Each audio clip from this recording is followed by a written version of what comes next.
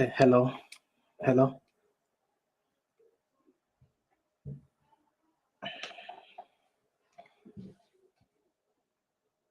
Okay guys, can you hear me? Kama mtu ananisikiza tafadhali hebu bonyeza like nione kama unaniona, ama comment kama unanisikiza. Kama haifanyi ni change microphone.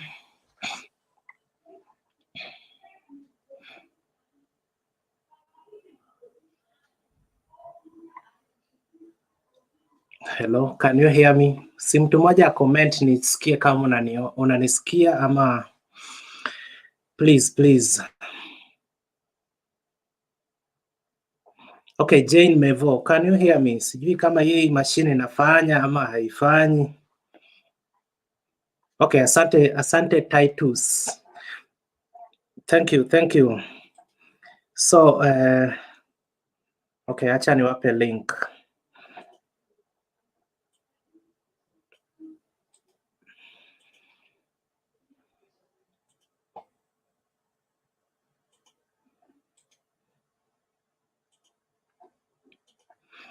Okay, nimeweka link hapo kwa comments section. Sasa, if you're interested in getting into the show, topic yetu ya leo ni nafasi ya wanawake katika uongozi Kenya. Or kwa kizungu wanasema the space of women, the space of women in leadership. We are basing our arguments specifically in Kenya.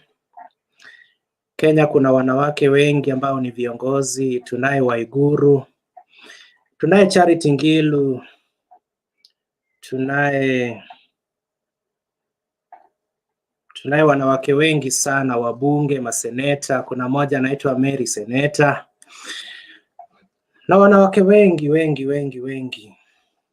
So if you'd like to join the conversation, nasema tena nimeweka link hapo chini.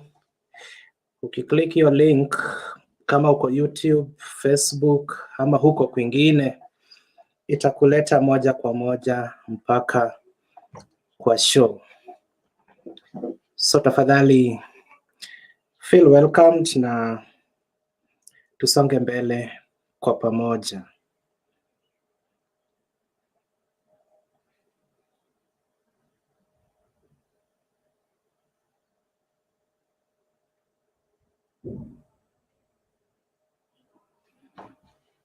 So guys, welcome. Mandela Steven, asante, loud and clear. Kuna Hapiton Nyongesa, asante, Jane, Collins Koech, kuna Kemboi, kuna Tuti, na wengine wengi. Nimewekea link hapo chini. Liz, asante sana. Unasema unatusikiza ukiwa maeneo ya Kakamega. So thank you very much guys for tuning in.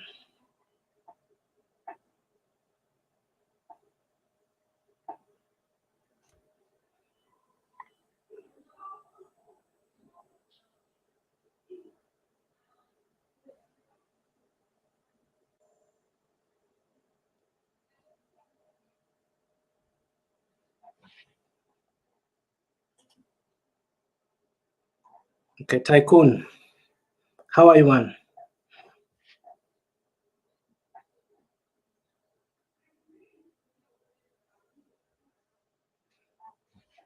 Tycoon.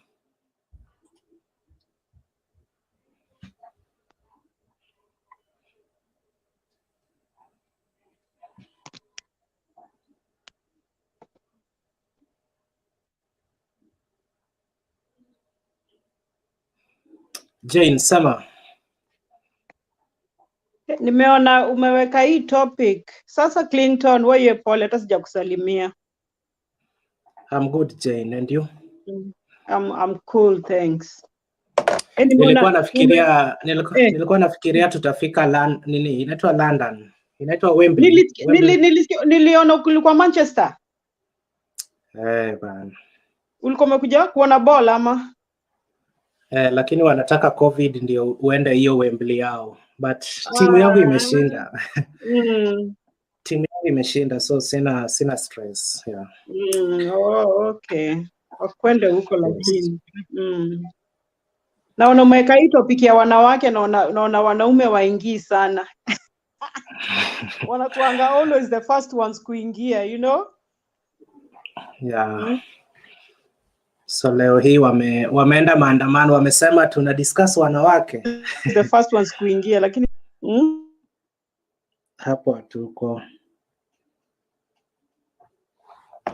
Hapo hatuko kabisa. So kuna huyu jamaa anaitwa Tycoon. hapa. Tycoon.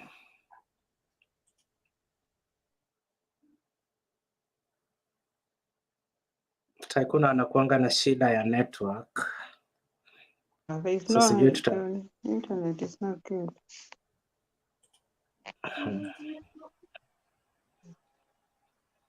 Deno, karibu.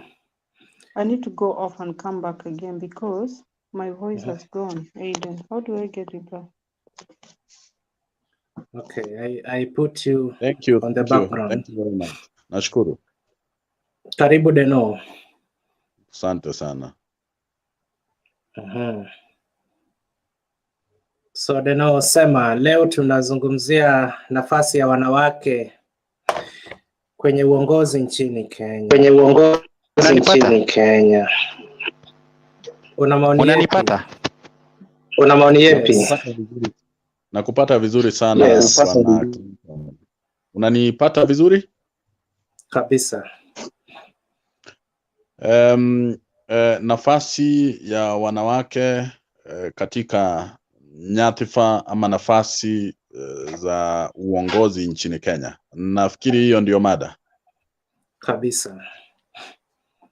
Naweza kusema kwamba tumekuwa na mambo ya affirmative action, mambo ya kupendelea jinsia ya kike, ambayo si jambo nzuri sana, kwa sababu tukizaliwa, tunapotainiwa tukiwa katika shule, tunapewa mtihani same, we are examined same, everything is same, is level playground. Not until sasa kuna hata wanawake ama wasichana ambao hufanya bora zaidi kuliko hata wavulana. Kwa hivyo hatuwezi sema kwamba tunahitaji kutilia mkazo ama kupigia debe sana mambo ya jinsia, ati ukiwa mwanamke ni kama ni disability, ati kwamba una haki ya kupewa vyeo fulani. Kama sasa tuna kiti cha women rep ambacho kimekuwa preserved kwa jinsia ya kike, na ili hali hatuna viti ambavyo vimekuwa reserved kwa jinsia ya kiume. Kwa hivyo kuna mambo kadha wa kadha ambayo hayaendi kulingana na vile yanatakiwa kuwa. Inawezekana sisi wanaume na wanawake hatuwezi kuwa same. Kuna yale ambayo wanaume wanaweza fanya na kuna yale wanawake wanaweza fanya, lakini kwa uongozi, especially huo uongozi wa kuchaguliwa, elective politics, wacha kila mtu ajitoze kwa viti ama position zile ambazo ziko, na tukiwacha ile maneno ya kufikiria kwamba labda mwanaume ni bora kuliko mwanamke ama mwanamke ni bora kuliko mwingine, tutaendelea vizuri tu. Acha mtu aje na sera zake, ajielezee kwa wananchi wapiga kura, wale watakaopenda huyo kiongozi licha ya kuwa yeye ni mwanamke ama mwanaume, wampatie kura. Lakini hii tabia ya kuwa na vyeo ambazo vinaonyesha upendeleo kwa jinsia moja, tuseme labda ya kike, na mambo kama hiyo, sioni kama ni jambo nzuri. Alafu kwa lingine tena ningependa kusema ni kwamba wanawake ni enemies of their own. Wanawake wenyewe, they don't support each other. So women are the majority, but they do not support their own. So again, women, you need to rise up and support your own and stop being your own enemies. So that is what I can say for now. And I really appreciate. Thank you so much for affording me an opportunity to be in this forum. Thank you, Dennis. Tycoon.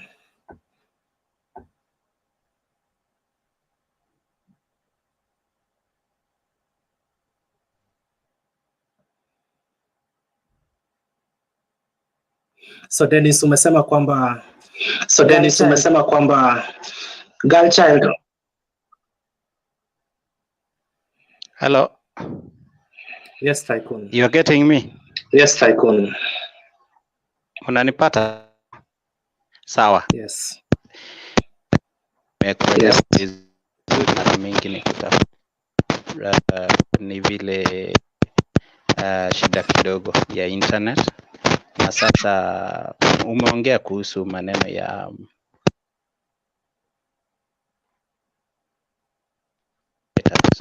right now you know that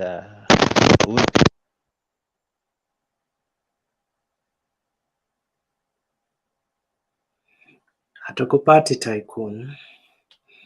So pengine rekebisha mitambo na uje tena. Jane. Yeah. Na vile tu Dennis alikuwa amesema nini, wanawake we are our own enemies anyway. Wanawake unajua tunakuanga na kale kauwivu, utaki kuona mwingine ameendelea, alafu pia saa zingine maybe kusapotiana, na hiyo ndio kitu inafaa kuondolewa. Alafu pia kuna hii tradition, unajua kuna hii tradition ile ilikuanga inasema mahali pa mwanamke ni jikoni, lakini saa hizi wanawake wameamka, si ndio? So tuna undo the same respect, naweza sema kitu kama hiyo, kwa sababu vile hata Dennis amesema kama ni exams tukienda shule tunafanyanga the same exams, hakuna ile nachaguliwa ati juu wewe ni mwanamke sijui wewe ufanye hii ama ufanye hii. But at the same time naweza sema ni vizuri we earn, kama ni kiti you earn it. Kama unataka kuwa kiongozi you earn it, yani good evening, una deserve hiyo kiti. Hakuna ati kwanza hata hizi kama hizi nominations hizi wanawake wanapewa, mimi sitaki. Mimi nataka mtu you fight for it, uonyeshe watu unaweza fanya nini elected.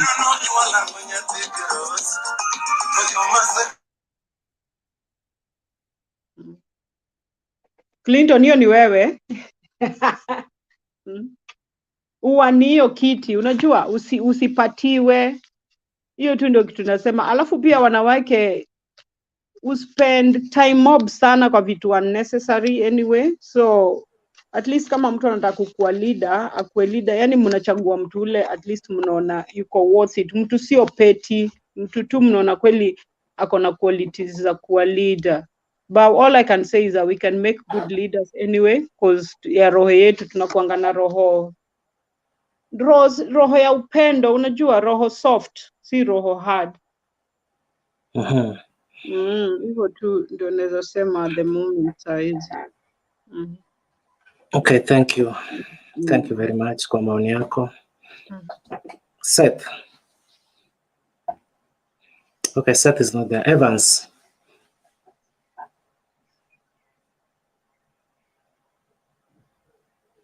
Hello. Okay, Deno, ulikuwa umesema kwamba ama si wewe, kuna mtu amesema okay, wanawake should vie for these positions, wasingoje wapewe. So in short unapinga hata nomination of women into parliament, si ndio? Kama mimi nilikuwa nimesema hiyo nominations. You earn it, you should earn it, you understand? You should not just be given. Alafu pia at least hivyo watu watawaheshimu, unajua? Na bwana Clinton, tumekuwa na hii tabia ya wanawake kuzoea kupewa vitu vya bure. Nafikiria ni sijui hii mambo ya kupewa vitu vya bure ilitokea wapi, lakini imetokana kulingana na mila zetu kwamba kitambo wakati ulikuwa unataka kumuoa msichana ama kumchumbia msichana, lazima utafute ng'ombe na mambo kama haya. So wasichana wetu ama jinsia ya kike ikakuwa na hii tabia kwamba lazima umpatie kitu bure kuonyesha kwamba ndio unawaheshimu ama unawaenzi kwa mambo kama hayo. Kwa hivyo mambo kama haya yameescalate, yameingia hata uongozini. Wengi wa wale ambao, na unajua ni jambo ambalo kweli ni la ukweli, kuna wale ambao wameweza hii mambo tunasema ya kushika meza wakapata kazi, kutumia jinsia yao kama wa kike. Nikisema kushika meza labda unaweza elewa kwa in quotes, ama wanatumia jinsia yao kama kuwa wa kike, wakapata kazi. Na wacha nikuambie, sometimes we are a society that does not recognize merit, that we've taken advantage of girl child, that even if one is merited to do something, we do not consider them for positions. Normally hata kazi za kuchaguliwa ama kazi zozote unapata jinsia ya kike, sisi wanaume pia tunakuwa unfair kwao, kwa sababu mtu amekuja kutafuta kazi, yuko qualified, we don't consider them for those positions until mtu aitwe lodging, afanyiwe vetting pale, alafu anapewa kazi. Kwa hivyo sometimes we have created an environment in our society ambayo si nzuri, ambayo ina encourage pia wanawake ama wale wa kike kutia bidii na kuamini kwamba ukitia bidii unaweza kupata vyovyote ambavyo umefaulu ama uko qualified for. That hata ukifaulu kuna jambo lingine ambalo unastahili kufanya, la kushika meza. Kwa hivyo kushika meza kumekuwa ni lucrative, imelipa wengi wamejipata uongozini kwa sababu ya mambo kama hayo. Kwa hivyo we must also blame ourselves for the standards that we've created, when it comes to any opportunities that are available and the people that are considered for those opportunities. Samahani Deno, wajua ni vizuri sote tuelewane. Sijui unamaanisha nini ukisema tunashika meza tunapata kazi? Sisi kwa kina boy child hatushiki meza. Ama unamaanisha nini? Na hii vetting hufanyiwa kwa lodging. Surely. Kumbe bibi yangu anaweza toka anaenda kufanya kazi, anaenda interview, kumbe interview si kwa ofisi. But ni sawa tu, si ni life. Kukua mwanamke na uke unaweza tumika kama ongo ama fomu ya ongo ya kupata kazi. Lakini pia ule mwanamke, wacha niseme kitu, ule mwanamke anaweza jidegrade to that nini, hapo anaweza kuwa mjinga sana. Hiyo ni kujidegrade, una understand? Mtu anakutumia, mtu haujui ndio upate pesa. Although saa zingine ni circumstances, wacha nisiongee kwa sababu mimi pali niko hivyo, anaweza sema unajua sisi hakuna kitu kama hiyo inaweza fanyika, tunafanyanga job the same na wanaume. Jen, let me tell you something. Umewahi tafuta kazi Kenya mpaka ukapata kazi ya kutafuta kazi. Na ndio ninakwambia I can't blame them. Saa zingine ni situation. Si ndio nimesema? Saa zingine kuna tu situation inaweza kukupush na wewe ni single mother na una kitu ya kufanya na unahitaji tu hiyo kazi vibaya sana. Si utaenda hapo kufanya vitu huko unataka. Alafu pate hii vetting ya DNO ni ya 5 minutes peke yake. You'll be tempted. You'll be tempted. I'm telling you, ni life. So life happens, unajua. Uende vetting ya DNO ya dakika 5 so long as upate kazi. Wacha nisiongee kwa sababu mtu anaweza sema ninasema hivyo juu niko in a different position ama situation, una understand? But at the end of the day, if it is something inaweza avoidiwa, that's why unaona tunatokea at least tuseme kama tunaweza saidia mtu tunaweza saidia, ndio mtu asifike to that extent ya kufanya kitu kama hiyo ya kujidegrade. Neno nimeshangaa na venye au mabibi zetu upata kazi bwana. But ile kitu anasema ni kitu iko, those are things that happens, isn't it? Faith. Umedisagree na hii meza? Sema.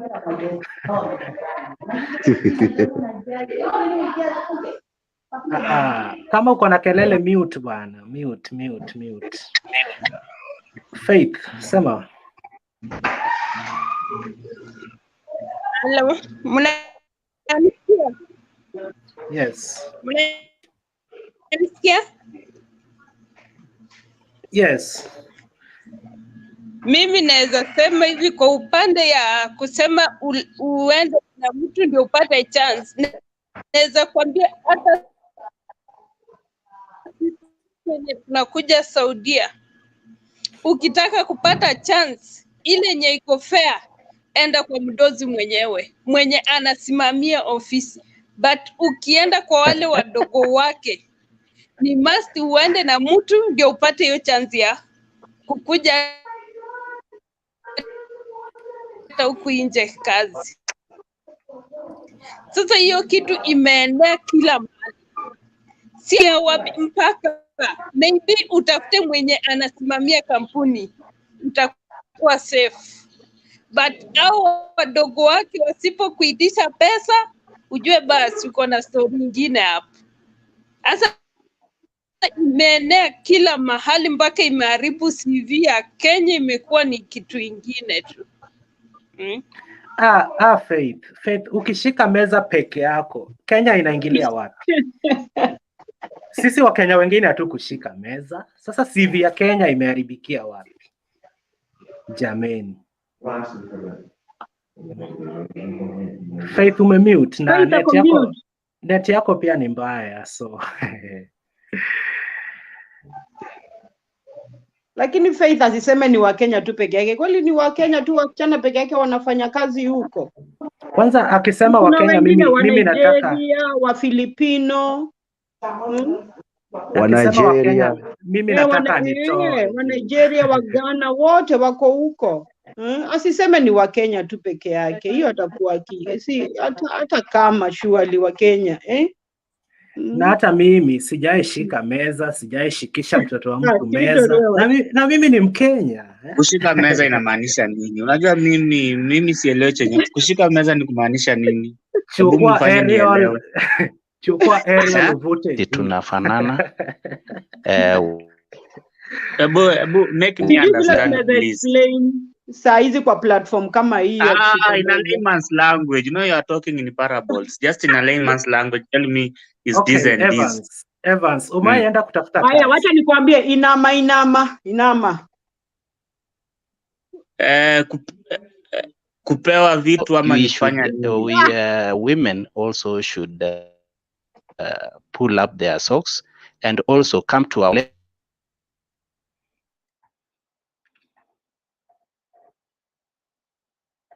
and I've also seen severally women being mistreated, especially when it comes to job opportunities. At the same time, you may find an employer wants to sleep with a woman so that she get employed. And that is the only challenge that is what is outside there. And maybe because maybe they cannot withstand because of the problems they are facing, they get into such kind of trap. I've had several cases of the same, and it is also good if the law can be tightened so that also the same women can as well be protected because of the same employers who use them in the name of, if you are not a man, you are a lady, then you use the other means of getting employed. While you are a man, you need to raise bribes so that you can get employed. That is the only challenge which is out there, and this thing also needs to be addressed. And at the same time, bodies representing women also should be more vigilant, and also they should be informing women of their own rights, not to be misused. And if they come across such kind of thing, also they need to report to a specific body which represent women, so that such kind of characters they are faced off in the public, maybe by being taken to the court of law. They face the law equal, like someone who is facing charges of corruption. So that is my point. Okay, thank I'll you. rest my Can I answer Tycoon kidogo? Yes, Jane. Yeah, Tycoon, you know, when you say that they should be taken to a court of law, yeah? This is a woman, maybe a single parent. She went there, she was desperate. She wants a job because she wants to take care of her kids. And she was told, the job is here, I'll give it to you. But this is what you have to do for me to give it to you. It's only 5 minutes. This woman has got nothing to do. So after she did it, she wasn't forced. So there's no way she can go to a court of law to report what happened. Because she wanted the job. rape case. Yeah, Si rape case. Alikubali, unaunderstand? Hakufosiwa. Unaelewa? Alafu kuna circumstances zile zimemforce afanye hivyo ndio apate hiyo kazi. Unaelewa? Sasa hiyo ukishakubali utaenda kustaki kwa nani? Utaenda kwa koti ya law mgani kustaki? As much as it's good for women to be protected, but it won't happen in Kenya. Kama ni happen, inaweza happen. Niende sahi nianze kutafuta kazi, alafu mdosi aniambie, oh, fanya hivi kwanza kabla. Oh my God, hapo nitaenda to the next police station na muta atashanga. Jen, happen there and then. Jen, kesi ya mapenzi upelekwa police station. Sisemi mapenzi, yani hii nimesema saa hizi, nimesema kama ni hapa niende kutafuta job mahali, si ndio? Alafu mdosi aniambie, si ndio? Lazima nifanye hivyo ndio anipatie kazi. Hata siwezi muangalia mara mbili, nitaenda kumreport kwa sababu huku ni different, si ndio? Siwende utafute kazi kwingine. It has never happened. Let me give an example. Even if me nimekaa for almost a year, I've not got any job. I have so many pending bills, and I've been offered a job, let's say for 50,000. I'll just give in. We hauna choice yoyote. We just give in and alafu sana kwa mwanamke pengine nilikuwa nasema kama if a single parent na uko na watoto, una understand, sometimes ni circumstances. Wanasema a beggar has no choice. Jen, single parents utoa watoto wapi? Single parent ni watu kama wewe, unakuja unamdanganya unampatia mimba, kishapata mimba unakaraba unaenda, si ndio? Alafu itakuwaje? Si atabakia kuwa single parent? Mwanaume ni mtu wako busy.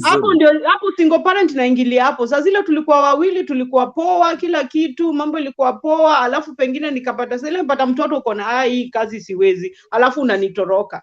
Ukinitoroka hapo ndio nitakuwa single parent. Mwanaume ni mtu wako busy. Wewe ndio ukufanya goalkeeping vizuri.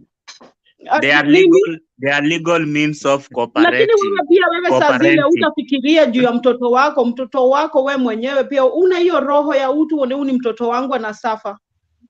Hata safaje na to be sincere.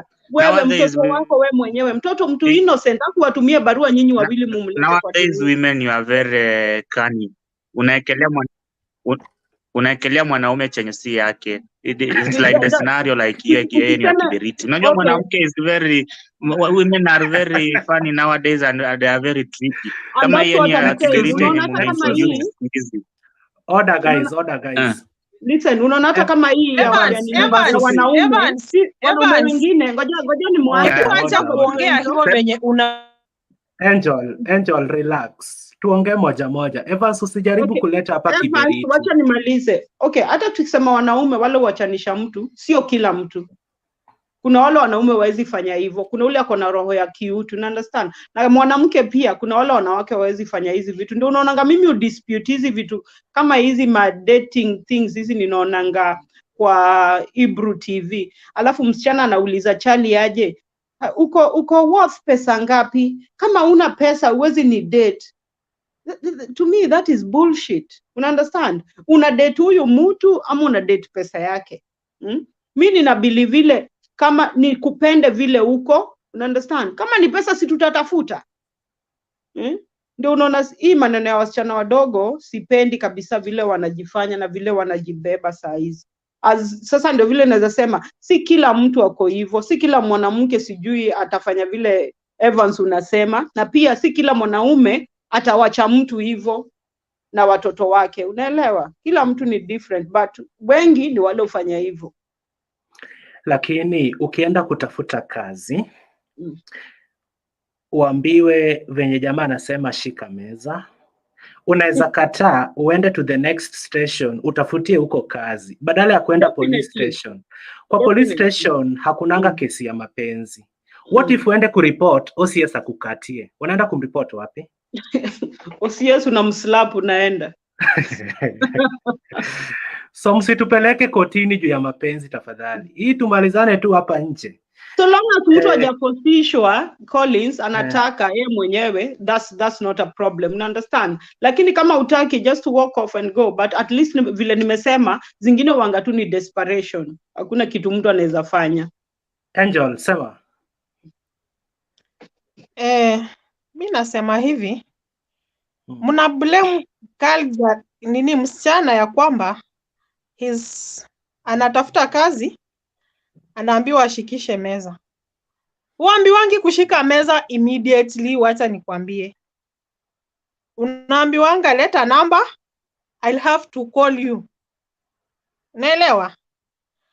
Unaacha number, after 3 days unapigiwa simu, unatumiwa fare, unaambiwa nao kuja nikupange vile utafanya kazi. Unapanda gari, una communicate, anakuambia niko mahali, niko na meeting mahali, in 30 minutes takuwa nimewind up this meeting, so kuja ufanye ukikunywa soda nikimaliza hii meeting, then inakuelezea vile kesho utaamkia kwenda kazi.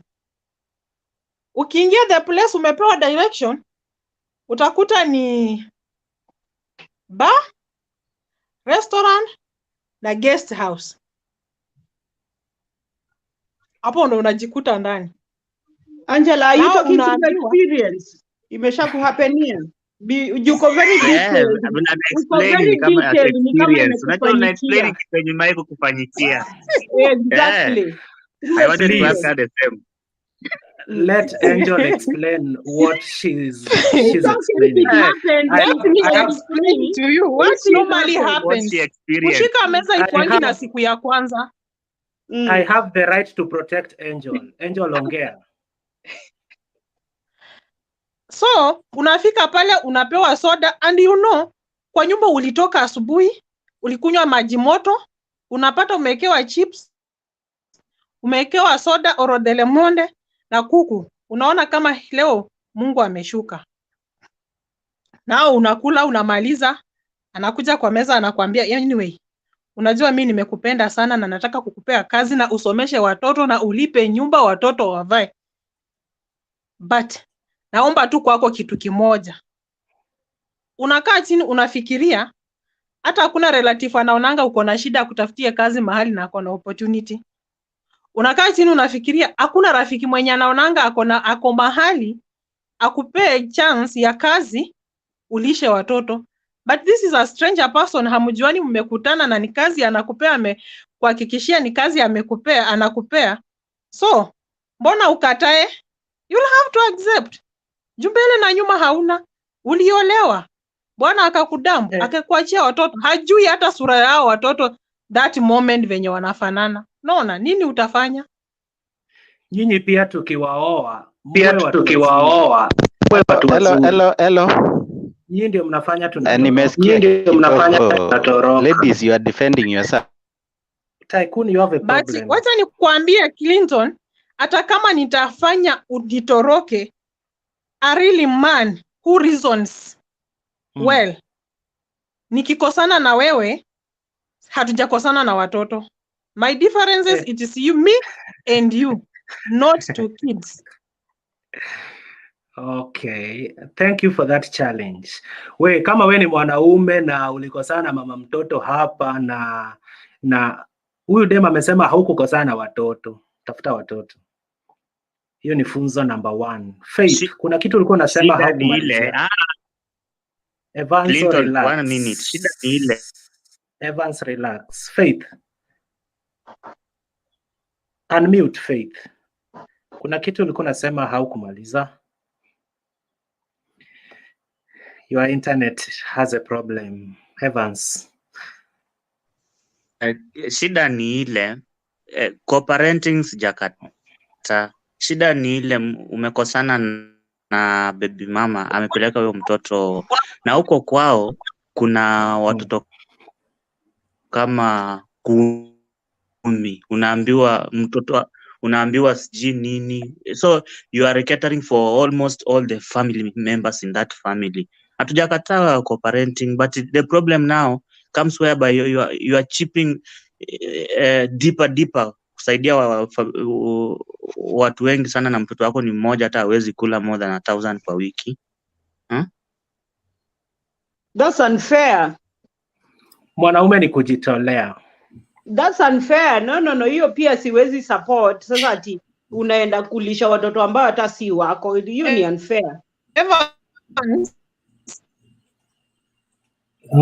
Naweza ongea, naona sijui kama kuongea tunaongea vipi, kama ni freestyle. Okay. Let's have some order. Mice, you say. Okay. And life is a journey. Angel, you have a network problem. Relax mpaka ilodi irudi. So, Mice. Okay. Thank you very much, Clinton. And thank you for bringing such a wonderful and credible conversation. I think people are speaking from what they have observed and what they tend to see that is happening in our offices, in our homes. And I think I've listened to all of you. The discussion has been is amazing. I find Evans very comical. Evans has a very good sense of humor, and a Leah boy child. But on the flip side, I want to agree unequivocally with Jane. Jane I think she's having a neutral approach where she's saying we cannot generalize. Kama ni ubaya, hatuwezi weka all men in the same basket or all women in the same basket. There are good people, there are good apples and there are bad apples out there. Kwa hivyo, as much as we might have deadbeats out there, there could be also responsible fathers even when they have moved on with their life and they're not living with their husbands or their wives. And on the flip side, maneno ya kushika meza, it is true. And I think what Jane is saying, not Jane, but the lady Faith, Angel was saying, it might sound funny, but unfortunately, it is so that women are always disadvantaged wakati wanatafuta kazi. Lakini also women, you must also understand that men, we are very compromised as well. Joe, men, we see and we admire. Women, mnaambiwa, you unless you are told, you cannot be turned on. Sisi tukiona tu hivi tunaanguka. So you can imagine sometimes what we see. Ukisema sisi unamaanisha nini? Sisi wanaume boy child. So wanaume every day tunapitia a lot of temptations with women that we see, the way they dress, the way they carry themselves, and as such unapata if you have that position of authority, people tend to use it. But if you are a respectable person, unajua pia wanaume, they know mahali wanaangukia, wanakusoma waanguki hivi wanaona mahali kuna weakness ama mahali wanaona there is a probability kwamba waki advance they will get.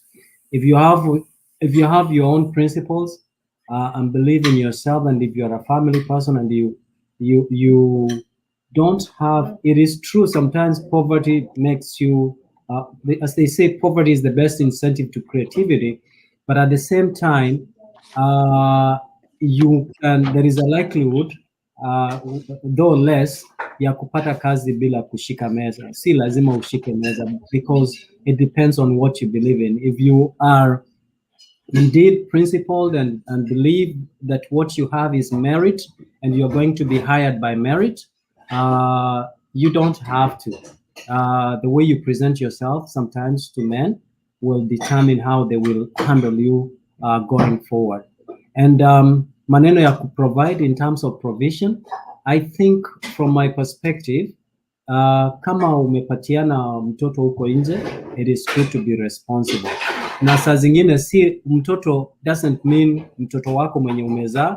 Mtoto could also mean the person mwenye umepata. If you are dating that woman, the package she comes with means that it becomes your responsibility as well. So you cannot create a separation between kwamba huyu ni mtoto wangu na huyu ni wako, and then you will say kama ni nguo utanunulia mtoto moja, then there is a problem with you. Kama umempenda, you should equally love that person unequivocally bila boundaries. The same way, kama ni wife, kiolewa kuja kwa mwanaume, you shouldn't create boundaries, because when you create boundaries, those boundaries create doubt in a relationship. Because I am very, kama ni mimi ndio niko na watoto, I will be very keen. I will be keeping a keen eye to make sure, to see how you're treating the kids that you found umenipata now. Na kama ni mwanamke, the same thing. And if you don't love the kids, then equally you should leave anything to do with that woman, because those that man, that is inseparable. That is the contribution I wanted to give towards this debate. Thank you. Faith, thank you, Miss LM. Faith, malizia what you are saying.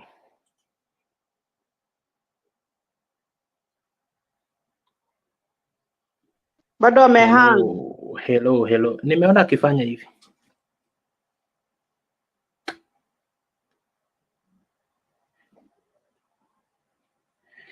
Faith, unabonga ubongi. Bonga nasi hapo kwa comments kama unaunga mkono ama unapinga. So, who is next online? Gaddafi, umepata nani? Because kuna mtu anafaa kuongea alafu wewe. Sijui alikuwa nani. Ni Evo. Evo hajaongea. Okay. Hata Maureen. In fact, Maureen ndiye ameingia. Sasa acha achukue place pa Faith. Maureen. Girl child, leta maoni. Maureen. Oh, ama nimtolee mic maybe. Anang'ang'ana huko kwa background. Hello, Maureen. Okay, Evo. Thank you, Clinton. Kunipatia hiyo opportunity kuongea. Hamjambo everyone. Two things kuongea kuhusu relationship between couples. So when you've got uko na mwanamke ambayo kuna watoto and then things go wrong na umekubali kuwa na ule mwanamke, but you feel like you don't want to have those kids.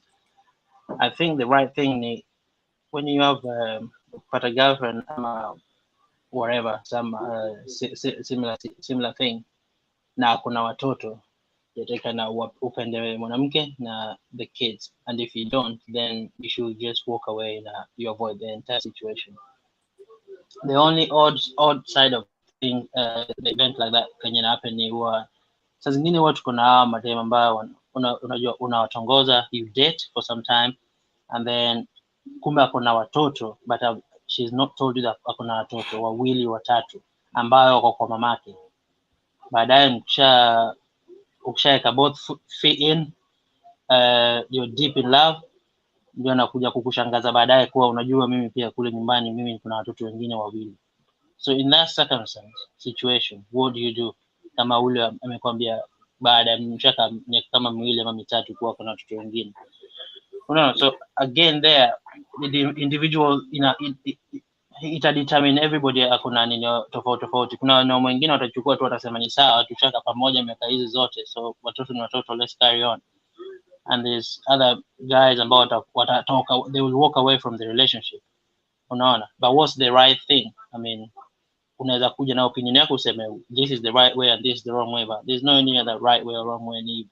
It's what you feel, you're happy, because at the end of the day umeingia kwa ile relationship at that time ule mwanamke amekudanganya, because from day one kama mtu akona watoto she should be able to tell you that kuwa akona watoto, ni ile kusema ule ukweli, unaona. And then on the other hand,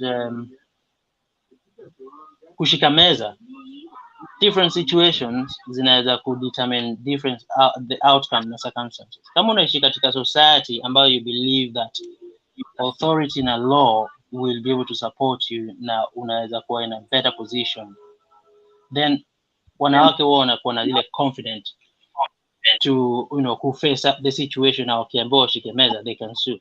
When you're in a place where the system is rotten from the top, like other countries where you think that hakuna mahali utapeleka, whether umshtakiwe mtu, there is nowhere utaenda na hiyo kesi, in fact you're making your situation worse, basi pale huo unajikuta wewe unakuwa weak and then una compromise. For example, nikipea an example tu nzuri, Evans Kidero, there's an incident ambao ili happen, he slapped some mwanamke fulani hapo hivyo, I can't remember alikuwa ni nani, unaona, and nothing happened because anajua he is confident enough that whatever happens akona uwezo and he can do whatever he likes, unaona. So situations like that zinatakana zikuwa avoided, na people should have confidence the system works, na system anything can, unajua you should be held accountable for your wrongdoing, and that's all I have for now. Okay, thank you. Thank you, Evo. Maureen. Yes. Hello. Sema. Yes. Tunaweza Okay, kukuona please. Really? Okay, I just came in, so I'm trying to catch up with the topic. Sikuwa najua the topic of discussion. Okay. Evans, not Evans, Gaddafi. Okay. Asanteni sana. Tukianza kwa mambo ya a relationship between couples who then got divorced. Kwa hii mambo najua kitu poa kwa hawa wote ni kushirikiana, kama mtu anaelewana na mwingine, whereby unataka kuona mtoto, mtu anakubali, mnaona watoto, unajua inafanya ikuwe rahisi watu kucooperate na kusaidia watoto, kwa watoto kwa hii issue yote watoto ni innocent. Then unapata kuna wengine wenye hawataki hata uone watoto. In this scenario hauwezi jua ni nini utafanya.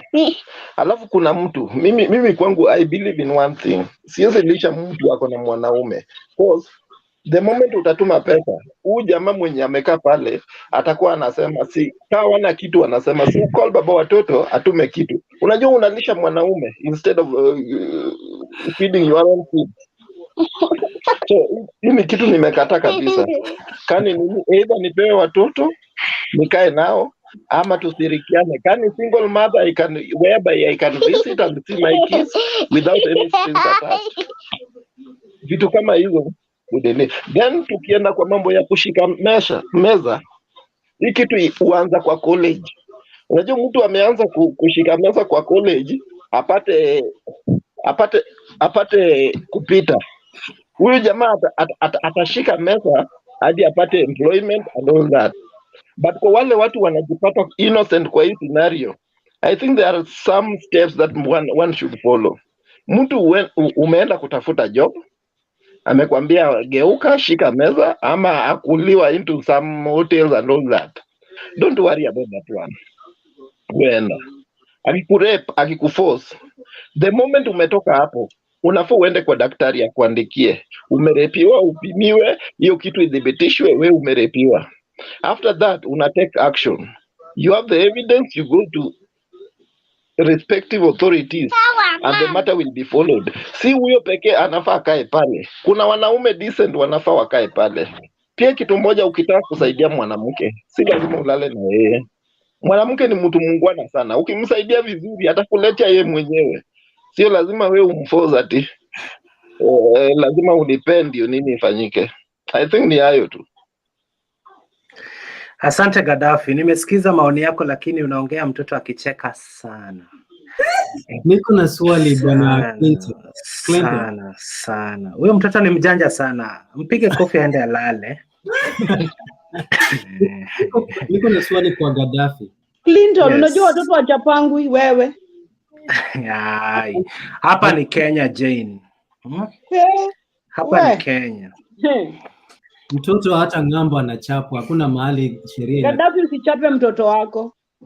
Mtoto hawapigwi na macho kidole. Sisi uongea na kidole na macho, uliza Evo atakwambia. Unaona ameenda. Nimemwambia nitakuchapa, enda. Ameenda. Jen, hatupigi watoto, tunawachapa. Kuna tofauti? Yeah. Sijui mtu explain, niambie tofauti. Tunachapa hiyo tabia mbaya iko kwao. Kupiga ni nini? No, mnaenda kudivert hii topic tafadhali. Mtoto uchapwa, mtoto apigwi. Mice, your question to Gaddafi and then Faith to speak.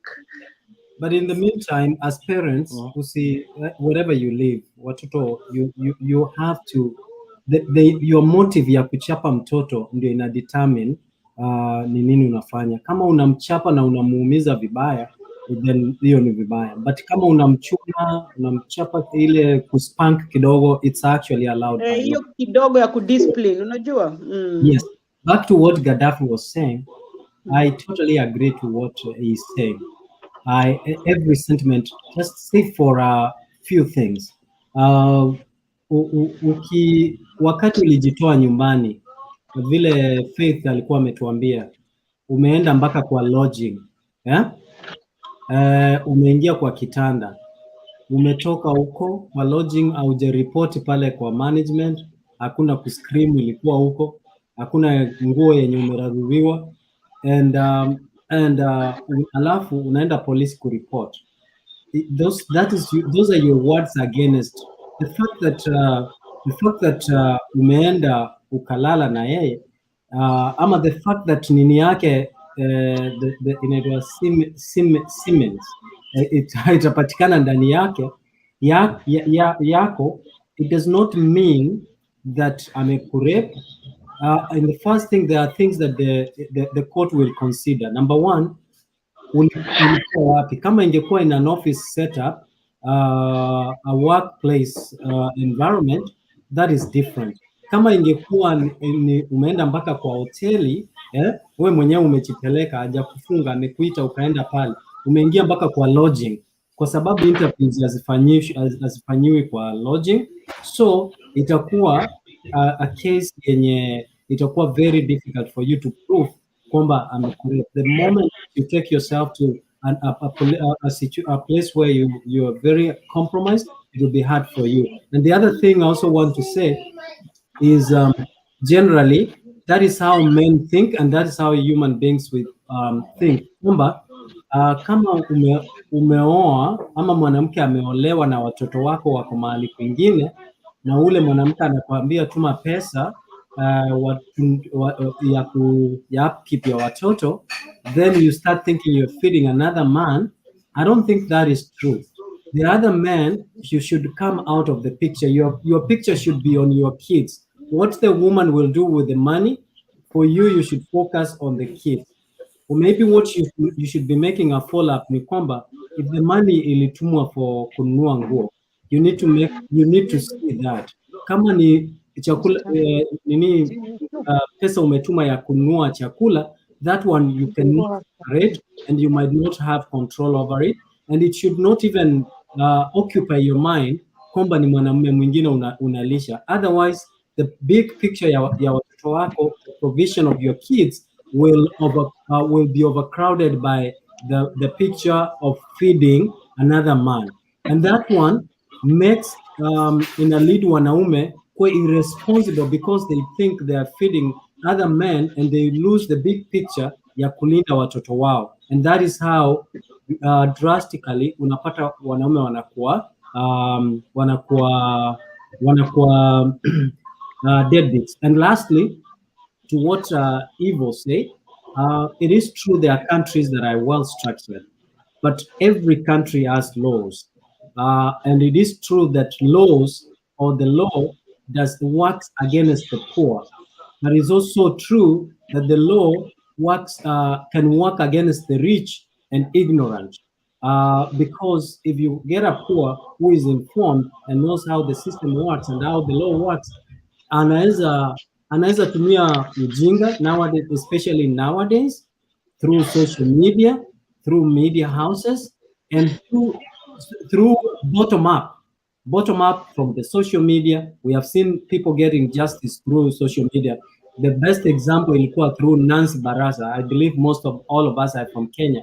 The deputy chief justice, there was a time alikosea, alikuwa ni security guard, and when the security guard brought it to media, at the end of the day, Nancy Baraza, as powerful as she was, she went home.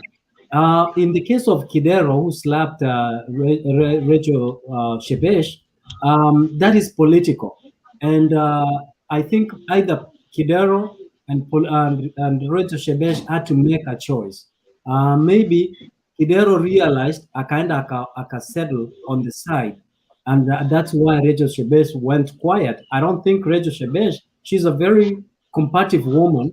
I don't think she could just go quiet. There must have been something that she was offered and she kept quiet. So if she really wanted to pursue that, she was in a very good position to pursue that. Now the law would have worked against Kidero. Thank you very much. Thank you, Mais. Thank you, Mais. Can I respond a bit to him? Maybe in 2 minutes or 1 minute, Gaddafi.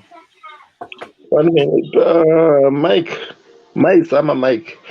Do you know mtoto mwenye ameachwa na babake, liseme hiyo mnasema deadbeat, is same as an orphan. More or less the same. I've seen a lot of things happening. So many. Whereby unatuma pesa ya mtoto. Mimi mwenyewe nilikuwa natumia bradangu mdogo. You send money, hakuna kitu anafanyiwa. Unatuma school fee, hakuna kitu anafanyiwa. Ukitoka hapo uende huko, unapata hakuna kitu, mtoto ile pesa yako ujui imefanya nini na nini. Same thing. Do you know a woman is very weak? Kwanza akiwa in love. So mwanaume hata kaa pale, umepeleka mtoto, umetuma let's say 10,000, mtoto wako atufanyiwe kitu. Haya, mwanaume ako pale atamwambia baby, unajua nataka nifanye hivi na hivi. A woman will divert the cash to this man, and your kid will remain without any other thing. Ile pesa yako umetuma yote itakuwa inasaidia mwanaume, sio mtoto wako. Na hizi vitu hufanyika, na they are very common in our country. So nipoa tu, kama unaweza niambia nilipe fee, naweza lipa school fee, nilete unga, naweza leta unga, ni buy clothes, naweza buy clothes, na niweke pesa kwa account ya mtoto. Lakini usiniambie tuma pesa kwangu ama nini. Kuna scenario whereby mtu ako Kenya anaambia mwanaume nitumie pesa Dubai ndio nitumie mama yangu Kenya. How? Inafanyika aje? Hiyo ni gold digging. Gaddafi, umemaliza? Niseme kitu? Mimi ndio nilikuwa next ama Wacha nimwanze Gaddafi. Endelea namna gani? Wacha naanza tu Gaddafi. I'm just answering. Ule mwanamke anaweza fanya kitu kama hiyo, ukimpatia pesa ya mtoto anatumia kwa mwanaume. Huyo ni mtu young na mtu ana akili, kwa sababu I don't know. Kwa sababu kitu kama ni ya mtoto, wacha ikuwe ya mtoto. Una understand? Lakini saa zile utachukua mtu, umekuja umemweka before mtoto wako, wewe ndio uko stupid. That's the only thing naweza sema, kwa sababu like comes rain or sunshine, watoto wako ndio first. Una understand? Weka watoto wako kwanza. Yeah, but huwezi chukua pesa kwa baba ya mtoto alafu unakuja unaanza kutumia na mwanaume mwingine. That is a very stupid woman and should think twice. I can just say that because that is the last thing I will do on earth. Kuna mtu alituma pesa venye mnasema, alafu kwenye zile harakati za kupiga simu ukitaka kuconfirm kama amepata pesa, akasikia sauti inaitwa, sauti ya mwanaume ni sauti guna ama siguna? Na reverse hiyo pesa. Nashuku ni sauti siguna, hiyo ndio inakaa negative base. So sauti yenye receive simu, halo, tumepata na tumeshukuru, na leo hii tunaenda kula nyama. Utapata wapi nguvu ya kutuma pesa tena? Wow. So boy child, as much as mnatu blame, hata sisi hupitia. Nimetuma 1,000 mtoto wangu apelekwe out, alafu mwanaume pia amejibeba hapo nyuma ya pikipiki, wanaenda out kwa hiyo 1,000. Hata huyo pia si mwanaume, ako na akili zake timamu. Kwa unaweza kula pesa ya mwanaume mwingine. What type of a man are you? There is no difference between wewe na mwanamke. Ndio maana men conference tulidecide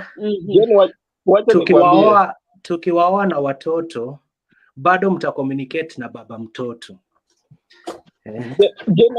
Ni once in a week. It is the same, ni two-way traffic, kwa sababu pia wewe ukiniona uko na mtoto bado una communicate na mama mtoto, you understand?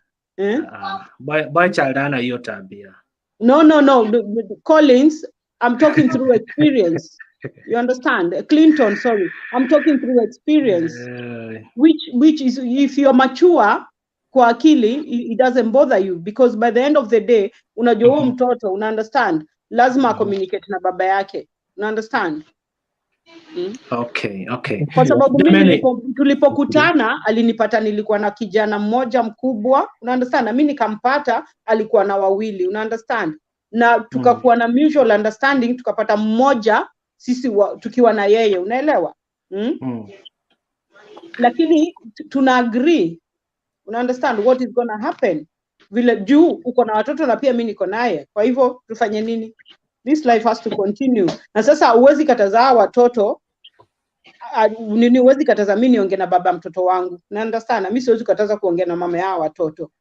Sasa as watu wazima tunajua kama ni ile relationship iliisha, ile imebaki ni ile mutual ya watoto, una understand? That's why hii kitu inataka matureness. Hiyo si ndoa. Umeoleka bado umekaa kwa kiti, nikikuuliza si tuende tulale, unaniambia bado una chat na baba mtoto. Si tulielewana tutakuwa tuna chat. And that's what I'm telling you, it needs matureness. Sasa si hivyo ati sasa kwa ni chat na yeye, unaongeanga tu naye in special occasions za zile pengine alafu by the end of the day sasa mimi mtoto wangu ni mkubwa, I don't have to talk to him. Mtoto wangu anaweza ongea na yeye mwenyewe. Same to him pia, watoto ni wakubwa, wakitaka kuongelesha mama yao wanaweza bila kukuja through us. You know what I mean? The problem ni kama watoto wako wadogo, lakini kama ni wakubwa over 18 years, they can do what they want. Tumekuelewa. Nimeenda kwa besi yangu juzi. Nikapata mtoto Clinton. Sisi pia tuko hapa kujadili. Tafadhali kama unaweza kutu consider. Okay, thank you Dennis. Thank you. Okay, acha tumsikize Faith alichokuwa akisema kabla haja katika, alafu tuje kwako Dennis. Faith.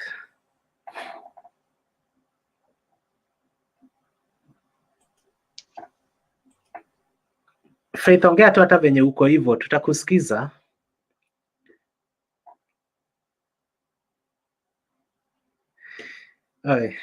Neti imemkataa. So Ben, nimekuzimia mic, naona ukicomplain hapo. Wewe huongei. Dennis. Naam, nashukuru sana. Tukianza mjadala huu, mada ilikuwa tofauti na imeenda ikibadilika, na kukakuwa na majibizano kidogo, tukapoteza mwelekeo wa mada ambao tulikuwa nayo mbeleni. Tulikuwa tunaongea mambo ya uongozi, wanawake na mambo kama haya, lakini mjadala huu uko na uhusiano, ni vyema vile umeenda. Ningependa kusema kwamba tusije tukablame jinsia ya kike labda kwa matukio ambayo yamewakumba. Matatizo ni society, vulnerability ile ambayo iko. Watu wamesoma, hakuna ajira. na mara nyingi wale ambao wako na nafasi za ajira ama nafasi za uongozi, hata katika vyama vyetu ukiangalia uongozi, sana sana wale wako katika nyadhifa za uongozi ni wanaume.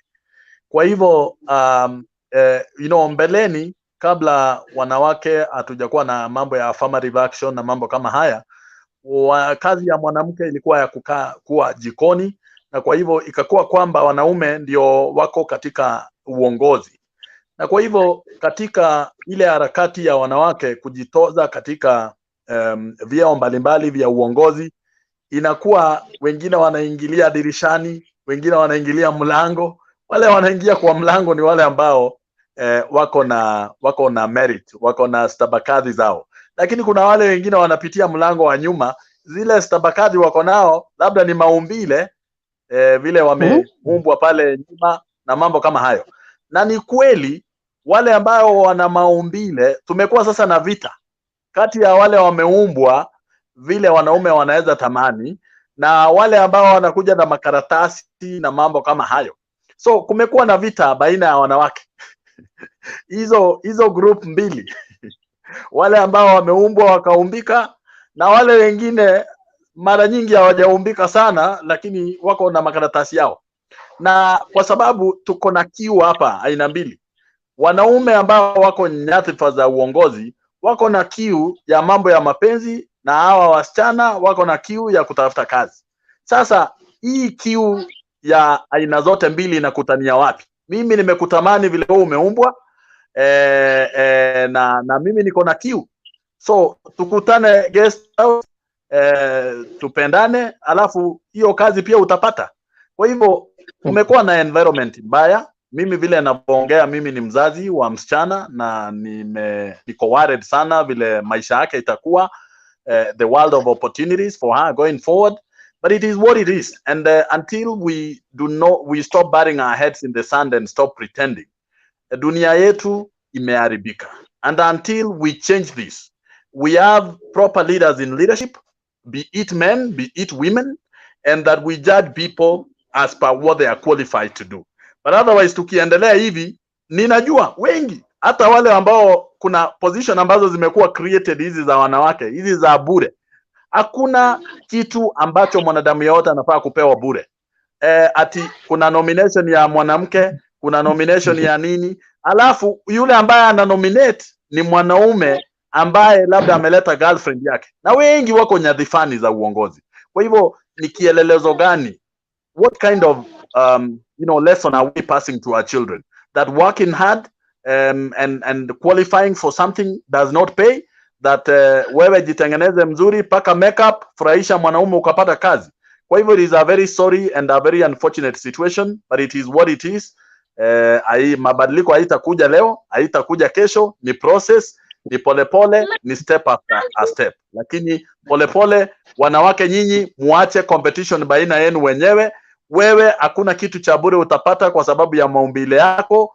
Fanya bidii, lakini pia sisi wanaume tuangalie sana. Tusije tu tukaajiri mtu kwa sababu ameumbwa vizuri na sio merit. Na pia kunafaa kuwe na systems, procedures ziko strict, kwamba kwa ile vetting ya kutafuta kazi isikuwe tu mwanaume ndiye anakufanyia vetting, kukuwe na pia representation ya mwanamke, so that mwanamke akija pale, licha ya kwamba maumbile yake ni mazuri, si kwamba akifurahisha tu mwanaume amepata kazi. Kukuwe na pia representation ya mwanamke mwenzake, kwamba yale maswali ambayo ataulizwa na vile atakavyoyajibu na yale makaratasi yako nayo yatawafurahisha wote, yatafaa, na kweli yule ambaye atakayepewa nafasi ya uongozi ama nafasi ya kupata ajira ama nini, kwa kweli ni mtu wako qualified, si kana kwamba amefurahisha tu mwanaume akafikiria tukutane guest house, kazi ushapata, kwa sababu kila mmoja ana kiu ya aina yake. Nashukuru, thank you. Excuse me, Dennis, unaongea sana lakini kuna mahali hatuelewani. Ukisema kwamba ni kana kwamba wale viongozi ama mabosses wote ni wanaume, lakini hata na sisi kuna mabosses wanawake ambao tukienda pale kutafuta kazi bado ni ile ile tu. Utaambiwa Deno shika meza, ukikataa hakuna kazi. Sasa sisi hatuna haki, lakini tukiambia girl child ashike meza, wao wana haki kulingana na wewe. Kiafrika mwanaume kuambiwa shika meza, in fact hiyo ni advantage kwa sababu alipii. Mara nyingi hao dada zetu ukimwambia tu shika meza, ujue wallet yako lazima iwe na kitu. Lazima umlipie bill, lazima unaambiwa rent imeisha. Alafu nao ukimwambia shika meza, birthday yake inakuja hiyo wiki. Coincidental. Kwa hivyo but then hata wanaume siku hizi wanaambia wanaume wenzao washike meza. Wow. Hiyo siwezi zungumzia, hiyo nimewachia wengine. Deno pia kuna point umesema. Ndio. Eti tukiwaambia washike meza, birthday yao ni hiyo wiki, gas yao imeisha hiyo time, sijui rent wanalipa next week na hawajapata salary. So mtu amekufa kwao, kuna matanga pia iko. So hivi vitu zinatokea tu mara tu utakaposema nisaidie kwa hii. Unasikianga ule aliua mama yake, akasema mama yake amekufa, alafu ikafika siku ya rorashio akasahau alisema mama yake alikufa. Una understand? Lakini mama yake alikuwa amekufa ndiye apewe pesa. Siku ya rorashio mama yake yuko, alikuwa amedanganyana. Lakini Deno hapo kidogo umeonea wanawake. Kwamba naona kwamba umri wa wale wanawake ambao wanafanya kazi ambao wanaweza kusema maneno kama haya ambao umeyasema, inakuwa angalau ni ule umri ambao tunasema ni wa slay queens. Wanawake ambao wamekuwa umri wa umri mzuri ambao tuseme kwa mfano wamefika miaka 50 ama miaka 45 na kuendelea, aswa sana hao ni wanawake ambao wamejinawili kikazi, kielimu, na saa zingine inakuwa ni vigumu sana wao kufikiria hivyo. Kwanza ukiangalia maumbile ya wanawake utapata kwamba wanawake huwa wanaangalia wanaume ambao wamekomaa kimiaka, kiakili, na hata wamejimudu ama wamejiendeleza kimali. So kwa hivyo wamekomaa kiwallet. Yeah, kwa hivyo sana utapata kwamba wanawake kama hawa wale ni wachache sana, percentage ama asilimia ni kidogo sana, ambayo utapata ikiangalia wale wanaitwa bentens ama vijana ambao wale wanashinda kwa gym wakiweka vifua wazi. Lakini sana utapata wanawake wengi ambao wako kazini watakuwa ni wamama ambao wako na familia zao, ambao wamekuwa na watoto wakubwa ambao wana heshima zao, na kwa hivyo haja ya kudhamani wanaume wadogo ambao ni kidogo sana. Lakini sana sisi wanaume hatuna misingi ama hatuna ile mipaka ambao tunasema.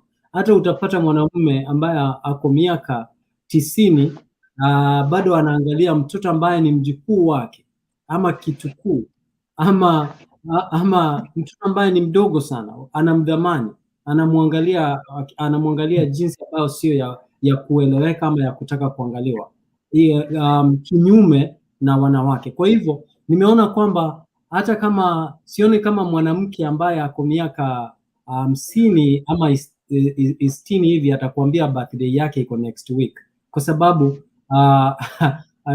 naona kwamba ni ngumu kidogo. Lakini wale ambao wako kuanzia miaka 18 hadi ufike miaka around 35 or 39, then unaweza ukapata wako na hiyo shida. Ningependa kusema kwamba ni vizuri ukitafuta kazi, vile nimekubaliana nawe Dennis, ukienda kutafuta kazi una umuhimu fulani, kwa hivyo una kitu ambacho unaleta kwa meza, na muajiri wako naye pia anakupa kitu fulani ambapo mnakutana katikati. Kama kuna ujuzi fulani ambao unatakikana katika ile kazi ambayo imewekwa pale, ambayo mwajiri anatafuta mtu ambaye wa kuajiri, ukweli kwamba ujuzi wako ama masomo yako ama inaitwaje certificate itakuzungumzia wewe mwenyewe na jinsi ambavyo unajieleza. Tumeona wanawake wengi, kama juzi nikiangalia, kuna mwanamke alienda katika interview ya the Chief Justice. She was very, very well versed. She was very knowledgeable. Mpaka nikamwadmire, and I'm sure men are always frightened. Men are very threatened with an empowered woman. And when you get an empowered woman like that who appeared in the CJ interview, huwezi ukamwambia ashike meza. Utaanza kumwambia kivipi?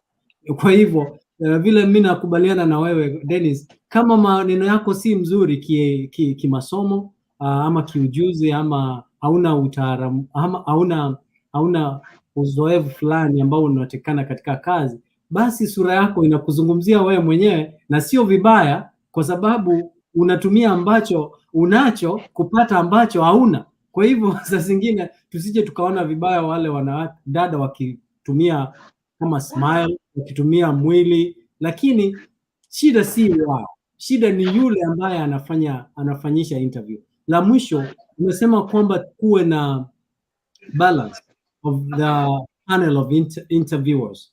I think even Kenya right now, they are moving to that direction, and we can clearly see ukiangalia interview kama ya CJ imewekwa wazi, kuna ingawaje tunajua kuna deep state na pengine wanajua ni nani atakuwa, lakini most of the interviews zinakuwa recorded because shida iko katika kotu, ile agency ambayo inafaa kupigania wafanyikazi, hiyo imelala, and the Ministry of Labor ambayo inafaa kuleta sheria kali za kusema kwamba kuna balance in terms of gender, balance in terms of, kama Kenya tuna tribe, how do we strike a balance? Kama kwa mfano una watu kwa mfano tuseme kuna kabila ambazo utapata wako wengi, unaweza tuseme kwa mfano tuseme Wakikuyu na Wakalenjin aso utawapata wako namba mingi. Sasa ikiwa ni kampuni fulani na upate katika hii kampuni idadi ya wafanyikazi, kwa mfano the percentage is like 60, upate ni Kalenjins.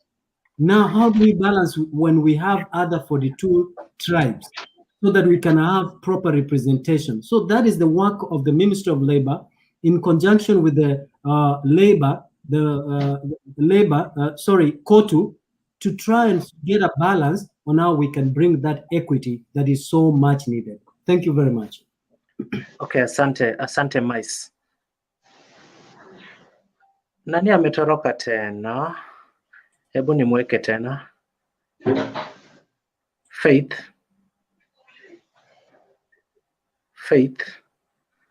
Sema. Naomba kutoka, nashukuru sana kwa mjadala. Naomba natumai kwamba tutayafanyia haya ambayo tumejadiliana hapa. Kama kuna mahali tutalegeza kidogo, nawatakia kila heri na raheli. Kiswahili ngumu, lakini mnaelewa nasema kwamba I wish you all the very best of luck. Asante. Thank you Mais.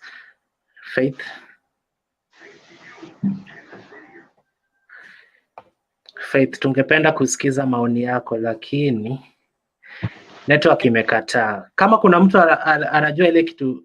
Faith umerudi.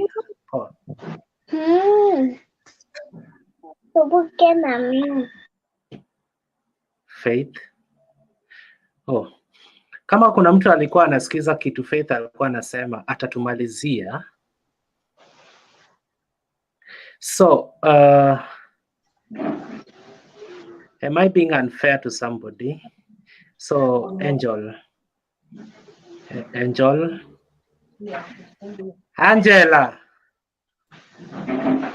Hello, sasa mnanisikia? Na Bernard ametoroka tena. Bernard alikuwa hapo. Bernard ni moderator, huyo achana naye. Okay. Faith, endelea. Nilikuwa nasema Oh. Network yako imekataa. Angel, endelea.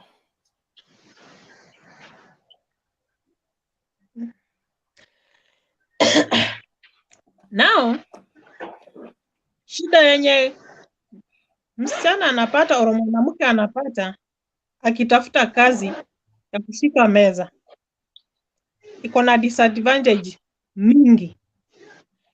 Ile siku tu huyo mwanaume Angela.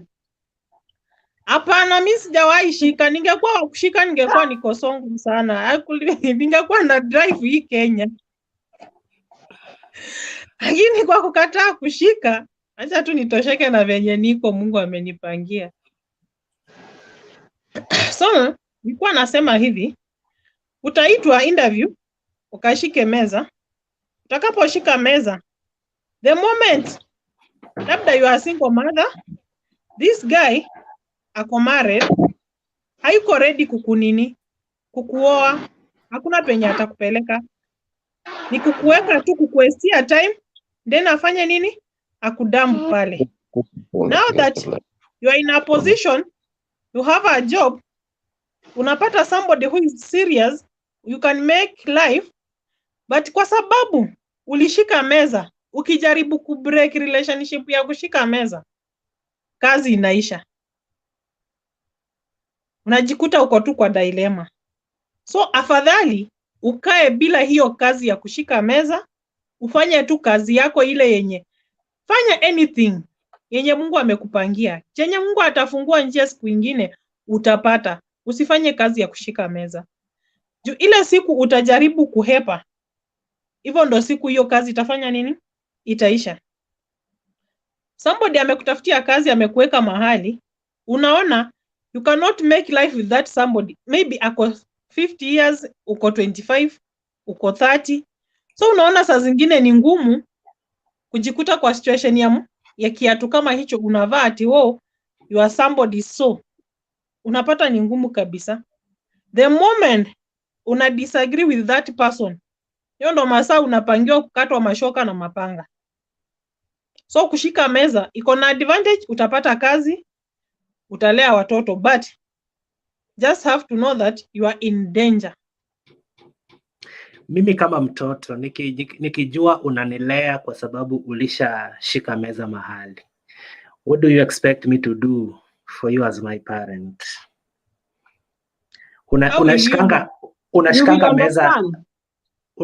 meza ndipo unilishe ama unilipie fee? Ukishakuwa mkubwa uta understand, mama yako atakuexplainia, uta understand. Clinton na woman as a secret. Hiyo kushika meza hata utaijua. Hiyo kushika meza, you'll never tell your kid that mimi hushika meza ndo napata kazi. Hakuna kid amekuwa mjanja. Mtoto wako akikuja ajue, itabidi muexplainie, si ndio? Now that hata akijua, ni ngumu sana mtoto. Mimi by the way hata nikijua my mama ati anashika, ni ngumu sana kuuliza aje kumuuliza. Uwezi muuliza, lakini akijua, anaweza kujua kuuliza. Watoto wa saa hizi si kama sisi tulikuwa time yetu ungeuliza mama yako kitu. Lakini wale watoto tunalea saa hizi, watakuuliza mama, what's that you are doing? Utamwambia? Nitamkataza, utamwambia no. Uliza Clinton, huku wana insist.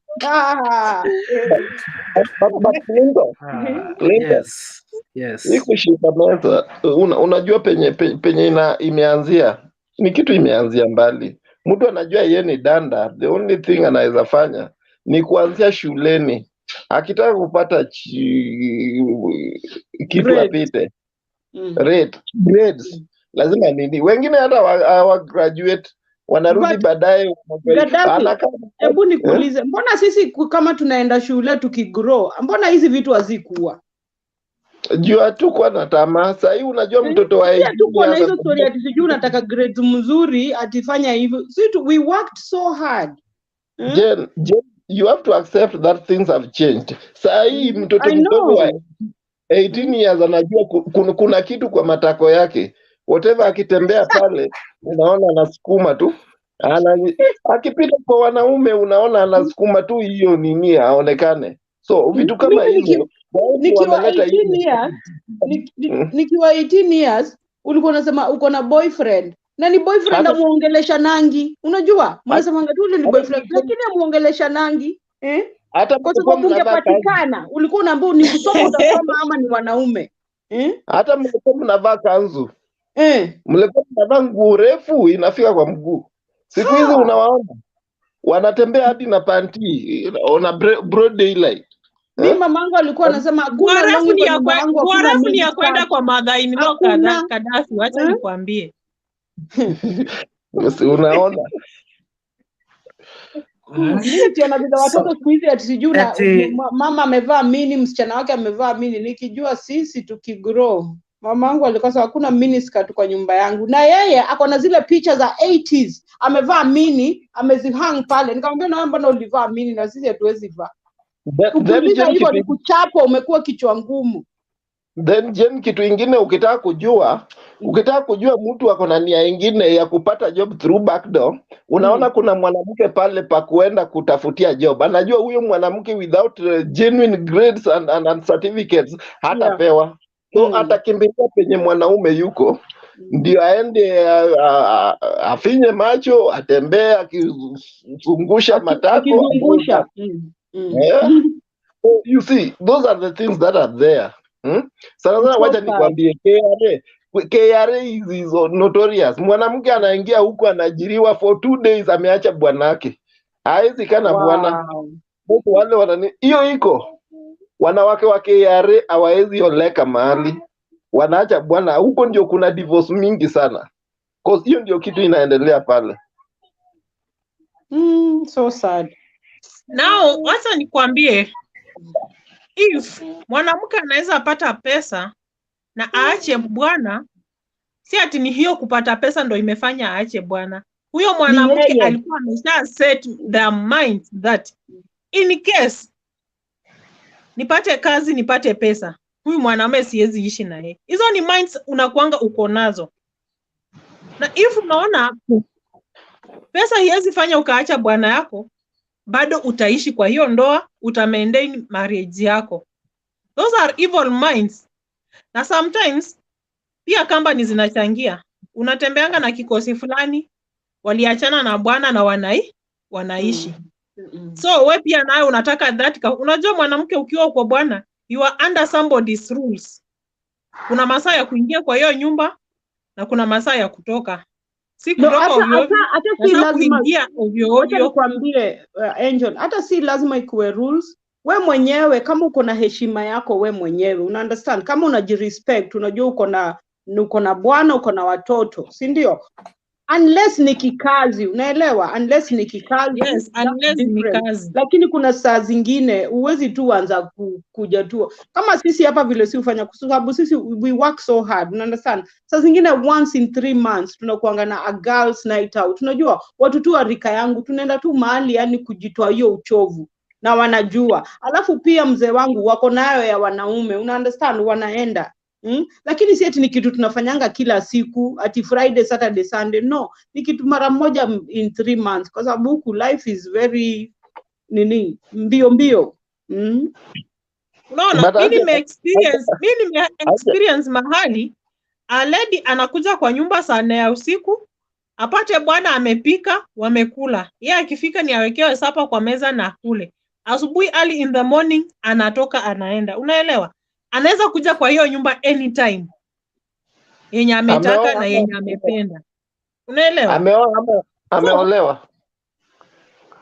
Yes, ameolewa. Sasa unaona, wacha nipatie good example. Unaona kama mimi sasa tukianza job kesho, una understand, Monday mpaka Friday, una understand? Sasa niko tu off Saturday na Sunday. Sasa kama leo nimepika chakula mpaka ile tatufikisha mpaka Friday, nitapika tena weekend. Una understand? Nimepika dengu, nimepika chapati, nimepika nyama na nimepika kuku. Sasa nimezika kwa container naeka kwa fridge. Ile hata mtoto akikuja mbele yangu kwa sababu anakujanga mbele yangu, yeye anajua tu anavuruta tu container moja anaeka kwa microwave. Unaelewa? Hiyo ninajua mpaka Friday tuko sorted kwa sababu niko kazi. So you have to unajiorganize, lakini Kenya wanawake hawana time kwa sababu wanataka waende sijui kujivinjari, sijui nini. lakini sisi huku job ndio kitu ya maana, job ndio first. But wanaume pia nawaambia kitu moja, ukiona mwanamke ameanza kuchange zile, hata kani plot uliandika kwa jina yake, jua tu anytime unaweza baki hapo uchokora. Jifikirie, ansa mikakati. Hapa Kitengela wamefanya watu vibaya sana. Mwanamke anakurushia bagi yako peke yake, anakwambia the only property you have here is this one. Unaishi Kitengela? Ile video so Kadafi, ile video niliona kwa mtandao, mwanamke anarushiwa manguo nje, mwingine anamchukua anamweka kwa nyumba, ni Kitengela. Kitengela hizo vitu hufanyika. Kitengela hizo vitu ziko. Mnanunua plot, mtu anakuambia na pension, jenga hii plot yenye jina yangu iko. Acha ile nyumba ikifika juu unafukuzwa kaa umbwa. So huku wanaume sisi pia tukue tujiadhari sana. Ukipenda mwanamke pia Gaddafi, excuse me. Umekutana na msichana wa wenyewe mkajuana, mkakubaliana mnaoana. Alafu plot uliachiwa na baba yako mzazi. Unachukua kwa sababu unampenda. Unamwambia sweetheart tunaitwa nani? Anakuambia majina full hadi ya babake. Alafu unachukua unatransfer ile plot hata kama ni mapenzi. Jamani, hapo ukirushiwa nguo kuna shida. Na ameleta Nigeria hapo, alipata massage huko Westlands. Hapo hata nione ni hiyo nyumba yako ya saa hii urushiwe nguo, kesho nichukuliwe kama replacement. Siwezi kata. Juu naenda kukusanya rent immediately nimeingia. Na Gaddafi, hapo wanawake wa Kenya wanapenda wa Nigeria, si ndio? Sana. Huku wanawadharau. Maana unawaitanga conman. Hakuna mtu unajua vile wanakufuata hadi supermarket. Can I help you carry? Can I carry for you? They are very caring. That's BS. Caring kitu gani? BS. I carry for myself. Mwingine alipata sister yangu hivyo, nikamwambia nitakuchapa. Unanibebea nini? Si ninatoka kwa supermarket ninaingia, gari yangu iko hapa kwa parking, naweka kwa boot. Nini unanibebea? Wacha nikwambie Kadafi. Wacha nikwambie, tukiingia na wewe supermarket unaenda kubeba chenye umenunua, not chenye nimetoa pesa nikanunua. Hiyo ndio kitu unafaa ujue. Na mimi si baby pesa ya mwanamke. A man was created to feed his family. So inategemea. Hapa ni different. Mimi nikienda supermarket naendanga na mzee wangu. Yeye ndiye ana push trolley. Mimi kazi yangu ni kuchukua kuweka alafu ya kubeba una pushingi trolley mpaka kwa gari. Si ndio? Alafu yeye anainua na ika kwa boot, anainua na ika kwa boot. Kuna kitu hujasema. Wewe kazi yako ni kuchukua na kuweka. Nani ulipia? Nani ulipia? Anachukua anaweka. Acheni kutuenjoy bana. But Clinton, wewe umekaa hapa unajua vile vitu huenda. Una understand? At least ni mzee wangu, sijachukua mtu wa mzee wa mtu. Hapa huwezi chukua mzee wa mtu. Kidole yako mtu akiangalia una iko na ring, hakuna mtu anayekushika na kidole yako mtu akiangalia una iko na ring. So, Tycoon, mic yako inaleta echo. So Bernard, say something. Thanks for being patient like 34 minutes. Wewe ni muungwana sana. Alafu ukimaliza tusikie Dynasty ana nini leo hii. Kama Kenya itaoa Somalia ama Abdullahi, jana niliona boss akiona Safari Rally. Wakati Hasla alikuwa anapeana unga. Background yako iko aje mzee? So Ben. Yes, thank you everyone. A healthy discussion indeed, and a very thorny one for that matter. Now, mimi nitawarudisha mwanzo. Sitaingilia masuala mengi ambayo mmeibua ninyi wenyewe, mtayatatua wenyewe. Yangu, women are necessary and very important. That is why they were created in the first place. Leadership opportunity is it's healthy when women are given that leadership opportunity because tukiangalia Biblia hawakuumbwa tu kwa sababu they wanted an opposite sex species. They were a necessity in the management of the affairs of the world. And I would say that one of the reasons why the world is not functioning rightly is because of sidelining women and leaving, we call it the men's world. And men have worked out systems that have blocked the expression of women in so many areas, and that's why the exploitation, mtu akitafuta job anawekewa vikwazo hii na conditions hizi na hizi. But from God's perspective and from the natural laws, we will have a better world if women were given their space and allowed to function the way they should function. Na mwanamke aliumbwa kusaidia kulingana na Biblia. Shida inatokea tu wakati ambao wanakataa kusaidia, wanataka kutake over. Hapo ndio ngoma inapanda. It's important that you accept the position ile umepewa na Mungu. Kama ni kusaidia, saidia. Wacha kupigania kufanya nini? Kuchukua kila kitu na kusimamia kila kitu, kwa sababu itashindikana. In politics, competitive seats. If there are competitive seats, everybody will compete, just like I think somebody talked about exam. Tunafanyaga what exam ya NEC na ni pepa ni ile hakunanga ya kina mama na ya kina majama. So it is important that we are in a competitive world, so everybody must be ready to compete for the space. But let's not make the ground unfair for the women by introducing in the hooliganism, the wherever the gangs and the intimidation against women. That is not healthy.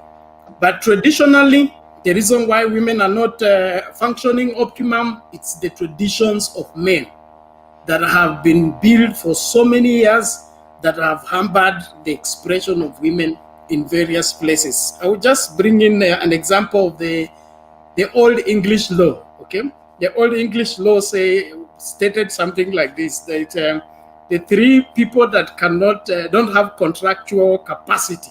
Okay, one of them was a lunatic, another one is a minor, then the third one was a woman. Now that tells you that the society we have, and I think the big percentage of the world has borrowed from the English traditions. And so when women are fighting for space, it is something that has gone on for a long time, and we shouldn't mistake them to be just, arrogant women trying to play like men. We need to understand where they're coming from. And so as men, when you're given a position to facilitate and help them come up, please offer that helping hand. A gentleman helps a woman come up. The other beast of a man will do everything to capitalize on the vulnerability of the woman to take advantage of her. And you don't go far that way. If you make them cry against you, their tears will fight you, even if they don't have a muscle to fight you. So let's be civilized, let us be gentlemen, and let us create a world where everybody has a space and they can be heard and they are free to air their minds. I will stop there. In the meantime, if you have a question, I'm here for you.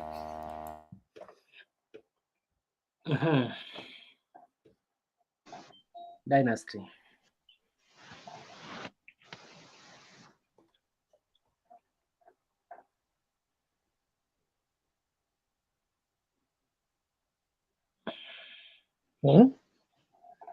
Okay, Unmute.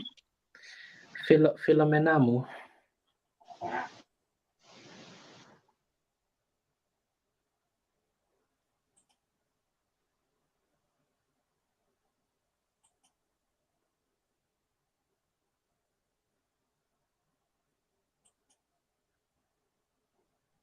Amemute. Philomenamu has internet problem. Abdullahi pia kuna shida.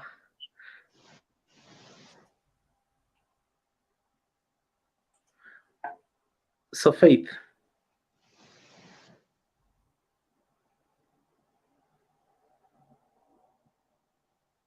Unmute for her. imekataa, inaniambia eti alidecide ku unmute peke yake. Sasa siwezi fanya kitu. Ukijimute siwezi toa. Okay. Ame-unmute sasa. Faith, endelea.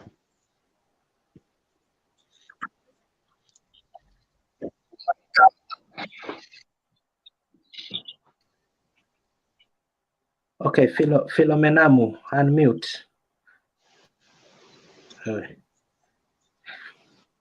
Ni kama hawa watu hawapatikani. So, who is next? Tycoon. Abdullahi hapa kwa screen hana picha, hapa chini akona picha ina Okay, smile lakini hayuko.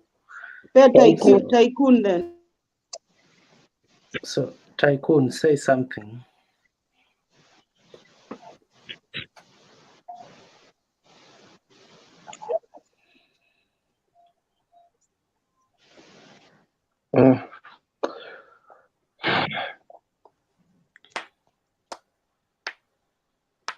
Tuendelee ka bado Mnanisikia?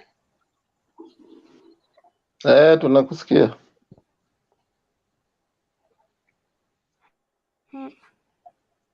Okay, Faith, kitu fanye, tumia simu moja ku log in, toa zingine zote, alafu itakuwa sawa.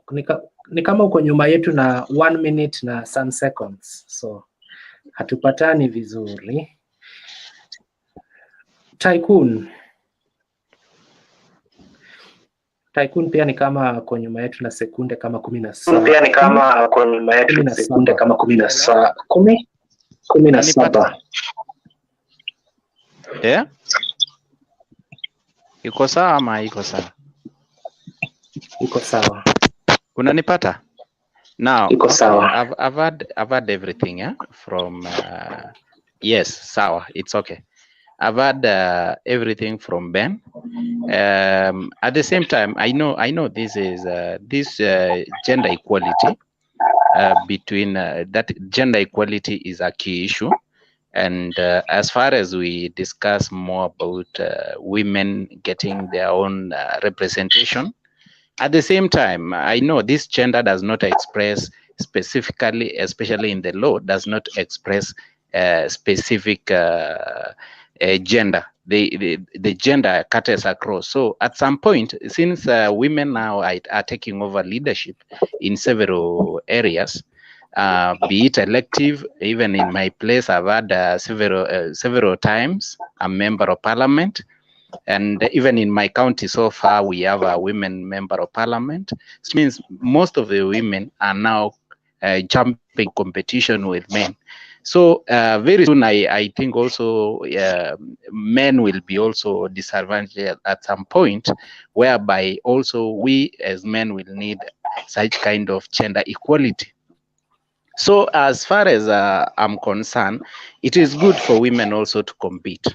I'm not actually telling them now they wait to be flower girls, to be nominated somewhere. You see, let them compete with men, because after all, women are the majority. And then at the same time, they can easily, they are the best suitors. When you talk of Kericho County most recently, the whole of Kupet, this union for teachers, the leadership was taken by women.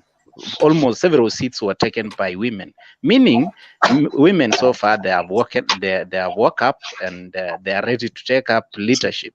So it is good. At least you tell them at least there is space for them, only to wachitokeze wang'ang'anie hizo viti, be it elective MCA seats, MP, governor. Wakina Ngilu wamejaribu, wameonyesha ujasiri wao na uwezo yao ya kuongoza. Pia our late governor of Bomet. She tried. She became the first member of parliament, female member of parliament in Bomet County. Then at the same time became the first governor in Bomet County, you see, the first female governor. At the same time, what I can tell women is that muchitokeze, go for these seats.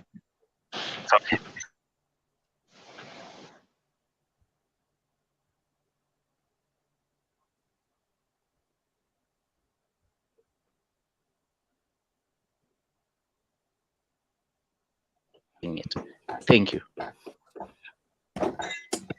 Okay, asante Tycoon. Reverend ama Faith. Reverend, proceed.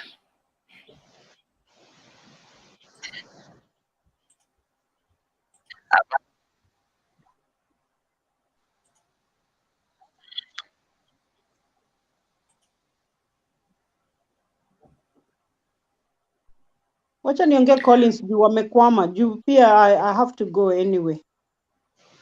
Okay, Jane. Ningependa tu kusema, you know, like women, so unakumbuka Ngilu alikuwa amesimama kukuwa president. Women, we are the highest voters. Wanawake ndio si vote kushinda kila mtu, hata nyinyi mnajua. So if really wanawake walijitokeza na kuvote Ngilu angekuwa president, but wanawake, as I said, we are our own enemies. Saa zingine pia ni kama wanaona uchungu, wanasema huyu mwanamke akienda pale ataringa sana. Unajua hiyo ndio pia mentality tunakuanga nayo, mwanamke ataringa sana or something like that. But I think a woman can make a good president, believe me. They can. Just being given a chance, but at the same time women have to vote her. Hiyo ndio problem, lakini sioni wanawake wakivote mwanamke. It will take a lot maybe for them, or a lot of convincing from the woman president for them to vote for, you know, for a woman to be a president. But I would love to see a woman president, you know, in Kenya. Tuone kama vitu zita change, kwa sababu mimi mkiniweka president, hao watu wote wako nje wameenda kabisa. Nitarudisha pesa zenyu zote zile zimekuliwa na gava. Wewe kuja tuko nyuma yako. Wakanani na mimi sitaki mambo ya Kenya, wacheni nilee watoto wangu huko. Jeni, kabla uende, Kenya umesema si unaona ni ukweli, cause mwanamke hata umpeleke tu akue kwa M-Pesa, ahudumie watu kwa M-Pesa. Unaenda bado akona feelings, anachiu bolga maana kuuliza swali. Hata hapa unapata mwanamke hata ukienda kama ni kukuserve mali popote, hao ndio wako na nini na ma feelings hivi sijui nini, una prefer hata kwenda kwa queue ile iko na mwanaume. Una understand? Mimi nasema tu kweli, wanawake we are our own enemies, I'm telling you. Guys, you are out of order. Gaddafi, acha kuonea watu wa M-Pesa. Hapana, hata kwani ukiwa kazini ni hatia kuchiu bolgam. Hapana, unaenda sana. Kwanza mwanamke akiona pengine pengine umemshinda na uzuri, ama uko poa, umevaa vizuri, hapo ndio my feelings zinaingia. Why can't everyone be just like me? Me, I'm just a simple person, you understand? I don't care. I just don't care. Mimi naendanga na weather iko, you understand? Me, in fact, I have friends who love me very much because me, I'm a maker of a party. Mimi ukiniita kwa bashi yako, hata itabo. Ngoma ikiwekwa, mimi ndo number 1 kwenda kwa kiwanja kudance. Life is so short. Me, I don't stress myself. Alafu Clinton, kitu moja ujue, mwanamke akikuja kutafuta job penye kuna wanaume wengi, anaweza kuwa bosi yenu, aanze kuwafukuza moja kwa moja. Yeah, anaweza that's the problem ya mwanamke boss. Akuje hapa ingiane manager, akuwe huko sasa aanze kuwafukuza polepole. So lakini ile tunasema be yourself, don't be what you are not, you understand? Kama unapenda watu, just be that person. Unapenda watu, una understand? Si ati ni kuchoose side na hii side. Na imagine saa hizo anafukuza watu, alipata hiyo cheo kwa kushika meza. Ndio sasa aanze Exactly. kufukuza watu. Hakuna Haina respect. shida, bora Hakuna ako kwa respect. cheo.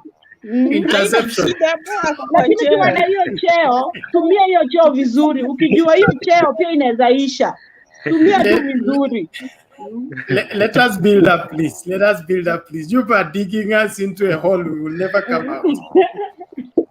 I believe the reason why women are comfortable voting for men than women is because a woman feels more secure and safe in the care of a man than another woman. And we don't blame them. It is how they were created to be. And so they would rather trust a man to take care of them than trust another woman. Then these other feelings and this other mambo ingine, that is natural for them. And we can't blame them for the same. We overlook each other. Empowerment for women must not be against men. That's where we miss it. Let us empower our women. Let them be able to do whatever they want to do. But that empowerment should not be against men, should not be in a competition against men. We are different. We are created differently. We are running different races. We don't have to compete for the same position and fight tooth and nail to get it. If you miss this role, you can get the other role. So let us not develop, some hard feelings. Say, I did not get a job here because this is a men's company. They are against women, and that's all. All that propaganda, we need to drop it. You just get your merit, work hard, and the position that you alone can fill. So when you come there, nobody will make you do anything you don't want to do because they need you. With the moment you make yourself necessary, nobody is going to debate about how much you will be paid and which office for you to occupy. So let's not play the second fiddle and live there forever. Let's keep excelling from one level to another. And if you have suffered in the past, determine that the next job interview, you're not going to be on the same level. You're going to rise higher. You're going to be more articulate. And therefore, you will command respect from the men's world. Thank you Ben. Jen, umesema unataka kuondoka. Yeah, skiza. Nimejua wale watu tu ni wa siasa kwa hii ni platform yetu. Umeona Ayaga hapa? Umeona Dan Rai? Umeona Rupia? Sasa siasa hawatapewa kila siku. Aha, unaona? Nimejua watu wa siasa hapa. Watu wa siasa sasa nimewajua vizuri kabisa. Sasa zile mjaweka siasa utawaona. Ngoja nitawaona, ndawabom ngoja. Yeah, from Friday, Saturday na Sunday siku moja pia haitokuwa ya siasa. So siasa, lazima tu debate wengine. Itabidi wa citizen time kama hii. Kesho pia ni another day. I have to go. Yes, this is what I wanted to tell you guys. That tomorrow being a working day, na saizi Kenya ni saa 9:57 plus 1 hour, 10:57. Sai Kenya ni 10:57. So tunaweza sema we call it a day with these 2 hours. And then we may continue again maybe on Wednesday. Na kuna mtu maybe anataka kusema kitu nimekufungia nje, bado kuna dakika 6. So Jane, this on a personal issue. Vile nani angesema this on a personal issue. Lakini ako na issue. Jane, sijaiona namba yako kwa group, lakini mimi niko nataka kama unaniona kwa hiyo group fanya kitu wazungu wanaita inbox. Inbox, yeah. I need to chat with you like for 7 minutes from tomorrow up to June 25th. So anytime you'll be free for 7 minutes kuanzia kesho mpaka June 25th. Nataka ni chat na wewe. Ikienda sana itakuwa messages 7. What time? Anytime. But lakini si asubuhi. I work asubuhi na jioni. Asubuhi 3 hours. Mimi I can speak. Hata mimi naongea na working mchana. Jioni 2 hours. From 9 to 4, lakini bado I can chat to you hata nikiwa job. Hapana, nataka kama siko job. Mm. Maybe Okay. time ya Mimi lunch kwa dakika 10 tu ama 7 tafadhali. mimi sina nini. Ile kitu ndafanya nitakuinbox, alafu wewe ukiwa ready Yeah. unanipigia anytime juu mimi sina limitation ya kuongea na wewe, naweza ongea na wewe hata nikiwa job. Yeah. Ndio maana nimebook appointment mapema. Bado kuna time hadi Mm. mwezi wa 6 anytime so long as ni No, dakika 10 ama nitakuinbox 7. as soon as possible. Tukingoja mwezi wa 6 nitanini. Okay, thank you Kuna for your exam nilifanya jana, niligonga, nilifurahi. I've been reading for it like the last 3 months. Oh my God, I was so happy. Okay, thank you Jane. Kuna wasee wanaingia hapa. Weka Okay. picha WRT na Achola. Weka picha utuongeleshe tukikuona. Okay, all right guys, you have a good night. Alafu tutaonana, lakini bado niko kwa background kidogo. Bado nitawasikia Asante kwa background. Jane, asante Jane. Achola. Achola, ama tujaribu Faith tena. Faith.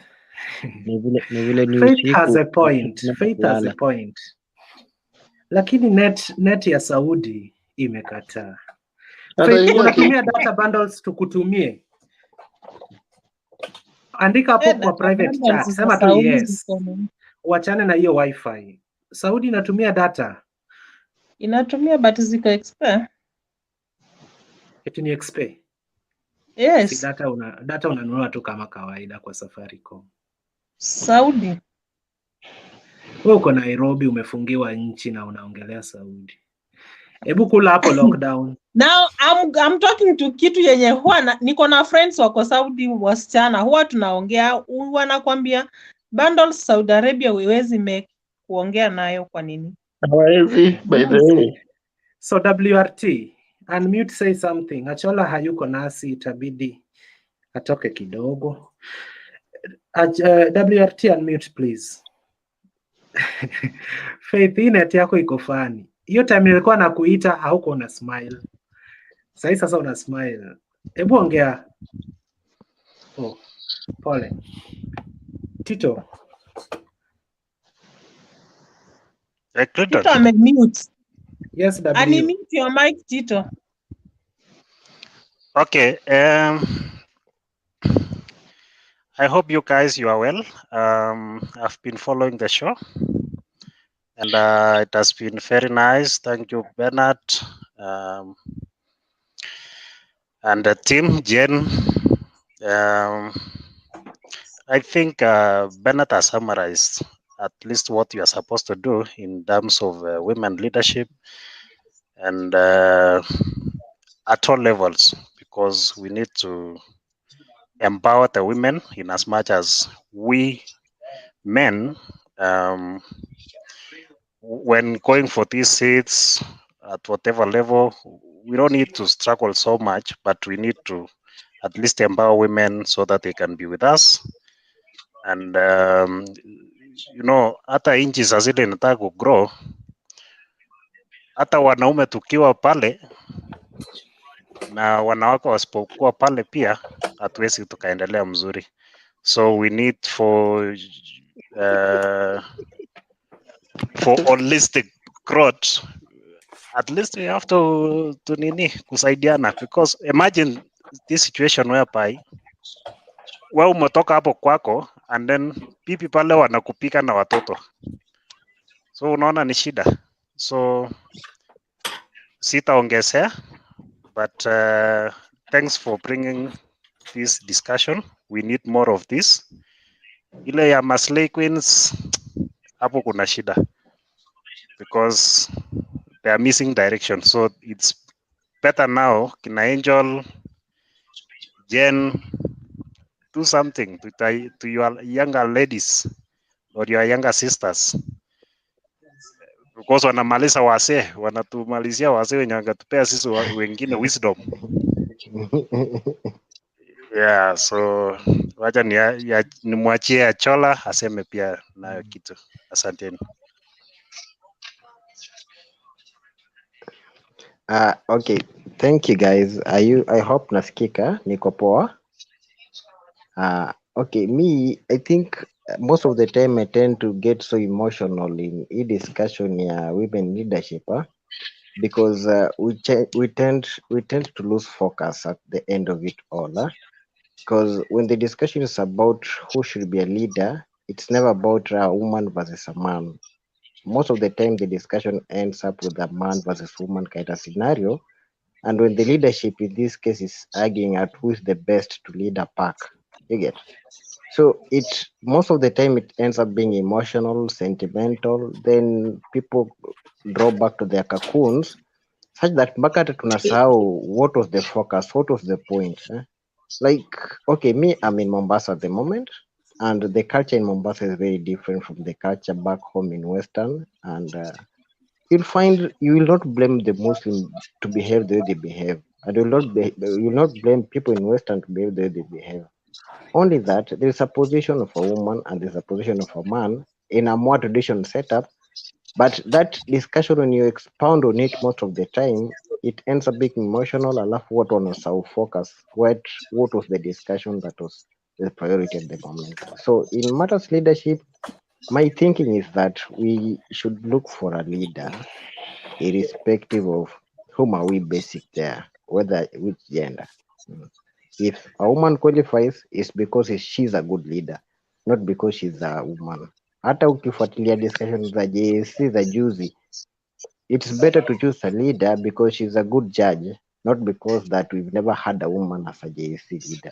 That has always been my thinking. Yeah. Good night, guys. And I'm happy to be here, by the way. Clinton. Yes. Clinton. How are you, sir?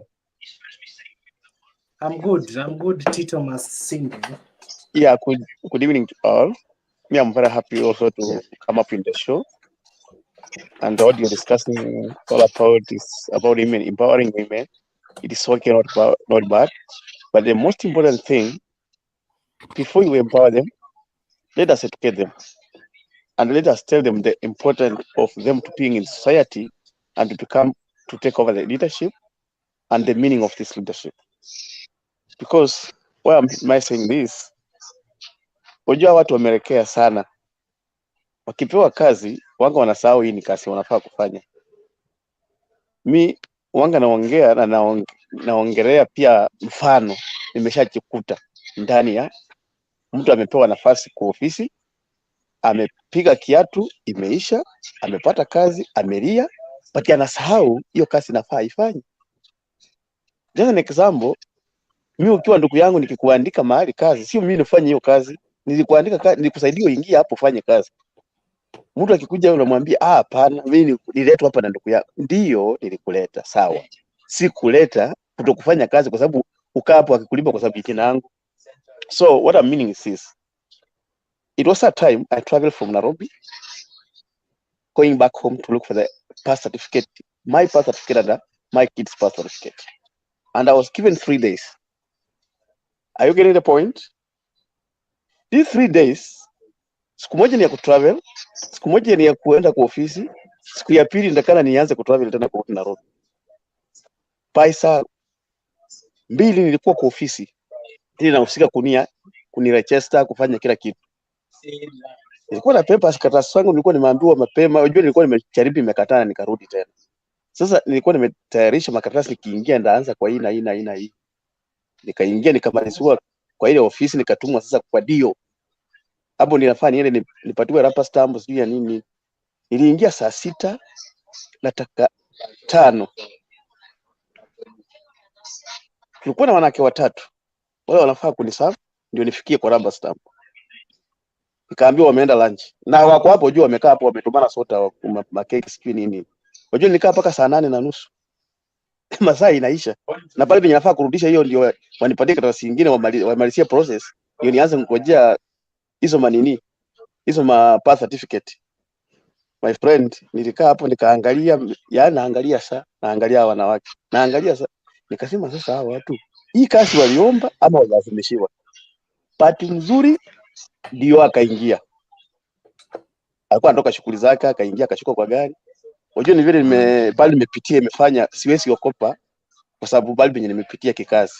Nikaface ndio, nikamwambia nimetravel sir from Nairobi, nimekuja hii na hii na hii, but time inaenda na nimejaribu kuingia kwa ofisi complain, masaa inaenda kwa sababu hii, nikaambiwa dine lunch. Ndio nikufikiria saa 8 wataanza kazi. Kumba hapana. So ndio akawalazimisha kunisahau na wakakuwa furious na mimi sana. but nikafanya watu wengine wakaanza kusaviwa. Are you getting the point? So hao watu wakipewa ofisi na tuwaachie watafanya ofisi, but tuko na wanawake wazuri wale wangu wanachali, unaona, watafanya kazi, but wako na majukumu pia mingi. Jukumu siko pia mingi. Unajua mwanaume unasafanya kazi umalize, ni uende ukae kwa nyumba uanze kuangalia TV. But yeye anapita paka kwa line zingine, sijui apange hii, watoto walifanya wapi, watoto walienda shule, sijui watoto wako wapi. Vitu kama hizo. So pia tunahitaji wa educate, mkipata hizi chance inafahamu kwa efficient. Unajua mwanaume anachukuliwa kwa sababu anakuanga efficient, akuange na majukumu mengine. Unajua mwanaume amekaa tu amesaliwa yeye kushughulika na watu wa kule kwa nyumba. Excuse me Tito. Yeah. Tito, ulisema uko UAE, Al-Ain ama Dubai? Dubai. Tito, labda niulize hii swali kwa niaba ya Wakenya wengi. Sawa.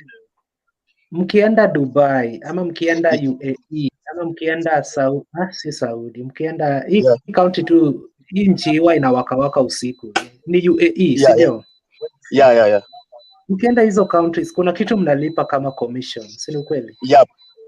Unalipa anayekuajiri kazi ama unalipa broker? Na nasikia ni pesa mingi, 300k, 200k. Hii pesa unapeana wapi? What we do, kama mi process yangu ilikuwa ni kulipa agent kwa sababu yeye ndiye amelink na sponsor wa huko. Ni kampuni unampea ngapi? Ngojea na kupatia process. Kampuni ile inapea ule agent yako Kenya, nataka unirekrutie watu kama 20. Sawa? Sasa hiyo mkataba yao huwa nakuja unatafuta kazi, unataka kazi, wanakuambia register, kazi ikipatikana tutakuita. Wakisha kuita hao ndio wanakulink. Sasa kulink ni ofisi inalipa pesa, hiyo ofisi pale penye umekaa umewapata. Wanafanya biashara, pia ni biashara ni ya mtu. Sasa ukikuja hapo watakwambia tumepata kazi mahali itakulipa pesa fulani. Sasa sisi tunataka commissioner utupatie pesa, tushughulike visa, tushughulike air ticket, tushughulike kila kitu shughulikiwe. Unaona? Sasa hiyo pesa ukilipa unakaa site. Sasa inakwanga ni kama pata potea. Wanasajaribu hivyo huku pia wajaribu sponsor naye akuja akose na time. Nikisharuka ujue mnaanza kusumbuana mambo ya pesa. Ikishaingana imeingiana. Sasa mimi nilipa kama 150,000 cash money. Na tulikuwa tumerekrutiwa watu 57. But visa yenye ilitoka huku ilikuja visa 25. The rest wakaambia watakuja next round. Si ati kitu ilikuwa pia. Walikuwa wamelipa half. Ilikuwa visa ikikuja unamalizia. Unanipata sasa? Sasa kama mimi ni ndugu yako, tulikuwa tunakuja, inabidi tunauza shamba 1,300 ndipo tuweze kutravel. Hiyo itafanyika kama una means.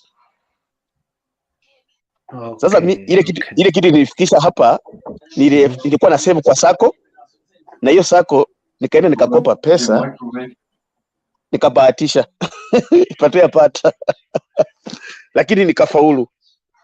Bado tufika huku sasa, the problem pale inakujia ni huku hivi, agent atakusaidia ufike huku. Ukishafika shida ikuwe ni medical. Unajua mashini zetu mostly zinakuanga fake, wanakupatianga makaratasi fake. Ukifika huku haina shortcut, utapita kwa system, kwa mashini. Wakikundua tu ka ugonjwa kogote watakupatia quarantine. Yuko quarantine nilikuwa nimeshaisikia kitambo, acha quarantine imekuja na corona. Quarantine ziko huku ready. Siko silikuwa. Wanakupatia isolation room. Unakaa peke yako mpaka ile siku watakurudisha. Na ukifika huku hiyo mwisho utakaa kama mwezi mmoja, ulikuwa linked na sponsor. Huyo kukanyaga huku pap, hiyo siku unaanza kulipwa hiyo siku. Mimi nilikaa huku 1 month bila kufanya kazi na nikalipwa pesa kama mwenye anaenda kazi immediately, kwa sababu hiyo ndio maana ya kuwa na sponsor, kuwa na agent. Lakini my friend, ndugu, usijaribu kukanyaka Gulf na UAE kama haujakuwa linked. Utafuta mtu atakusaidia madocument za kuanza kazi. That's the biggest mistake unaweza kuwa umefanya. Instead of kutumia 150 ningetumia almost kitu kama 400, kwa sababu nyumba unalipa, na nyumba ni si ati ni nyumba, ni kitanda. Wacha mtu kutanganya tutakuja ulipe nyumba huko, uwezi afford kulipa nyumba Dubai. Ni kitanda. Sasa hiyo kitanda utakuwa unalipa almost 30,000 only kitanda peke yake, na ni 30 days. Alafu ukae miezi 3 kwa sababu ulikuja kwa visiting ya miezi 3, iishe uchapata kazi. Hiyo pesa yote imeenda free. Unafaa kurudi nyumbani. Na ukiextend bila document unaanza kupigwa fine ya shilingi kama 800 every day. Sasa utakao ukilipa hiyo pesa ya kazi gani na ufanye kazi? Utajipa shughuli urudi Kenya. Ukirudi Kenya hiyo pesa yako imeenda hiyo. Ndio maana mtu anangojeanga alipe agent ndio afanye nini? Afulu mpaka huku, kwa sababu unakuja kwa mkono ya mtu mwenye anakureceive. Anaanza shughuli zako. Kitu yote inahusika na serikali, wamekulinki na sponsor, anashughuli kama mwenyeji. Unaona? Sasa huyo ndiye atakuwa anakushughulika kazi yote pale unaandikwa, yeye ndiye anajua. Ukifanya makosa yeye ndiye anatafutwa. Ndio maana inakuanga ngumu kwa watu wengi sana kuja kusurvive huku kufanya makosa. Huko hawananga shortcut hizo tunafanyia Kenya. Ukifika huko unakuwa mtu clean kama pamba. Na ukitaka maisha mbaya, jaribu kufanya mistake. Utachokia Waarabu sana. Lakini watu wazuri, kama una makosa yoyote utakaa na wao. Life huku ni tofauti. Hiyo mistake ni kama gani? Nini hiyo mistake unasema ni kama gani? Unaona vile wanasema kupenda maslahi. Acha hiyo. Hiyo ni kitu kubwa. Hiyo kuna maslahi ni kitu kubwa. Unaona kucross barabara pale penye matasi, hata kama gari ipiti na taa imesema gari sipite, binadamu wasimame. Ujaribu kucross na hakuna gari. Ile ukikutana na askari pande hiyo, fine, ainanga maskini na ainanga tajiri. Unasikia? Wakisema ni 20k, hiyo ni 20k utaitoa. Watafuata ile kampuni imekuandika. Ndio maana wanataka kurekodi kila mtu akue kwa system. Ndio maana huku mtu hawezi kuandika individual akuweke kwake uje ufanye kwa hii duka. Lazima mtu aitishe watu kutoka kwa kampuni. Na ile kampuni kama sasa tuseme just an example KK. KK iko na technician, iko na security, iko na cleaner, iko na drivers. Sasa ukifanya makosa wanarudi kutafuta KK pale ulitokea. Wakutoe uko wapi? Ndio maana hawatakangi mtu aandikwe individual. Mimi siwezi kukaribisha watu kwa sababu niko na mahali penye naishi Dubai, kuja tukae na wewe utafute kazi. Ni ngumu. Hapo tumepatana. We on the same page. Kwa sababu uko karibu na Saudi, Saudi. Pia niko na swali. Mbona mnatesa madems wetu? Fanya hivi. Hiyo swali inakuanga mzuri sana ikipatana na wale maagent wa Kenya na wa maagent wa Saudi. This a story. Si ati mimi niko na expedition, niko na expedition. Story bwana, wanaua mpaka wanaweka kwa box wanapeleka Nairobi. Sawa, inakuanga hivi, mtu ana expect anaenda Saudia, hajaitoa shilingi hata moja. Unajua walipangi pesa, wanawatengeneza visa, watengeneze kila kitu, alafu ndio wafanye nini? Wa travel. So nasanyonga Nairobi kwa marumu kwa mahoteli mahali wakae kitu kama mwezi wakitengeneza makaratasi zao ndio waende. Hao watu wanakwanga wamenunuliwa. Kwa sababu mwenye anaitisha mtu ametoa kitu kama mwezi 500,000. Hiyo pesa inakawanwa na wale watu wanafanya hivi vitu zote. Huyu mtu anafika huku, yeye ameshauzwa. Akifika huku ana expect kazi kubwa ya kufanywa kwa muda mfupi apumusike. Inapatikana anafanya nyumba kama Saidi. Kama Musa ndiye amemuitisha na kuna vijana wako kama 6 na wameoa mabibi. Atasunguka hizo manyumba, akimaliza yeye anaingia kwa yeye, akianza kuresist wanaanzana na yeye sasa. Unaona? Sasa ile kuja alikuwa na expect sio hivyo. Hiyo ni story pia mimi nimepata hivyo. Kwa sababu pia wanga nauliza vile mnauliza tu pia mimi nijue. Unaona? Wanamfanyisha kazi kama punda. Hao watu hawalalangi usiku, wanalalanga mchana. Sasa wakati huyu mtu anafanya kazi zake akifikiria anamaliza aenda lale, ndio anaamka kumfanyisha sasa kazi kabisa. Sasa ndio sawa, anataka kula, anataka kufanya nini, everything. Shida na kujianga hapo hivyo, kuresist kufanya kazi zao. Angel, shida iko wapi Angel? Mimi I have friends wenye wako Saudi, Riyadh, Dammam, Hammam, watu naongea. Wanasema inategemea ni wapi umeangukia. Ukitoka na bahati mbaya, upate ule Mwarabu roho mbaya. Yeye hata hajui kama unakuanga na lunch time na breakfast. Hiyo hajui. Hata wapeani chakula. So, utapata like huyo Mwarabu roho mbaya utakuja kupata kwa embassy alibaniwa ya kwamba haezi pata mtu wa kumsaidia kazi.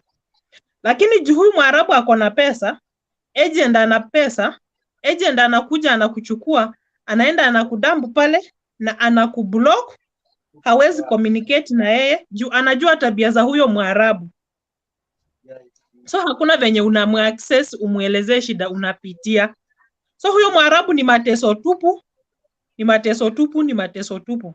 I had a friend of mine alikuwa anapitia machungu sana. Anasema anaamshwa 5 ni kufanya tu usafi, cleaning, atoke huku aende huku, atoke huku aende huku, na hadi lunch hakuwa anapewa. So wakati aliraise hiyo complaint, kana mwingine akamwambia, ukifika Saudi Kenya, kitu cha kwanza msichana ukitoka Kenya ukifika Saudi Arabia, kitu cha kwanza unatafutanga groups za ziko Saudi Arabia za wasichana, una join ndani. So in that ukiwa kwa hizo groups, ukiwa na shida, kuna wale watu wanani, hizo groups ziko na ma-agent, na si ma-agent wote ni wabaya. Sawa, yeah. Si agents wote ni wabaya. Kwa hiyo group utasema shida yako, utakutana na agent mmoja ni mzuri. Now that umeangukia Mwarabu hule mbaya kabisa, hata simu anakunyang'anya, hawezi kuwa na smartphone. Unajikuta uko na mulika mwizi, huwezi communicate. Na ukiwa Saudi kitu unaweza communicate through ni Facebook na WhatsApp. Hautapiga simu. Inakuwa ni ngumu kumiti how agents kumiti hizo groups. Sasa unapata like amekukazia kabisa, huwezi fanya anything. Asante Angela. Tito, last question on this, because kuna mtu amenisukuma nikuulize hiyo swali. Yeah. Wewe kwa sababu umefanya kazi kwa Waarabu ni sasa general, si ndio? UAE. Yeah. Na hiyo takataka ingine kuelekea huko side ingine. Yeah. So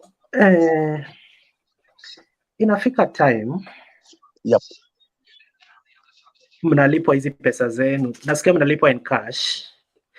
Mnaweka kwa bag mpaka siku mtaenda nyumbani, mnaenda kuzichange. Wote tuamke usiku bana, we ni mgonjwa ujitambui, jamaa achukue pesa zake back. Utatupigia Kenya kama wazazi utulilie ama utawalilia? What do you do with your money in cash for 2 years ambazo umepewa contract? Let me just assure you, mimi nimekuja huku 2018. 2019 mwezi wa 4 nilikuwa nyumbani.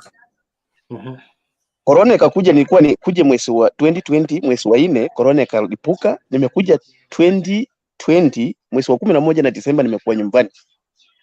Aya, sasa hivi tunaongea hivi, sina shilingi hata moja. Hata sasa ya kukula natafuta. Kwa sababu ya nini? Pesa sisi tuko na means ya kutuma pesa nyumbani, mtu asikutanganye. The only thing, pesa yake ikipitia channel mingi. Hebu niwashe taa kwanza, wamesema ya mimi. Namba wanga wana monitor pesa zetu.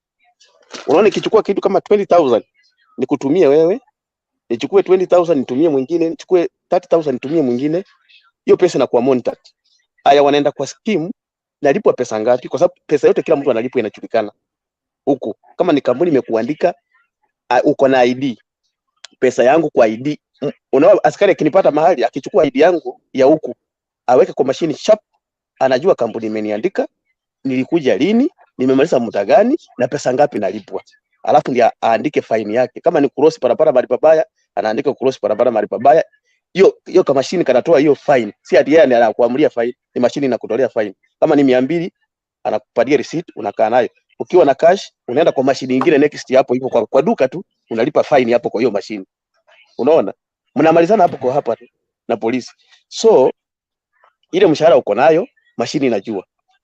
Ukienda ukitumia watu wengi pesa, sasa wakati utapata mshahara ukienda kupatisha pesa kwa ya Kenya, ndiye isukume kwa M-Pesa, watakuuliza watakusimamia sasa kuanza kuuliza maswali. Hii pesa ulikuwa unatuma wapi? Hii pesa ulikuwa unatuma wapi? Kwa sababu umetuma kwa scheme ile namba umewapatia imekuexe. Sasa ukituma hiyo pesa, ukituma hapo, wataanza kuuliza hii maswali. Watakufungia pesa kutuma sasa. Unanipata? Waite mashahidi wa kuja kuinterrogate. Hii pesa ulikuwa unatumia watu hivi. Imepita kiwango ya mshahara yako. Umeitoa wapi? Sasa ukiwa na 2000 mshahara 2000 na wewe umetuma 2000 mwezi na 500, hii mwezi mwingine unatuma 2500, which means uko 1000 iko juu. Imetoka wapi? watakutafuta wakuinterrogate wakati utakuwa unaenda kutuma next. Sasa tuko na vile pesa yao inafuatiliwa. Huwezi tuma tu pesa nyumbani kama maji hivyo. But pesa si ati hiyo ndio wange nafanya watu wanasema tutumangi pesa. Tunatuma pesa nyumbani. Tunatuma kwa account. Mimi wanga natuma pesa nikiwa kwa kitanda. Wakinitumia pesa yangu kwa account, kwa nini kwa M-Pesa? Sasa nasambaza kwa account nataka. Na nikitumia wifi hata akiwa kwa kitanda amelala, namtumia kwa kitanda kisha aenda au withdraw. Mtu asikutanganye pesa na kwama huko. How? Labda wewe mwenyewe una account unataka kutuma pesa nyumbani. Na another thing ile fanya tunafia kukaa na pesa huko. Wakati utaacha pesa yako kwa account, wakupate na makosa, tuko na makosa yenye wakikupata nayo hata urudi bali penye unaishi. Vitu zako zinakupata airport, vitu zako kumaanisha ni passport, everything. Sitakupata airport.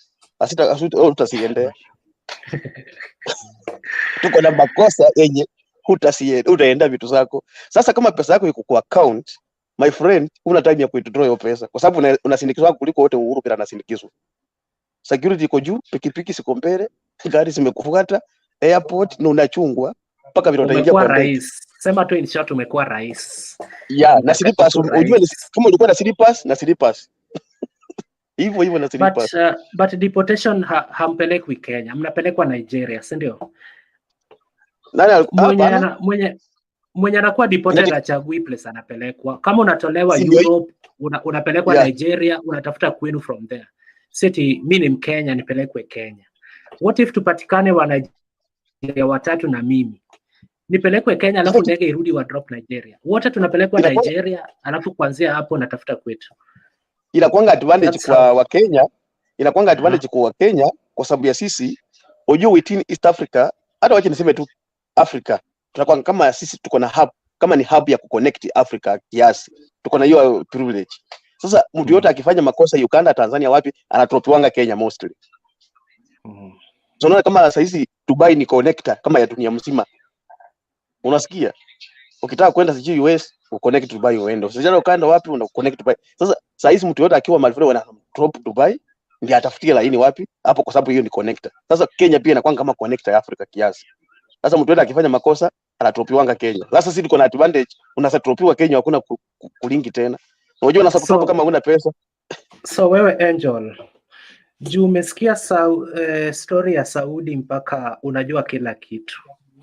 Na Mheshimiwa Rais amekufungia Nairobi. Ukipata chance ya kwenda Saudi utaenda? Mimi siwezi enda Saudi.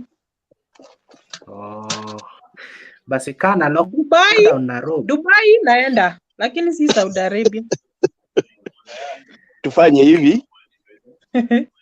Ndege ijuange naenda kukula chakula wapi? Ndege ijuange mtu anaingojea kuipika na nini mnaitanga sijui what. Hiyo kitu tulikuwa tunatumia tukiwa watoto. Ndege ijuange maisha yake itakuwa wapi the next day. So dunia hii ukiokopa utaishi maisha ile una dream zako. Ile kitu mbaya ni kuibia mtu ya. Nitakuja hapo Dubai nikuwe hata jirani yako. Cause naona nikidipotiwa kitu mwezi wa 5 hapo. So ukiniona karibu na kwako, nisaidie tu unga nipike ugali. Unga hakuna huko kazi. Hiyo tafutia western, tafutia unga western, lakini kama utafutia unga Dubai utaumia. Naona nikidipotiwa hapa mwezi wa 5 tarehe 4 hivi. Nitakuwa tayari kudipotiwa. Karibu haina shida. Kama uko na pesa kupatia watu Dubai kutembea ama kufanya kazi ni sawa. Sote siko tofauti. Mtu wa kuleta pesa wanamngojea sana. Hawananga pingamizi. Uko na visa. Faith, net yako imerudi useme alafu daktari aseme tufunge jameni. Kesho ni kazi. Na tunafaa kulala. Hata pasta anajua hivyo. Faith, sijui tukupigie directly utuambie hiyo maoni cause umekaa sana bana. Kilo nimeshukuru kuwaongelesha. Waje nipotee kwa sababu kesho naenda job pia mimi asubuhi. But nimefurahi sana kuwaongelesha. Mjipange, mjue maisha ni ngumu lakini lazima tungangane nayo. Sasa unasema ni ngumu na uko abroad bana. Sasa yule mwenye ako Nairobi kina Ben na Angel wanatangulia kuku nyumbani bana. Abroad hakuna mtu anakuwekea chakula kwa mesa. Abroad mtu akungojea asubuhi akuwekee pesa kwa mfuko. You have to work. That's the only difference. You have to work. But watu wa nyumbani wanafikiria mnaenda mnaokota pesa juu ukiingia leo kesho anataka pesa, so you have to work when Mimi unasema. iko mtu aliniitisha 50,000 na ambapo siwezi toa, sina. The only thing that watu wa nyumbani wanafikiria ati ukikuje huku ni vile mtu anasimamanga kwa korofa akimwaka pesa chini mnapishana kurokota. Hakuna. Yuko mwingine nilimwambia fanya hivi. Mimi nilikuja na kunia ndogo. Sasa wewe kwa sababu umejua huku ni pesa iko, kuja na kunia kama tatu, yangu ni moja lakini ndogo tena. Pesa imejaa inamwakika. Sasa kuja na 3 tuokote wote. Akanisikiliza nikamwambia mimi nimekuambia fanya hivi. Pesa iko kwa wingi. Lakini makosa nilifanya kunia yenye nilipepa ni ndo. Wewe kwa sababu umejua tuko na pesa, kuja na kubwa. Turokote wote hii pesa tumalize tujaze nyumbani. Unajua watu wanafikiria huko watu wafanye kazi. Tunafanya kazi tena zaidi kuliko vile tulikuwa tunafanya nyumbani. Kwa sababu hakuna mtu anakupatia huruma ati wewe sijui ni wewe. Na wenye hatujui Kiingereza ndio kitaongea Kiingereza ndio mtu akuelewe nini unasema my friend. Ndio upate hiyo pesa. Tunapatanga shida sana. Dubai kuna Kiingereza. Tumechukuliwa kwa sababu ya kufanya kazi airport. Wanacheka the biggest airport in the world. Hiyo ndio ilifanya tukuje tuchukuliwe Kenya. Kwa sababu ya kuongea na wasungu wale wanakuja kufanya biashara na wao. Kwa security, kwa market. That's why.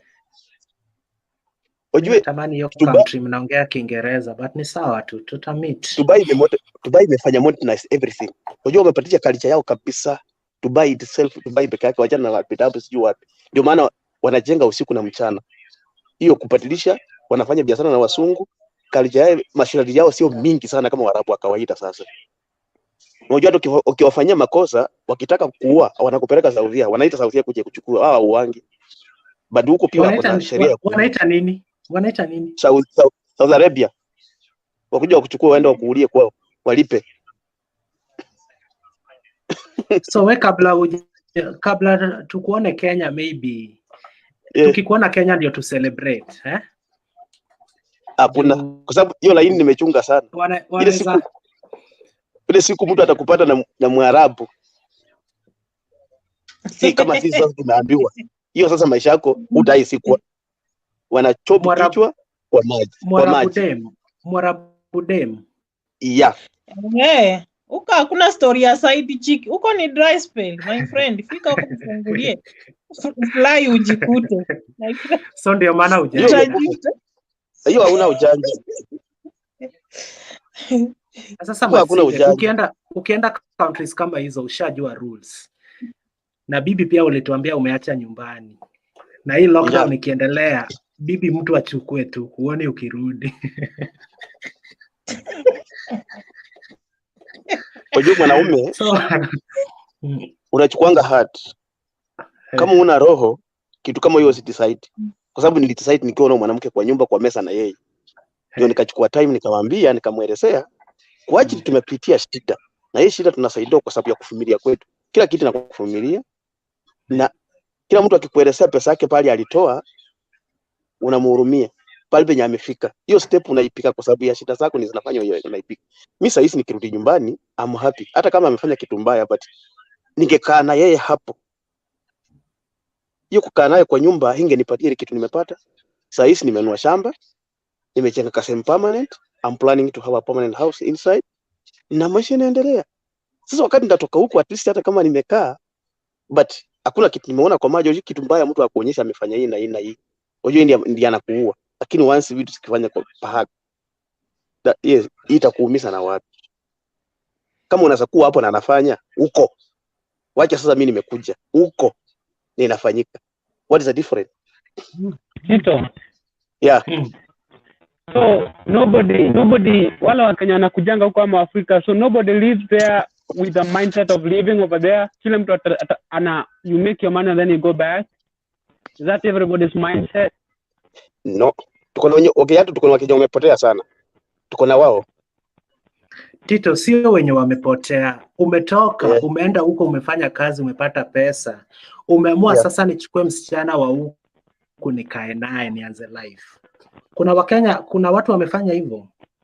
Kabisa. Na mbona unasema tusipatikane na Waarabu? Fanye nielewe, tuko na line. Sasa ameoa Mwarabu kutoka wapi Mwarabu? Hao ni Si hapo watu Dubai wanakutana nao tu.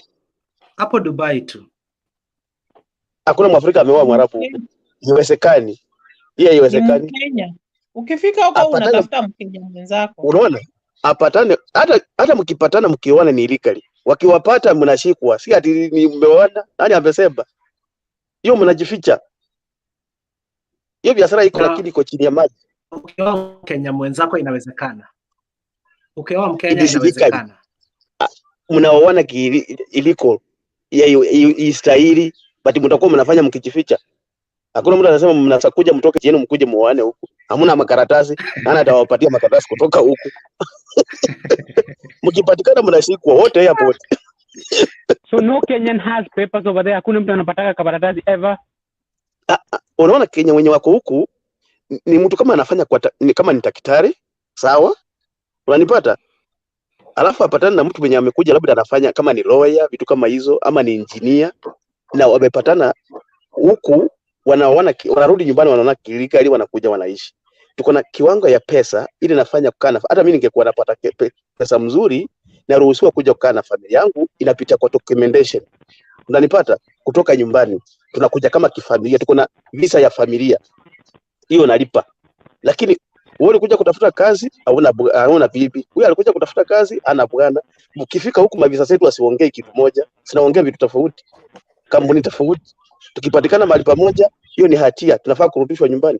Wote, wewe na mimi, shop, airport, kwenu. Wow. Unanipata? Lakini huku kwetu Masinde, kazi ni kuzaa tu. Naweza peana hapa leo, kesho niende nipeane kwingine. Mimi naweza zaa. Hiyo ni kazi, hiyo hamna control. Lakini huku hivi hata kama ni kwa gari, wameseparate pale penye wanawake wanakaa, pale penye wanaume wanakaa, pale penye watu wazee wanakaa. Gari nasatoka hapa kutoka Nairobi mpaka Nakuru kwa viti sawa wanawake, ukipatikana ni fine, utakongwa fine hilo. Utakuwa unaona hiyo kitu ukiangalia na umbali. Sinaenda bure. Unakuwa mjanja, unaandika namba yako kwa karatasi, umeketi kwa bus, unarusha hivi. Mwenye ataokota, Waarabu wamefunika sura, usiangalie sura. We chat. Kwa mjanja bana. Anakudanganya, achana na stories za Clinton, utashikwa bure. Achana na hizo stories. Wewe fanya tu, fuata sheria ya Dubai, ufanye ile biashara yenye nimefanya yote Kenya, kwa hii miaka yote nimekaa Kenya. Ile kitu imenituma huko ni nini? Wewe na hiki yako. Ndio maana nimekuuliza, unaweza enda Saudi ama tukuchangie utoke Nairobi? Saudi yenye tunaona wasichana wanapitia yenye wanapitia Saudi, mimi siwezi jipeleka, siwezi enda Saudi. Ile kitu imenituma huku mimi nikuja kuchukua tu pesa kidogo na nikasaidia kwa familia. Hiyo ndio kitu nilileta kabisa totally. Sasa mimi najaribu kuimagine hii maisha. Mimi Clinton Otieno. Nikaa wiki moja sijaongelesha dem, sijamuuliza jina bana. Hey, mimi ni mwanaume kweli.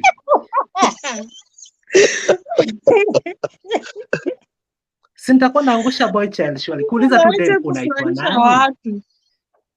Na funny enough, waje nikushtue. Tito, we ni Mkale. Wakale wanajulikana kwa we ni kabila gani? Mimi ni Pukusu. Ni Mluya. Masinde. Ni Mluya. Hata Waluya hawaogopangi. In fact kwa kina Bernard wanapea hadi mbwa bangi. So Waluya hawaogopangi. Be a man. Represent us abroad. Man. Sasa ile kitu imekuwa maisha ni wewe ndio unachakua. Hakuna mtu anakuchakulia maisha. Ukishaachana na wazazi, sasa unaamua nini unataka kufanya, unataka kuwa nani dunia hii? Unataka kufanya nini? Ukiamua kukunywa ulale kwa mtaro, utafanya hiyo, watakuwa na kuangalia tu.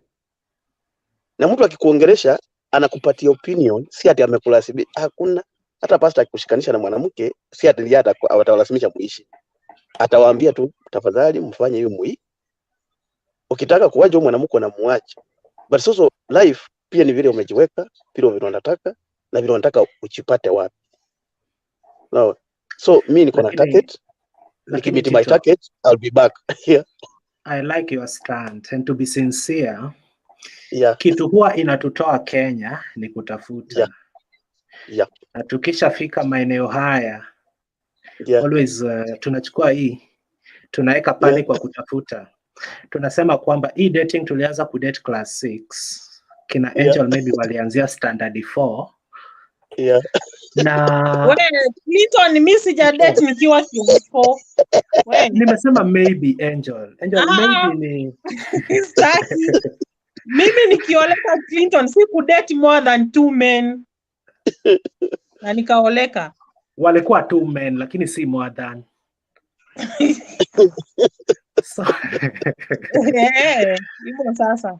So ukishatufika pale Tito, like sana sana kwa hiyo nchi ya Waarabu. Hata kama hujaoleka nyumbani kama mimi, inabidi unafanya the right thing. Unaelewa? Kwa sababu sometimes inabidi people undergo a lot of challenges. Na ukishafika pale, pesa yenye unalipwa hapo ni kama pesa ya mwalimu wa high school. Si kweli? Sasa unachagua nichukue hii pesa kwa hii miaka michache niko hapa, ama nifanye kazi moja, nifanye kazi kidogo, alafu hii time nyingine yote niweke kwa ukahaba, asifi itakusaidia nyumbani. So ni decision huwa watu wana make. So I like your stand, man. The problem haina certificate na hii kupeleka. The problem watu ongelea tu negative za Waarabu. Hizi sheria ni zao, hata wenye wako sahi walipata bababu zao waliweka hiyo sheria ni zao. Sio setu. Wanataka sheria situsudi pia wanatoka nje. Hakuna hizi sheria tumezipata hapa, utasifollow misiko. Na watu kifuata sheria yao ni watu wazuri, my friend. Hakuna pale penye nimekaa Kenya nikakula chakula ya bure for 1 month. Hakuna ever never.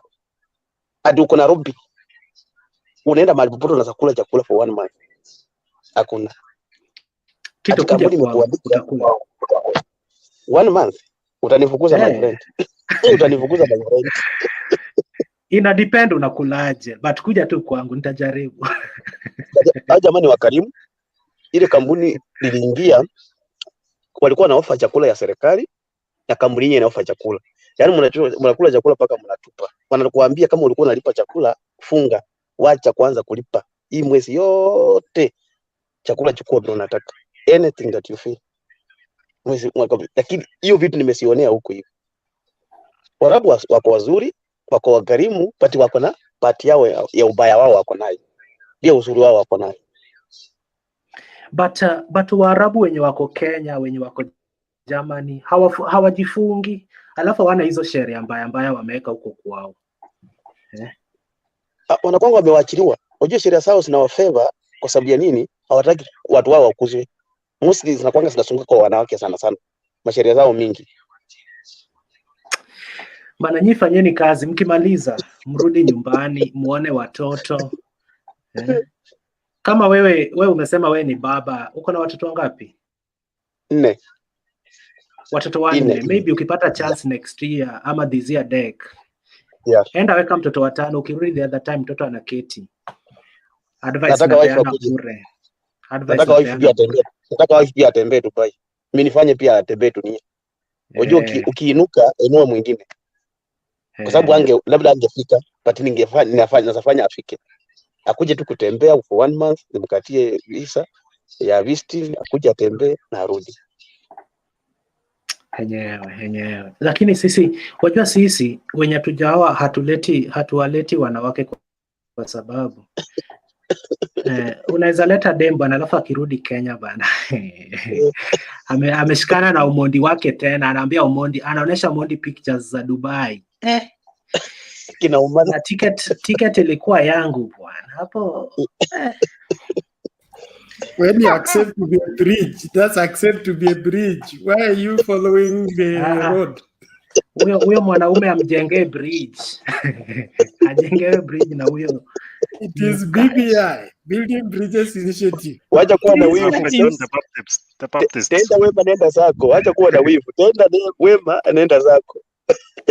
Hapana. Ukicheza bahati yako mtu atakuwa nakukumbuka hata kama nilikosea jamaa lakini anisaidia mahali fulani.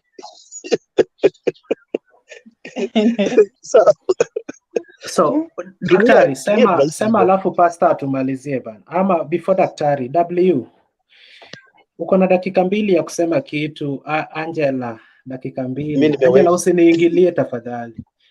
Mimi nilikuwa naongea tu. Alafu hao wengine Asante pia Clinton. waseme. Yes. Nashukuru Tito because at least ametunenea na ametuambia maneno mingi. So sitaongezea anything. I just appreciate at least we've learned a lot what's outside there. And then hata mtu akikuuliza kitu, you can even have some information on what's going on there. Otherwise, I wish you guys all the best. Have a nice time. Na Mungu awabariki. Thank you, man. Girl child, time ni yako. Mi sina cha kusema isipokuwa just wish good night to everybody. Hii maisha ni kila mtu ni kung'ang'ana. Hata kuna ule mwenye alitoka tu nyumbani akakuja Nairobi anafanya raha. The same person tu ule mwenye uko nje, ukifika huko useme ni raha ulienda, utarudi nyumbani Kenya ukiwa sufuri. So hakuna place kwenye utakaa tu juu uko Kenya ufai kung'ang'ana mwenye ako Dubai, na every place you have to tia bidii. Ujue ni nini unafanya, ni nini kilikuleta. Unatafuta network ya maisha yako, ujue inashikilia wapi. Hayo tu. Lakini kuna kitu hujamalizia vizuri. Gani Clinton, hiyo? mimi kabla niolewe sikuwahi date wanaume zaidi ya wawili. Sasa kuniambia ati nilidate nikiwa class 4, mimi sikuwa najua mwanaume nikiwa class 4. but wafaa kudate moja ama zero mpaka uoleke. Haina shida. So Mimi nimesema yangu. Mimi nimesema yangu, wewe ni wangapi? Mimi nimesema yangu. Umekubali uliteleza. Teleza sio kuanguka. Wewe ni wangapi? Mimi ni kijana mdogo bana.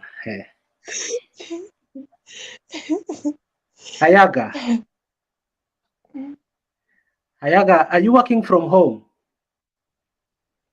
Ayaga kwa ushago. Look like he's having fun. The guy is living big. Yeah. Look at him. Niko tu muumu. Are you working from home? Daktari jambo. Jambo. Yeah, mimi nilianza ku work from home as early as March 2020. So I'm still working from home. Mimi inakaa iko light inachemuka huko nyuma, nashindwa kwani hiyo ina club inachemuka different colors. Hii ni ofisi yangu ile ya nyumbani. Hizo lights naweza weka tu zipige saa zingine kama wanasema different colors one people. Yes. So Ayaga, tuambie kwa dakika mbili. Unasemaje? Nilikuwa nawasikiza. Alafu nikaitwa kwa story kama hii ya leo, mtu amegonga bibi yake, so nikaitwa, ndio maana nimefika late. So hata sijui nilikuwa mmefika. So acha hii tabia, ukisikia mtu anapiga bibi yake umekimbia huko eti nani, acha kumpiga. Kesi itakubakia. Tunaokoa maisha hapa Kenya, wanauana my friend, acha kupigana.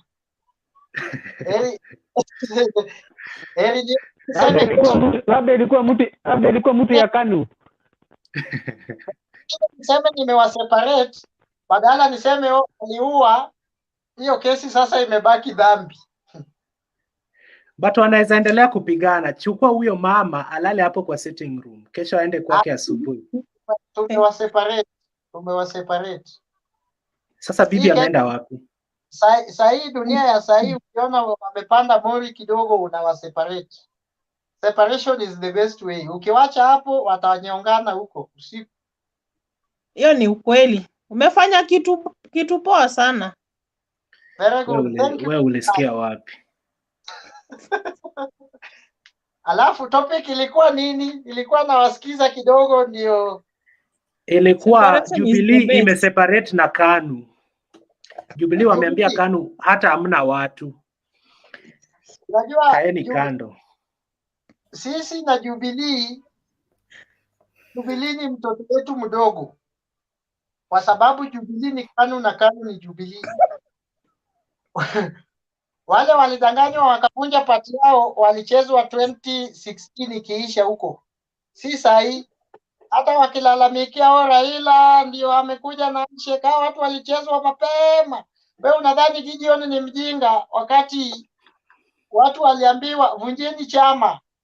Akabaki tu na KANU yake na akasupport Uhuru through hiyo KANU. Alikuwa shaona mbele. So Jubilee ni mjukuu wa KANU. Hiyo ni mjukuu ya KANU. Hata ndio maana nilisema kwa group ile prophecy ya KANU itarule miaka 100 bado iko. Haijavunjika. Ukipatia Davadi inaendelea. Ukipatia Kalonzo inaendelea. Raila akichukua inaendelea. Gideon nakuja malize zake kule mbele, bado tuko tu hapo. Is that a good thing, Ayega? Is that a good thing? You think it's a good thing? It may not, and it is at the same time. Kwa sababu in US, they have only 2 parties that have ruled like 100 years, if I cannot remember. In South Africa is 1 party. In Tanzania, where we are now talking about, they have a good democracy, is only 1 party. So it can be better. You know, KANU is just molding. In Kenya, there is no democracy. What they do is molding. They could change forest, but nyani ni wale. Wakitoka Kakamega forest, kesho wako Babu forest. Kesho utasikia wameenda sijui msituni gani. But nyani ni wale tu. So Ayaga, we kwa sababu wewe na siasa hautashindwa, uko na dakika moja ya kutusalimia na uende. Niko hapa. Mlikuwa mnaongea ili kuachana na party gani na KANU? Tulikuwa tunamalizia, tulikuwa tunatoa ni rambirambi ama nini ya mwisho, si rambirambi. Nini ya mwisho kwa dakika moja. Tulikuwa tunazungumzia women in leadership, lakini hao watu nawaona hapa kina Purity, Angel, kina Ben, walitutoa kwa topic yetu, wakatupeleka kwa yao. Sasa hatujazungumzia women in leadership. Walitwist hiyo topic yetu hivi. Women leadership ya Kenya, kwa wale wanajua historia kidogo, ilianza huko kwetu. Wakati kuna mama anaitwa Fibia Sio akishinda, kuna jamaa big KANU wakati huo alikuwa anaitwa Okiki Amayo. So hapo ndio tulianza, ndio akina Grace Ogot, somebody called Onyango in Kisumu wakajoin, then likes of Ngilu, Wavinya, yule alikuwa anatoka Western, Bernard atanikumbusha jina yake, wakakuja pamoja. So women leadership iko, but it is something that is coming gradually. With the post of women rep, it has produced so many women. So I hope, it is my wish, that by 2022, through party nomination, party should ensure wamepatia wamama hiyo ticket. Kuna mahali itakuwa competitive, lakini they should balance. Hiyo ni kitu wanafanya kwa party, kwa sababu kuna places ukipewa ticket it is automatic, utakuwa high chances is like 80% utakuwa either MP, governor ama senator. Okay, let me ask you this, because we don't have time. Na Senator Kiambu pia ameomba link, anataka kujoin. So let me ask you something. Uliniambia last month kwamba uliendaga kutafuta kazi. You always go to look for jobs, uende hii interview, umalize, uende interview. Na ukienda interview unakutana na bosses wa mama na wanaume. Ukituambia from your experience, boss mama alikuhandle aje? As in, what was your experience being handled by a female boss or a female boss? What was your experience hiyo time ulikuwa unatafuta kazi, ukilinganisha na ulivyokuwa handled na boss mwanaume? Mimi hata juzi, hata kitu nilileta hapa, mlisema kwa group mnaleta one of the aspirant in Juja. Juzi niliitwa kwa interview ya kukua PO kule IBC, wakaniita mimi. Interview nilifanyiwa na mama, by the way, is the deputy RO ya Juja constituency, alinifanyia interview. Hata sasa hii mimi ndio nitachukua polling station moja hapo ni mama, Mungu akinijalia nifike huko. So it is mentality, wamama are equal with us. Hata huyu Nancy unaona hapa, they are equal to us. Hakuna vitu ati you feel sana hapo kuwe baba atakusumbua zaidi hata kushinda mama. That lady handled me very well, by the way. Siku moja nitamnunulia soda.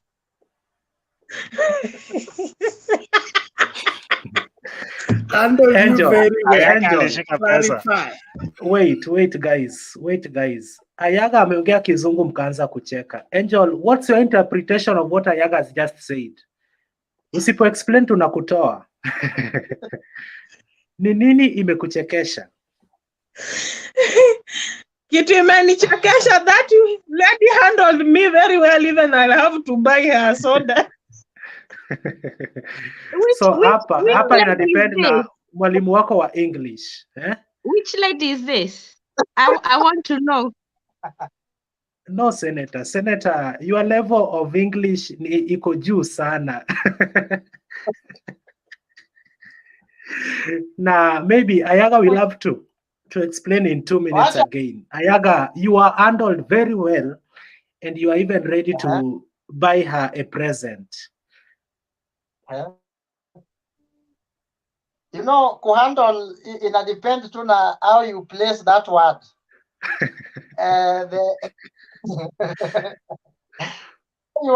How and where you want to place the word, eh? I was interviewed kwa hii shule iko nyuma ya Kenyatta, hii agriculture ya Juja. Inaitwa Kenyatta Primary. Kenyatta JKUAT Primary, eh? We were just in a classroom. There was RO was there, deputy RO was there. So tulikuwa tunaingia wawili juu ya COVID. So ulikuwa unaulizwa swali after kuonyesha documents, ID nini, then unakaa hapo unaulizwa swali. Unajua kuna venye mtu anakupeleka polepole, anakuuliza swali hakuni rough up. Let me use the word, hakuni rough up. Alinihandle vizuri. Bado uko na swali? Wacha Senator aongee. Sasa nyinyi wote mmenipatia jina Senator, mtanikampenia nikikuja Kenya kusimama au mtaniacha dry? Mimi nitakukampenia by the way, lakini Senator, kuna jamaa anatoka Kiambu alikuwa kwa show jana. Ako Germany, alienda kukampeni nyumbani akitafuta UMCA for like 6 months, but unfortunately hakutuambia the exact number of votes, lakini alisema hakufikisha kura 5, kumaanisha the numbers that exist between 0 and 5 ni either alipata 0, 1, 2 ama 4. Yeah. So you have to be very keen as you are going to. I also know somebody, 2 guys from the UK who went to Kenya and campaigned for MCA Embakasi North. And the guy used to be so rich. He used to own a big company in the UK. Politics za Kenya zimemfanya hata akuwe maskini sasa. In fact, hata hatokeangi kwa watu. Because he gave money, he invested in the wrong people. So he really did not take time to study Kenyan politics. But yesterday I listened to you guys, but I decided not to join because I wanted to hear. And you're talking about women in leadership, but I think we are very far off when it comes to Kenya being a patriarchal society, and I don't think men are ready for women leadership, because when I look at somebody like Mother Karoa, it's somebody who should not have been outside government, but because of the misogyny and the power, and it's also why we're seeing a lot of domestic violence in Kenya, because men still hold a lot of power in Kenya. Unlike other other civilized society, whereby men are trying to have to understand that women also have a role to play in our society today, because as we know, women are now going to school, women are holding masters and PhD and degrees. But I think our society is moving at such a slow pace. I'm sure we will get there gradually, because women are also pushing. But it pains me that when, like, for example, I was looking at when women were being interviewed for the CJ seat, and I would look at the comments that people are making when the interviews were going on. You saw a lot of very bad comments about women, and this was not the same for Ouko or Murgo and for the men who appeared on the interview panel. So there is a lot of education need to be done in schools and also in our own household, and also when you have a baby girl, try and tell her she can make it. She can be whoever she wants to be in the society, because a baby girl can also be the president. We've seen women being president. Look at the most successful Jacinta Ardern. She's been hailed as a woman who has been able to cure coronavirus, and her people haven't died. We have a lot of examples. Look at these African women who was appointed as, I think she's from Nigeria, to lead a very big organization. And it's for us, each one of us, to tell our girls they're worthy. And if you see a boy child intimidating a girl, tell them they're wrong.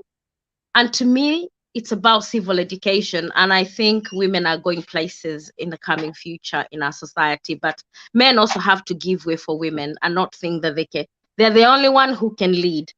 These days, if you can be an engineer, a woman can be an engineer. If you can be a doctor, a woman can be a doctor. So it's about accepting that things are changing.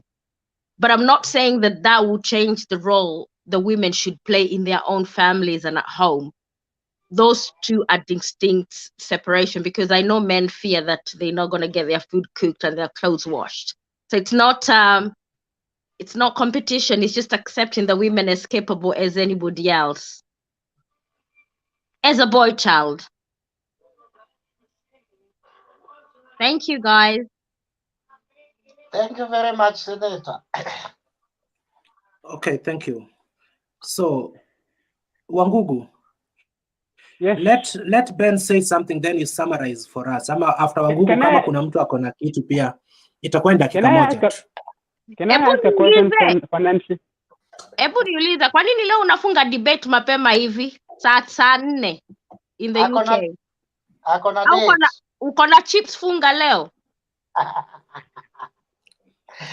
Yaga, umesema niko na nini? Senator amesema mimi chips funga. Ayaga defended. Ayaga amesema tuko na mtihani kesho. That's what Ayaga said. Senator, nilikuwa nakula sasa sijasikia. Senator, niko kwenu, nilikuwa nategea nione ball, lakini wamesema kuna corona, mko na corona mingi sana. Sasa sijui certificate ya nini. Ati uko nini? So nitarudi kwetu. Ati where are you? Ati what did he say? Niko karibu na wewe. Nitumie tu location uone nikikula sapa hapo. So are you in the UK? Yes. Ayaga. Can I challenge Nancy a little bit after you guys are done? So Ayaga, hiyo mambo na chips funga, mimi ni mtu sijui hata kwa Kiswahili niseme aje. In fact, dota wangu amekusikia mpaka ameamka. So worry less. Na nilikwambia nilikuambia mtoto wako aitwe baba wewe uitwe baba Clinton. Clinton ni watu wazuri, very humble people, down to earth. Na ukidhani nasema uongo, Nilikuwa uliza nimemuita hivi. huyo de mwingine hapo. Unajua juzi siku ingia online ndio alikuwa ananisumbua. Hayaga, usijali, leo ni tani yake, kesho itakuwa tani yako. Sawa. Angel, we unavutana na mimi. You are pulling me. So, next person to talk, please. Can I ask Angela? Kewel alikuja kununua mihogo? Aliniambia kikama ata communicate, ni kama ameshikana. Okay. Yes. Clinton, niulize daktari swali moja tu ndio tumalize. Daktari mwenyewe ako na swali. So, acheni nifanye hiki tunafanya nyuma ya curtain. Alafu nyinyi Ben. Weka the necessary. Daktari. Hapana, ukipatie Ben, mimi nita coordinate. Ben last time alikuwa anatufanya vibaya sana. Leo ni mimi na coordinate. Senator. Okay, then Nancy. Are you interfering with your votes? Nancy, what you can do, si ucoordinate tu hivi mpaka time tamaliza, alafu maybe mtembei ataingia nyuma yenu alafu mfunge. Tafadhali, mimi acheni nilalisha alafu. Asante sana Nancy. Angel, kama unavutana na mimi uko na namba yangu. Don't pull me on the show. Don't pull me online. Meanwhile, thank you guys. Pole. Haya, pole imeisha. Sawa. Hata amezima computer. Ayaga now. Mute your mic. We need to hear from Benson. I mean from Mr. Gadhumu. Gadhuma? Yep. Na nataka nimuulize swali liajibu pamoja. Sure. Aya, asante sana. Nyinyi mlikuwa mna defend AstraZeneca. Sasa mnaona kitu inafanyika India wenye AstraZeneca. Okay. Kama daktari, please utulize jundu wale walichukua hii kitu hapa, tuanze kuwapea tangawizi mapema ama namna gani? Well, listen, I don't think the eruption, let me call it the eruption that we are seeing in India has anything to do with the vaccine itself. I think it's Indians, particularly the government itself. I think ilifika mahali and they started lifting, they started celebrating before. Walianza kufanya, I think there were some big rallies.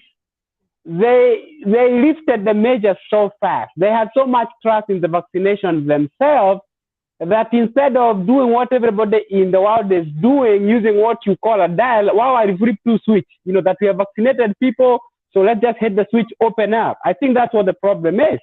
And they had not vaccinated enough people. And then the other thing you have to realize about India, during the first, second, and third wave, they were not hit that bad. So they do not have a chance to develop your natural or herd immunity. So for India to be able to contain kitu kwao, they literally have to vaccinate. Ukienda place kama New York, so many people are infected. That developing herd immunity is coming much easier. So hata kama wana vaccinate in New York, all they need ni kuvaccinate kidogo, and then you have the herd immunity. Like in India for a long time, they were able to contain it. So hawana hiyo aspect ya develop herd immunity. So they were literally depending on the vaccine. Na unajua hata kama ni wao wana produce hiyo vaccine na produce huko kwao, do not forget Mr. Ayega, India ni katika na population ya 1 billion. Ni watu wengi. Unaelewa? So hii vaccination hapa US, which is where we are leading in terms of the vaccination, we just have 300 million people. Think about India and China. You're talking about 1 billion people. So if you got about 1 billion people, you're obviously going to get more infections. So from where I see it, I think government Yamondi, they should have been more careful in terms of opening up. Those huge rallies while hold, they should never have done that. And I think they are paying a price for that. That's what I think. I don't think it has anything to do with the vaccine, efficiency or the vaccine protection, but hawakukuwa wamepata zile number that they would need to avoid a huge eruption kama ile wako nayo. My second question ni kwamba they have cancelled the exportation of this vaccine. Yes. And four brothers who took the first one, they were expecting the second jab. Is there any worry? Nianze kuchimba kaburi mapema niweke kao mbuzi hapa juu unajua kitaumana huku mbele. I don't think there is any worry, and here is why. There was already a talk even where I am about, do we really need to be giving people two vaccination? There have been people in the medical fraternity who say, how about instead of because we already know that we have a limited supply of the vaccines. So there is a question, would you rather give more people, you give more people the one shot, or would you rather give would you rather give two vaccination to one person, or would you rather upatie watu wengi but just get one shot? So the medical fraternity is still going based on zile testing walifanya, the testing, the trials. We are still relying on the trials, and everybody is stuck to, trials ilisema hivi lazima mtu achukue mbili, lakini there is those people who in the medical fraternity are saying we have to realize that we are in an emergency, we are in a pandemic. So kama ulipata moja, Mr. Ayega, you have to think at it this way. Why do you get the second shot? You get the second shot to boost your immunity. Wanasemanga hii immunity uko nayo, lakini itafika mahali itaanza kufade. Unaona? So it's not like if you do not get it, then there will be some harmful side, there will be some effects to you. What is going to happen is that your protection after, I think AstraZeneca inakuanga 3 weeks. So after the 3 weeks, your protection is going to start going down. Unaelewa? So if you are to be able to get it, that will be fine. If you do not get it, I will not be so alarmed. In fact, some people in the medical field are even saying we should even push it a little bit longer. Instead of those 3 weeks, how about we even do 4? How about we even do 5 and get to more people? So now. So it's not tentative. The thing about this is that we are still stuck on those two trials. In your trial ilitoka, and from most of the companies, from most of the medical experts, wanasema we have to stick to this because this is what the trial ilioneshana. Like from where I see, if I got it, I'm not going to get it in 3 weeks exactly, I will not be alarmed. I will not be alarmed, that's for sure. What I am hoping, go ahead. But in the UK, they've actually pushed it now to 12 weeks. So like I had my I had my vaccine and I was meant to have it within 6 weeks. But now they've pushed it within 12 weeks because the UK have found studies that shows that even if I get COVID-19, I will not need hospitalization. I will not get so ill. I'll still be able, my body will still be able to fight. So what they're doing, they want to give the first jab to as many people as they can, because there is studies now clearly showing that if you had the first jab, you don't need hospitalization, you're not going to get the complications. So I wouldn't really worry if the second jab did not come along as quickly as we hoped for. Exactly. And then the other thing is, Ayega, you have to realize, J&J, it is the same technology na AstraZeneca. So hata mkipata J&J ikikuja, which I think is what the Uhuru administration is trying to get, you can still get that shot ya J&J, although I think there will be very limited amount that is going to come in. Mimi hata nangoja Sputnik hiyo ya pili. Ayaga. Lakini Sputnik ni different technology. Go ahead. Ayaga, hata ukitaka kununua ya 7.5, I would advise you not to wait to become ill to wait for AstraZeneca, because people in Dubai, I have my cousins who are in Dubai, they had the Russian vaccine, both shots. They have no issues. The fact that the government is fighting, it's our own political nonsensical. My cousins in Dubai, and I also have an uncle of mine, they've had the Russian vaccine and they're fine.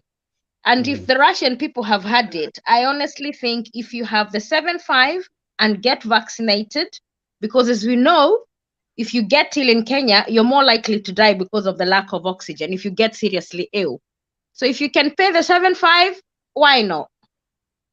Yeah, me, I think your vaccine, yeah, Russia, it just got caught up. Naive, it's in between the West and Russia. It just got caught up in there, and you know, like anything else, you know, every time the US is on this side and then Russia is on this side, your issue in a controversial to no matter what you do.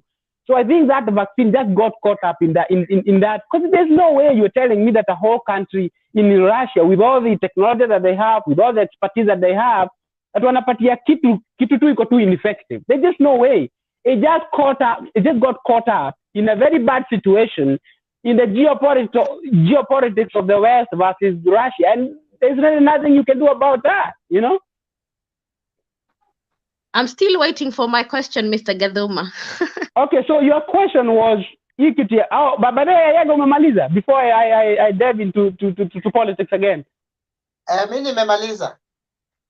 Okay, so anyway, swali yangu Nancy ilikuwa, so you talked about women leadership, and so let's just stick to politics. So women in politics, and now I'm looking at the women that we have outside Mother Karua, because Mother Karua has created herself as, you know, a niche. She created and Mother Karua is a different ball game altogether. Lakini na ukiangalia wale wanawake wengine tuko na wao, whether you're talking about watu kama Miriam Siambo, you know, Sabrina Chege. Now, what I'm trying to get to is this. So, in terms of their leadership, do you see them? Ukiwaangalia, whether do you think they inspire other women? You know, like how they function. You know, do they deliver? Have they been able to inspire other women? Like they're in the political scene yet. But to me, how I look at it is that they don't grow that movement. Wao wanakaa tu just forever. They just wako pale. They are just after Raila Odinga. You can never see any of them. In one of them, at least with men, unapata there is a log. There's an Ababu Amwamba that opposes Raila Odinga. There is ukienda kaka Jubilee, kuna Kimani Ichung'wah wame walk away from Uhuru. Lakini now for the current crop of women politicians we have right now, do you see any one of them is willing to challenge the status quo that can inspire other women? I don't see that. So it's a very good question, and it's a question that I think you're right to ask that question. And to be honest with you, you see somebody like Millie Odhiambo.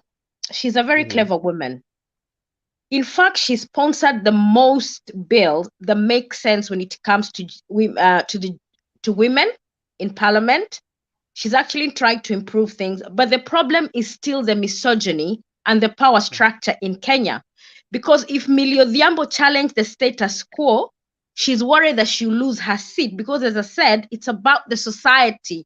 The society is yet not ready for a woman. But to me, it breaks my heart that these women, all of them, have not clubbed together and created a force behind them. Because if you remember the history of suffragettes, one woman came forward and most of the women supported them. So I would like to see more from the women leaders. And that's why when I see someone like Susan Keheka, she's someone who inspires hope, because she will challenge status quo. Forget about her following the DP Ruto, but even when she was majority whip, she would disagree even when Jubilee government got things wrong. So to me, Susan Keheka is one of those women that I think is fearless. And if she built a movement behind her, I would want to see other Kenyan women, or even them laring behind Mother Karua, because Mother Karua has created a niche around her that shows a lot of independence, free thinking. She looks at issues rather than a person. She also have her own self-interest, but I think she's more driven by a change that will help the common man. So I do agree, we have a long way to go. And people like Millie Odhiambo, they let me down. People like Elachi, they let me down. People like, I would say someone like Cecily Mbarile, she's good, but she's also looking her own position. So if women were given, if the society would elevate women and they don't have to be under any umbrella of a man to be elected, then that will change the situation. But at the moment, look at someone like Sabina Chege. I listened to her speech today and she was contradicting herself because she still want to remain as this royalist who actually sees things are very wrong, but she's afraid of offending her master. You know what I mean? So it's a very thin line because of the way politics is structured in Kenya. But women need to wake up, and also men need to understand and give women a place where they can function, because people like Milio Manga, they break my heart because I see the way they behave. But it's because that's the system, and it's a system that really needs to change. But the women, women are the only ones who can break from these chains, these yokes of chain from men. They can't keep following the men. They need to have their own mind, and they need to start fighting for their rights, because it's important the girl child who sees them aspires to be like one of them. But I don't think there's so many girl children who aspire to be like Millie Odhiambo, because all we know of her, or Millis, or the other one, what's this famous ODM woman who was fighting during Gladys Wanga. Yeah, Gladys Wanga. You know, she fights for the men like she can't fight for anybody else, and she annoys me so much. So yeah, so they don't inspire a lot of girls, and it's sad. It makes me sad because they have a lot of potential, because they're very clever women in their own right. As people, they're very clever, but they worship the men too much. Bernard. Thank you. I would say this. The women leadership in Kenya, historically, I would say that the people who started out the women movement, like Wangari Maathai, Phoebe Asio, had a clear vision of an empowered woman, and their focus was not to win against men. When we make it a woman versus a man kind of struggle, that is when we defeat the purpose of the women.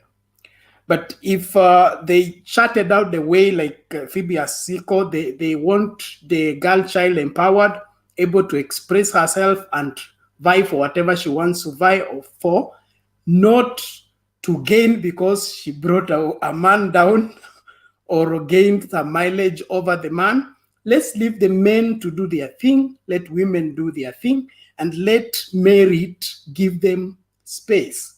When we let that happen, the dignity, like Wangari Maathai, she died an honorable woman, and because of her stand. So let the women caucus be for a cause, like Wangari Maathai for environment. Let it not be just we are gathering against men and these men are taking everything, so we should come together and stop the men. When that happens, every man who is being fought, he will fight with everything in his power. So women need to be smart and you know, use their feminine ability to gain access to whatever they need to gain in terms of playing their cards right. If they cannot get it on aggression level, they can get it on on humility. They can get it on dignity. Like, for example, you've been given a platform to give your views. How do you articulate it? Do you stand up and say, there are things I hear from women and I shiver that I went to bed with Raila and he could not perform. Now, if something like that is coming from a woman rape or something like that, it irritates and it paints a wrong picture. So let's not get into the scuffle of fighting one another. Let's find, how do I, if men are strong with their muscle, can I beat them with my mind? Can I can I win the hearts of Kenyans on a different approach? Not But on can the I same ask level, you? like Can I this ask one, you, hire Bernard? hooligans to come and make noise. You also get some other hooligans on the other side to come and heckle. So we are doing the same thing, expecting to get different results. That's what is defeating the purpose of the woman in Kenya as at now. And from my observation, the vision of Kina Wangari Maathai and Phoebe Asio has been lost to all this jostling of how can I, fit in instead of stand out. Can I ask you a question? Ask. As someone who live in the first world, I've seen how the society in the first world creates the opportunity for women, because remember, men have been in power for so many years, and because it's the way the society was structured from a long time. So, but for example, like in the UK, all parties have to make sure they give enough women tickets under their parties to give them a chance to succeed in the election. Because remember that if you stand as a woman in an area and you're Labour or Conservative, you're more likely to get that vote.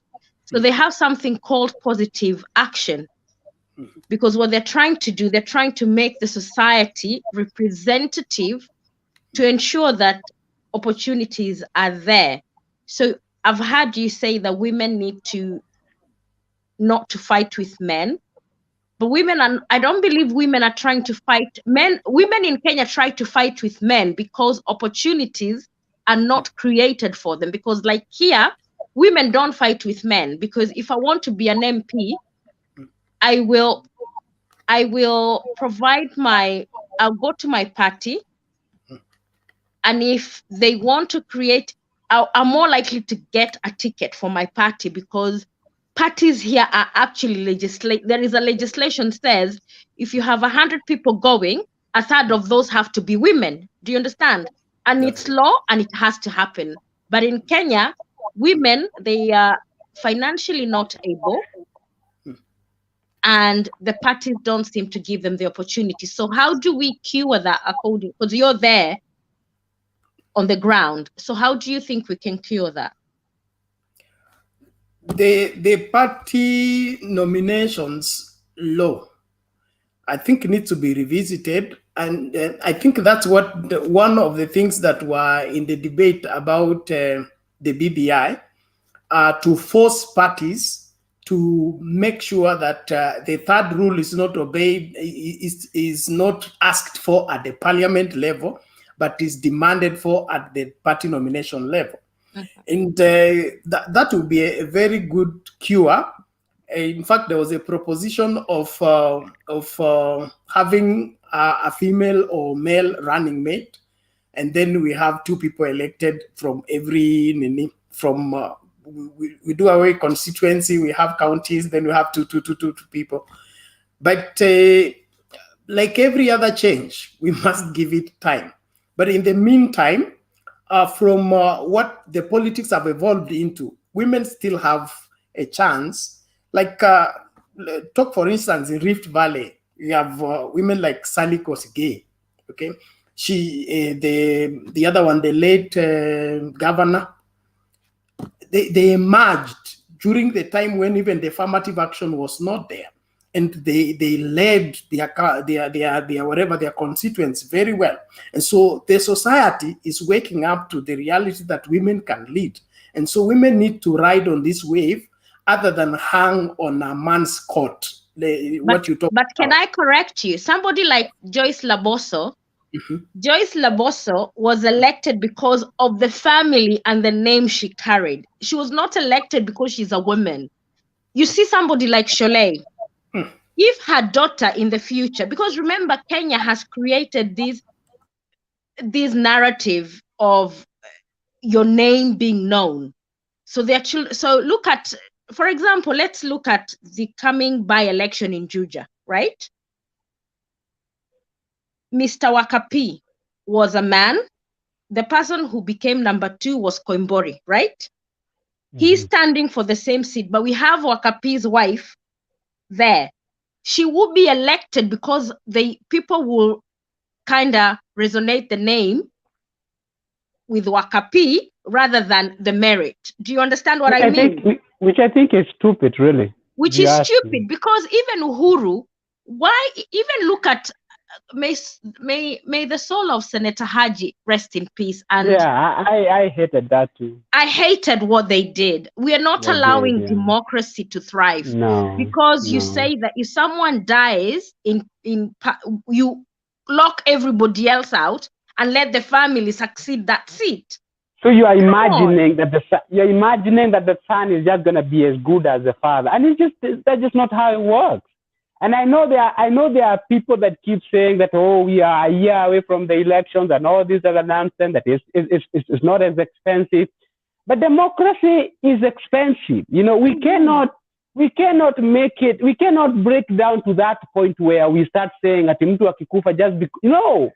If the law says that we spend money getting another senator, it does not matter. You have to follow the law to the end, you know? Go ahead. You see, even what they did in Machakos, you know, and this is why I asked myself, there was somebody in the debate that gave us reasons why they support Mutua. I was of the opinion Mutua kind of meet some of the criteria that I look for in a leader, some. But the day he withdrew his candidate when he went to State House, is when I realized he's also not a free thinker, because he should have refused and say, look, let's go to the ballot, let the Kenyan people decide. So he's also not a Democrat. To me, politics is dynamic, and there are negotiations that go on behind but not in the expense of democracy. It only becomes an issue when it's made a general rule. You know, in the old Kanu, the inheriting of a seat was a statute. Leave alone now that people are negotiating. What brought in Kina Mudavadi, the Mudavadi succeeding the father, it was a Kanu law that if you die, either your son or your wife will inherit the seat. But that aside, I think we shouldn't use one act to write off somebody or say that this has failed, because the pull and push that go on with the interests. For example, right now, the stamping of the authority of Kalonzo in Ukambani is a matter that is of life and death. But Bernard, go ahead. No, go ahead, Mr. Gaduma. Bernard, don't you see it a bit awkward that every person who dies, the first thing we have to go to that family and start come up with a candidate from that family? I mean, if somebody, this is a seat, is a seat for the constituency, you know. So instead of going to the general law, what happened in Matungu? The wife died and she came even almost number 5 or number 6 the other side. Oh, that's what happened in Matungu. I didn't know that. That's what happened in Matungu. But she was still in the race. She was in the race, but she didn't, you know, it's the dynamic of the big boys. For example, if you can remember well in the past when Kosigei, there was this agricultural, the man who died with Labosa was called who? Kipkelion, yes. The wife succeeded the seat courtesy of Raila's pronouncement. I think it was in the funeral, and then there was a proposition that the son will inherit the seat. But Raila, by then ODM was very strong in Rift Valley. And Raila said, wanasema mtoto wa Simba ni Simba, na mke wa Simba naye. Then that's one the thing. And the wife ended up in parliament. Bernard, you know, yesterday I had proposed for us to talk about how do we shift the way people like, and forgive me because I respect you and I respect your opinion. But I think we need to get to a point whereby we need to flip the way we see things, because I know it's a big ask, but unless we start the big ask, our society will remain there. Because imagine in your position as a person, if you started seeing things different from the big boys, and you started telling the youth who know you that we can actually do things differently, because my country has so many potential, like you guys. I listen to so many young people on this show whose way of thinking, because like myself and Bernard, we see things differently because we've been able to see things differently, being done differently. When I was back home, I used to also think about the big boys and why it is right, and there is always an excuse about political dynamic. I understand where you're coming from, but is it not time for us as young people to start having that gradual shift, that although they are big boys, we also matter, and we can actually think differently. We can have a different attitude towards our problem. Because because remember, politicians listen to shows like this. They might not listen themselves, but their political strategist and everybody listens to you talk. So whatever they go and craft behind, they know that Bernard still believes in the big boys. They know that somebody else in this show still believe in the big boy theory. And I had proposed that we need to start the shift of actually charting our way gradually. I know we are a long way away, but if we started gradually and influence 5 people this month, you do 5 next month, the thing would change. Because we don't have to live in a country where democracy, instead of making steps forward, we seem to be going backwards. I agree with you, and it's not that the shift is not there. It is there, but it's gradual. What I am kind of afraid of is when we have a sudden shift so fast that will sink like quicksand. If we don't build it properly, it will be counterproductive. That is my take. And so when we look at it and begin to say we chart our own way, this our own way must have a base, and that base needs to be built gradually.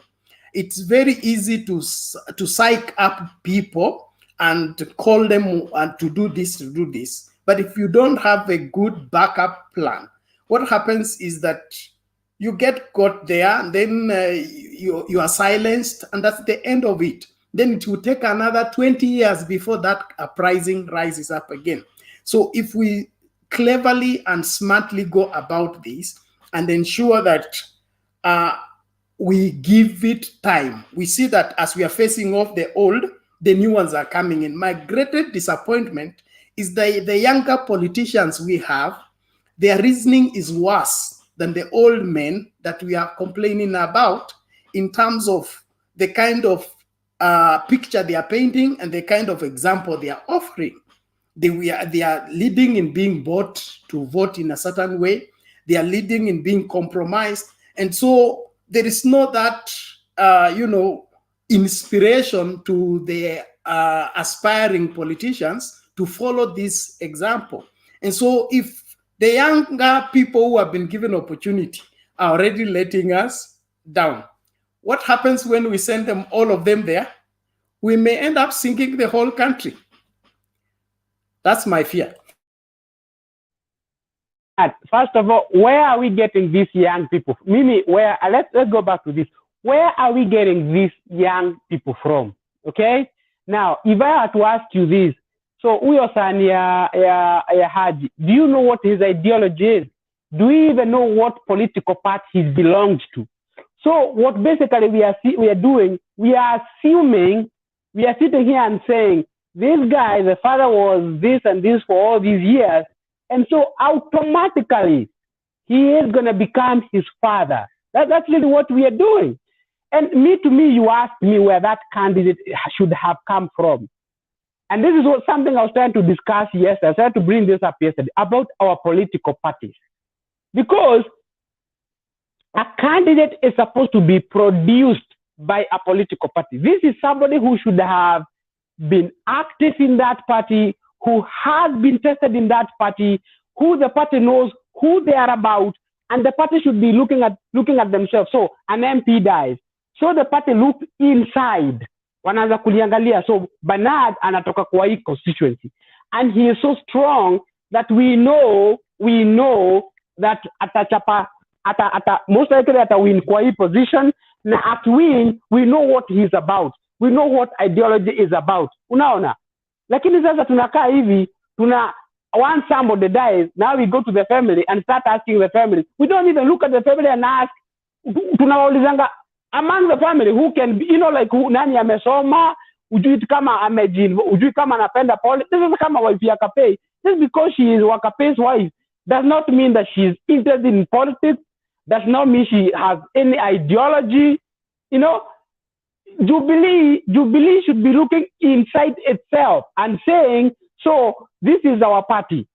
All these are guys from this constituency in our party, because I'm assuming Jubilee should be a vibrant party, has young people, has people with ideology, has people who have delivered in different capacities. That's why I keep talking about our parties. They are nothing. They are just, like I said yesterday, just call them what they are. Jubilee, wacha kuita Jubilee, ite Uhuru Kenyatta. Ukienda kwa ODM, unaita ODM ya nini? Just call it Raila Odinga. Because that's really what it is. That's who they are. Can I ask? Can you see the Sure. comment on the chat? I don't think so. Because there's someone who called EM Fighter asking who is a host. So probably he wants to join. Bana, do you know how they can join? Only the admin can allow somebody to join. I don't know where Mutembei has come. We can't control. We are just on the front office. We are not in the back office. Okay. Bernard, I listen to you, and as I said, you're one of those guys here who can help a lot, because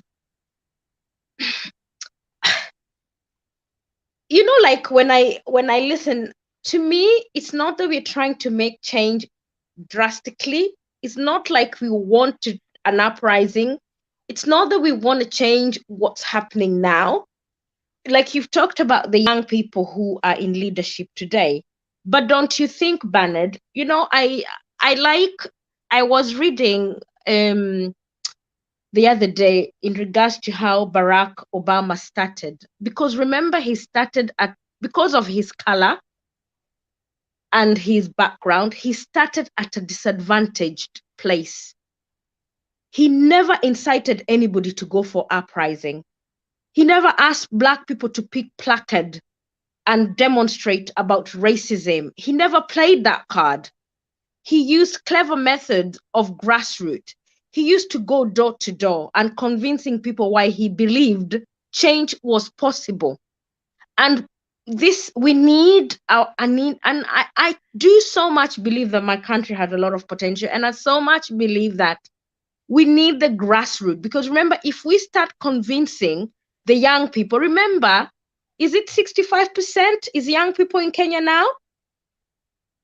Imagine if imagine if you, Ayaga, and the others just reached, don't even go for the 65, go for 30%. And actually trying, when they hear you argue your point, you're not talking about Raila and Ruto and the others. What you're trying to show them is that we can chat a different way. So that when you go to cast your ballot, you're not casting it for the Ruto Raila supported guy. Let it be lost, because remember, even Obama says there were so many ballots that were lost within the years that he was fighting to get to the top. But those ballots, in the end, translated to something big. So don't vote for that person who Raila and whoever is telling you is a person. Vote for the person that you think can actually make a change in your life. Don't add to the ODM vote because you believe, even if I don't vote ODM, people will vote them in anyway. Those are the gradual steps I'm talking about. And I don't know whether it makes sense or not. I follow you very well, and I agree with you 100%. And the voting, because ODM has said or Jubilee has said, is it's backward, to say the least. I wouldn't go for that. But Kenya, as at now, we need to have something that will save this country, not just save our individual lives, because we are all stitched in the same fabric, and if this fabric breaks, we all suffer. And so, like I like your example of Obama. You know, the Democratic Party went for Obama because they needed him. They couldn't do without him. So he made himself necessary, and people now began to jostle for him. I think we all need to come to a place where we grow into a place where the country can rely on us. And I believe that's where we are losing it as young leaders, whereby you're given a small position, and instead of you using the position to step up, you're using the position to eat too early.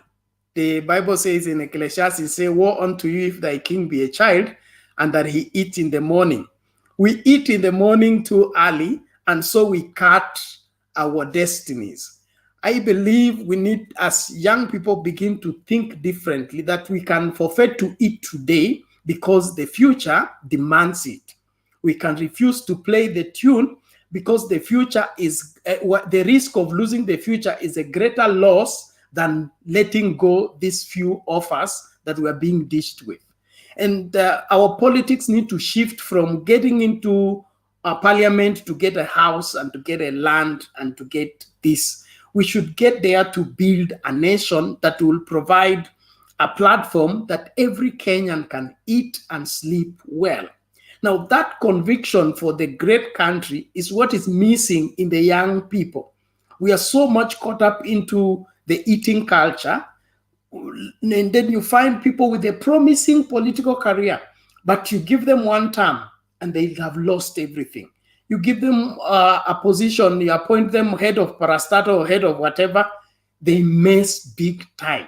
So I think we need to have a rethink and be able to, because even the elders don't have a problem rallying behind a young person, as long as that young person proves he can be trusted and he can carry the responsibility. Na hiyo responsibility tunahepa kama vijana. Tunataka position, lakini hatutaki kuwajibika. And my drumming and my forceful approach is in drilling this sense of responsibility in the young politicians. If we can get a person that can stand on principles with a strong conviction for this country, he can carry the country any day, even now. But that strong conviction is what is missing, because we are not standing out for this nation. Everybody's standing for themselves. I hear you, but as I said, and I'll say this again to you, that you are the people who will start the shifting of thinking. Because when I listen to Dan Rai, yourself, Ayaga, people like, you know, there are so many guys here who can 1 minute, go on, just reply. Let me take Clinton and I.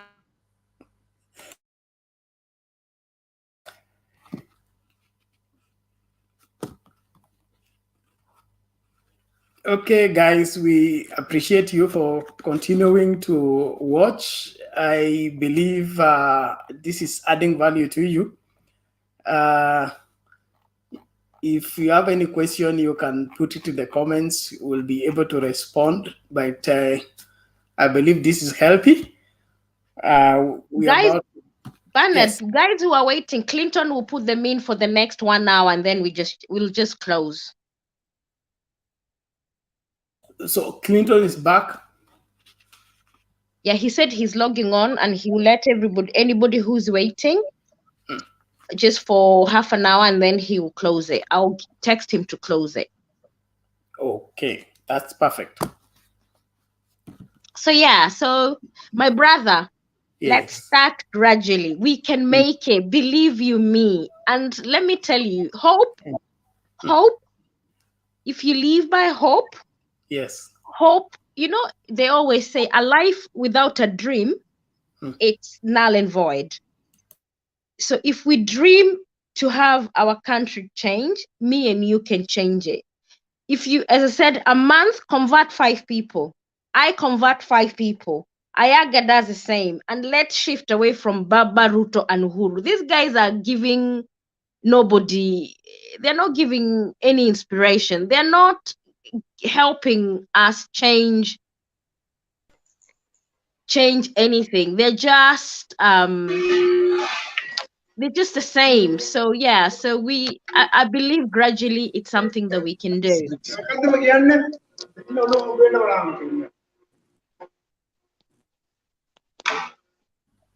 Hi, Smile. The floor is yours. Hello. Hello. Hello, the floor is yours. Okay, just a minute. A minute, I change position. Penye mnaweza nisikia poa. Bernard, Nancy, niseme good evening ama good morning because it's past 12. Yeah? It's good morning in Kenya. And it's good evening in the UK. Yeah, but here is same as Kenya, so I think we are reading on the same scripture, apart from US. So nimesikia, although sijasikia sana, lakini nimesikia kitu mjaribu kuguzia. But the problem we have in Kenya, as we are about to ticketing for young, brilliant, young people to come into politics. But just the other day, Ndwala alikuwa anasema young people wenye wako parliament, what are they doing? Hakuna, they're not doing so. As much we are ticketing for us to be in the politics, then at the end of the day, unajua, people go into politics being driven by money, by other things. If you can remember very well, Mohamed Ali told us that he will go in parliament, atakuwa jichopevu yetu ya wananchi. Then after reaching parliament, what is he doing? If you tell Ongili, Babu Owino, as much, sasa tutoe political things into these people. Sema kama Babu, jichopevu, Jagwa, what are they doing? Ushaisikia wanaongea? They don't speak. When they come in to speak, they will be speaking wakijua wana speak on behalf of somebody, ama wako because mrengo ana support mrengo fulani. Babu Owino is diehard wa Baba, Jichopevu is diehard wa Ruto, Jagwa alienda chini ya maji. So as much we are ticketing for young people to join politics, mpaka to focus, what are they going really to fight for mwananchi? Because tunasema wazee wamekaa parliament, lakini wanaona hawa wazee afadhali wazee kushinda sisi vijana. Because sisi tukienda huko parliament, kama watu wanaweka mbele, that why usikia wase wakiongea. Na mtu yoyote, politician yoyote young, to focus about the old regime. Kama the old regime which has been there for some years, for almost decade. Tuanze kuangalia hao wameingia juzi parliament hao. What are they doing? Usiniambie majenga barabara, it is our money. So kujenga barabara, it is not that ati barabara imejengwa ati ni pesa MP. No, it is ato ile pesa kwa mshahara wake. Ama government kujenga barabara unaniambia tuseme kama Jubilee government imejenga barabara. No, it is our taxpayers money ndio imejenga barabara. So as much we will be focusing on how much young people should be lured into politics, but wenye wako pale wametusaidia na nini kwanza? Tuanze na hapo, tukianza na hapo tutasonga mbele, lakini tukisema tu watu wa join, mtu akisha join kama ako ODM inabakia kwa ODM, asipoita baba basi dream zake zitakufa, na hiyo political yake youngest itakufa hivyo. Kama una Ruto ni hivyo, because Korir ako Jubilee, ni wa Jubilee. Tutoe mambo ya UDA kwanza, because the largest political party after Jubilee kumeza hizi vyama zingine, Ford Asili, Ford nini, ilibaki Jubilee na ODM. So ukicompare between ODM na Jubilee party as it is now, hao vijana wako the young MPs wamefanya nini? Tuko na wale nominated wamefanya nini? Ndio sasa tukuje kusema tuanze ku play game that about old regime. MP wetu amekuwa mzee for so long time sana, amefanya nini?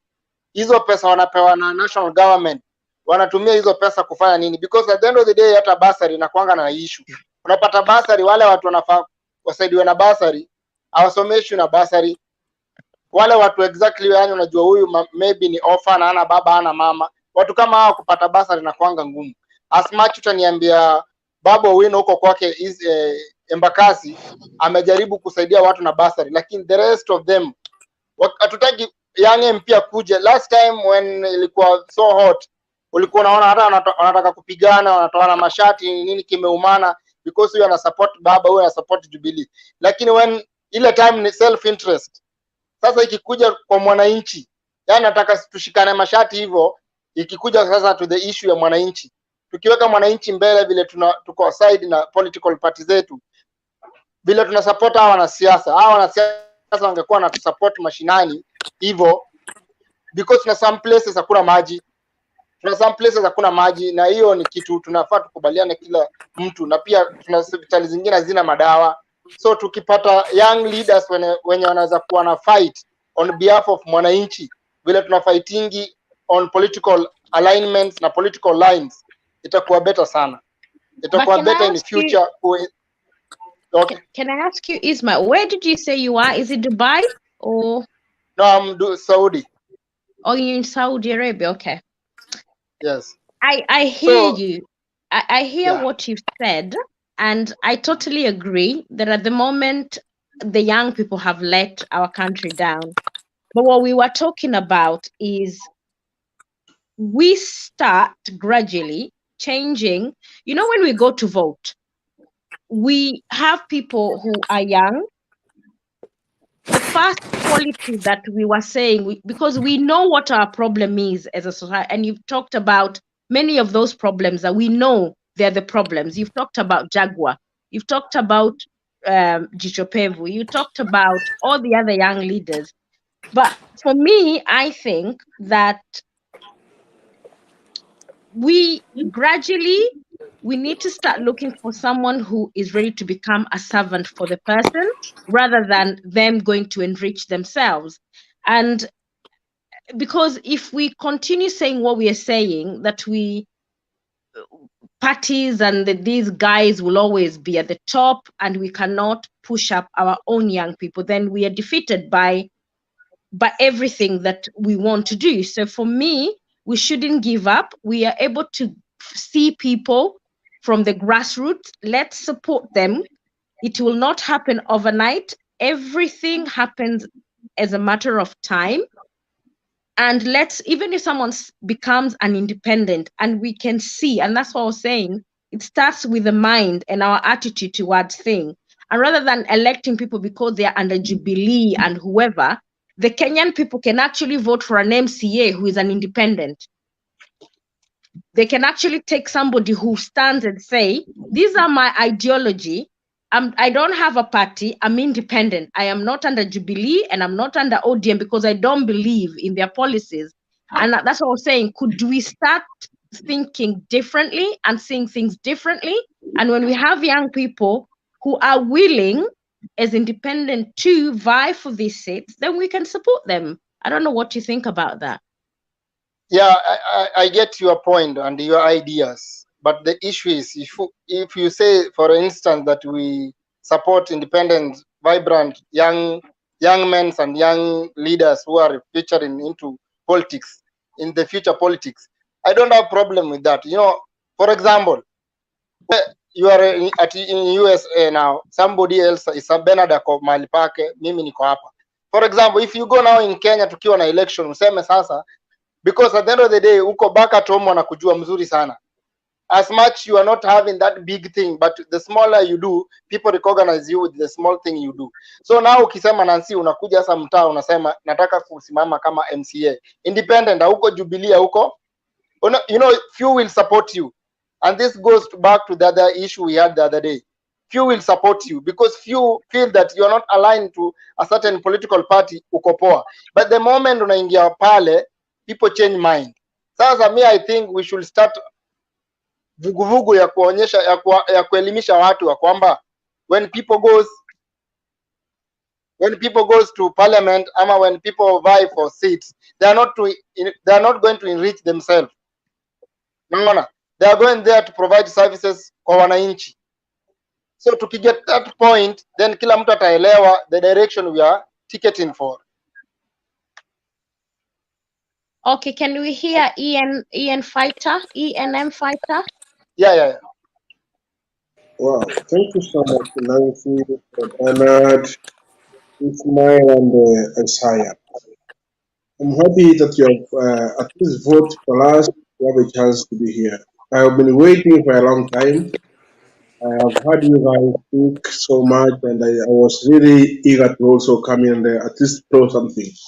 Thank you so much. Anyway, let me take you back to where the topic was, because I think that is our major problem. I want to think the problem of not having many ladies in leadership is a problem of ladies on themselves. Why am I saying this? Because women are the ones who vote more than men in the country, in Kenya. They're the voters, actually. The only problem that we have is that women, ladies, they hate themselves. Even if a lady in office today says, I would like to be the president, they are the ones who destroy the person. So it's about time for ladies yourself to accept yourselves and have that confidence that you can do it because you have the potential. Because if you wait for someone to embrace you or to say that you can be to give you a chance, there's no one who can give you a chance unless yourself you take a step one, you be determined, and you move forward. So, it's time for shower. Okay. From where I sit, I see like ladies being enemies to themselves, and this is why we have this problem of having now men using that opportunity, and then even when there's now an elections, you find that the women now are like they are sidelined, they are not given the opportunity. Having said that, I will go back to the issue, how our parties are being run. You know, you find like the regime that is in power now, Jubilee, it started well. It reached the time, I want to think from 2017 up to this way, you cannot even know whether this is a party that is, the government. Is it stable, or is one person sitting somewhere and they're saying what is to be done and that's all? Because some changes which are being done, they're not democratic. There's no democracy in the party. Some of the things which are happening around in the party itself, and then you can see the party. There's this party something which governs the parties. How do you call this? They just accept whatever they are given to themselves because they are in bed with the leaders from these parties. So you find, like, for example, the president, who is Uhuru Kenyatta, when he wants to do any changes in the party, it's like it's his party now, is him. The party Jubilee is Uhuru, just like someone said here. And this is what is making us not feel these young people whom we have down there, because if we want to feel them, and of course these guys are doing so much, if you want to feel them, you cannot feel them at the national level. You might have to go now down to their constituents and see what they have done. So we should not cast stones over there and say, oh, they have done nothing. In fact, if you go to these young people in their various constituencies, you will come to realize that some changes, they have done something than the people who have been there.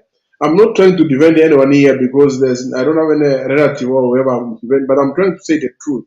If you look at for example, the constituents where the guy who is called Papu Owino is coming from, there are some changes. If you look where Jobevu comes from, there is changes. Even the other day there was some school, what which was being according to me, they are doing something in their levels of their constituencies. So if we want to see them on the national platform, like over there now trying to represent the country, like as we have been told that kesho vijana kesho ni yenu. Now unajua, as I was growing and I'm growing, of course, I have been hearing that since even up to now. I see those old people, like the other day, the president himself. There are so many young people from schools and all those things. Then you see him appointing or giving a job to Mudi Awori, someone who is about 95 years old. Then he's given a job when I don't have a job. I am a graduate, for instance. It just comes to a point whereby you think, where are we going to? And so many things that are happening. It's simply because we don't have an opposition party or that can check some of the things which are being done by the regime, which is moving on. So these people went to bed together. Now the government is being run by like maybe two people, who is Raila and the Uhuru. Whatever they decide, that's what happens. I gave an example yesterday of a very brilliant guy in Parliament, in the Senate, Mutura Kilonzo Jr. I was watching them when they were removing Kithure Kindiki. You know what they spoke about Kithure Kindiki. But at the end of the day, you hear someone say, I support for his removal. Then I asked, why could you go all this far to give all the goodies to a person? But you know why? These people have been compromised. They are compromised. You can see in as far as the BPI issue saga is concerned. They even passed it without knowing what is happening, what was in the BPI, just passed because they were told there was a grant for 2 million shillings for cars or whatever it was. You know, now the problem here is that the common man is not going to get what we call service delivery. I stay in the other side of Africa, Southern Africa. You know, I get surprised when I go to the police station. Going to the police station, I will be served to the last minute until I'm asked, are you satisfied? I feel so sad when I look at my country and see that even if you went, there's no police station you can go and get any service unless you are being told, we don't have fuel, we don't have, you have to do this. Even the police who is serving you is very much willing to tell you how much are you going to pay me. You know, in this, I mean, I stay in Botswana. It's an African country, but I think these people, they practice to be like Western countries. They do things the right way. And in as much as the population here is a bit small, it's very small for sure, but the way things are being done, and I know you guys, you know, when you look at the statistics, you see that Botswana is at least the least corrupt country. If in fact you can bribe the police, you wanting to give him something, and then he takes you to court. So why am I saying this? Our country is really in danger. And it's in danger more than it was before, even during the regime of Moi. If we are not Ian, going to say, 30 seconds so we can hear from Atuya. okay, all right. Yeah. Let me wind up. I am saying this. It's about time for us, as young people, as people who have come up now with like-minded people here, to think on how we can make this to be so that we can be heard. We should not shy away and say, oh, they are the big boys. They must hear us. And just as the Bible says, faith comes by hearing and hearing. Let us make them hear this, and they will listen to it until they get what we want to say. Thank you. Thank you. Okay, Atuya, the floor is yours.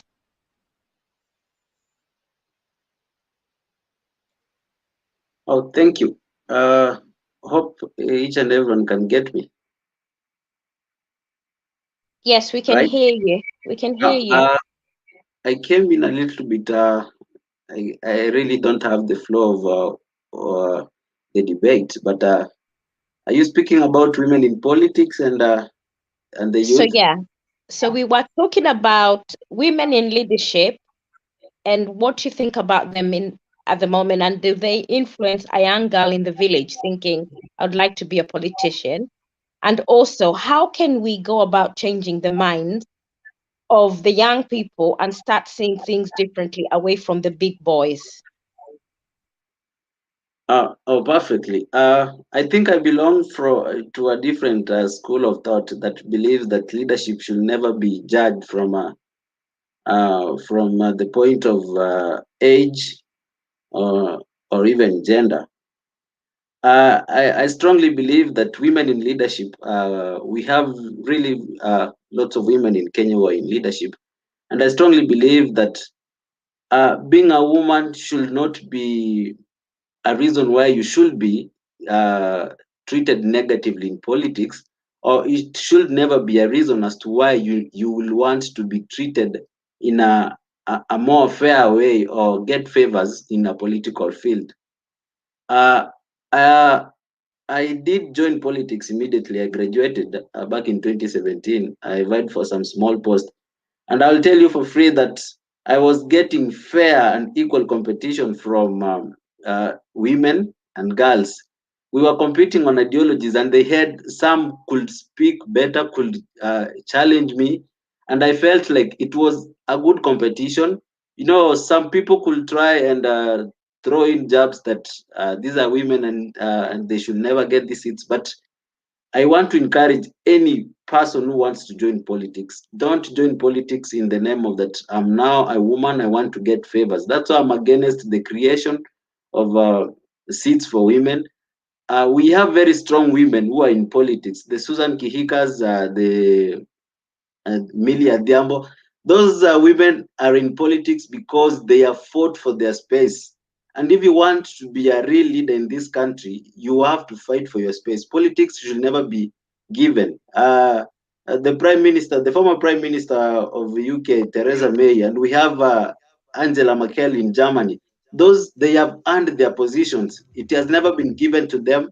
For instance, Germany is a giant economy in Europe and in the world, and it's led by a woman who has fought for her space, and she is in politics and she's doing wonders. So I want to encourage any young woman in this country, anybody or any woman, any lady in any village, stand up, fight for your space. It's never easy. It's not even easy for us men who are trying to get into politics. But Atuya, Yes, yes. can I ask you a question? Because I'm a woman and I know, and people like Theresa May, people like Angela Merkel, they were strong women from their grassroots, but because there was positive action that was enacted from the parties that they represented, conservative and whatever party Angela Merkel started vying for.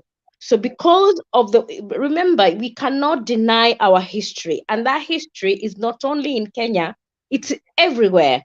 The men have been in power because women were meant to be at home cooking, cleaning. It's only in the last 10, 20 years that women have started going to school, getting very educated. So for Theresa May to rise to where she was, a positive action was enacted in law to allow those women to get to where they were. But that does not exist in Kenya. So I don't think it's right for you to say that women need to fight for themselves when there is no positive action to enable them from the grassroots to get a place to compete on an equal level with men, sorry.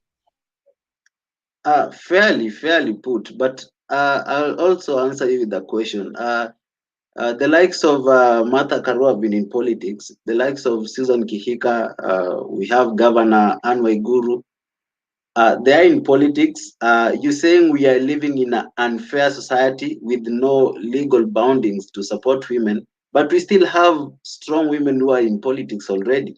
So it seems that it shows you that there is a way. There is a way that women can rise through the ranks to get into very bigger political positions. But I will agree with you that we can do more. We can put into place legislations that can help spur the and help women get into politics. With that, I'll agree. But I want you to dissociate yourself with the belief that women should be given favors when it comes to political parties nominations. They should square it out with us. They should defeat us, and they should. That's the only way we can have proper leadership in this country. There's the other issue you were speaking about, the young people in politics. It's not very necessary that being young means you will achieve big. It's not very prudent to say that if you elect in a young president tomorrow, this country will turn around. You cannot measure performance in terms of age.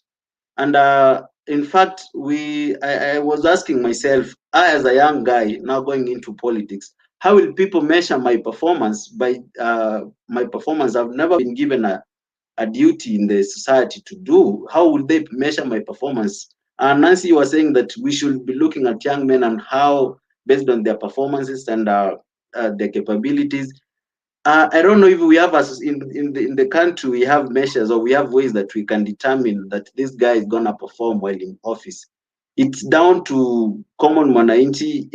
We actually choose leaders based on other issues rather than performance. So the issue of electing young guys into office, I think I also encourage young people, don't go to the ground saying that I'm a young person, I will perform. Go sell the agenda, defeat that old man who is in the ground. If he's old, go out tweet him in terms of ideas.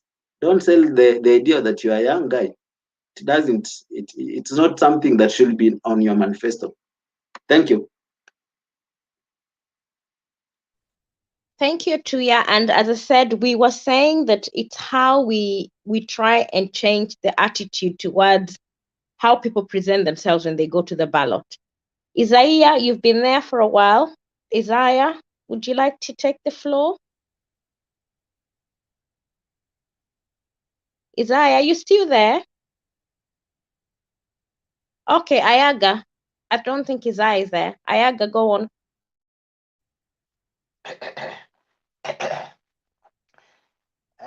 Thank you very much.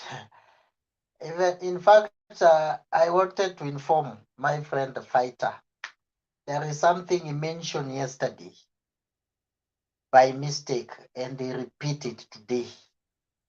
Number one, Kenya, it seems he doesn't have the constitution, Kenyan constitution where he is, because in Kenya we don't have opposition.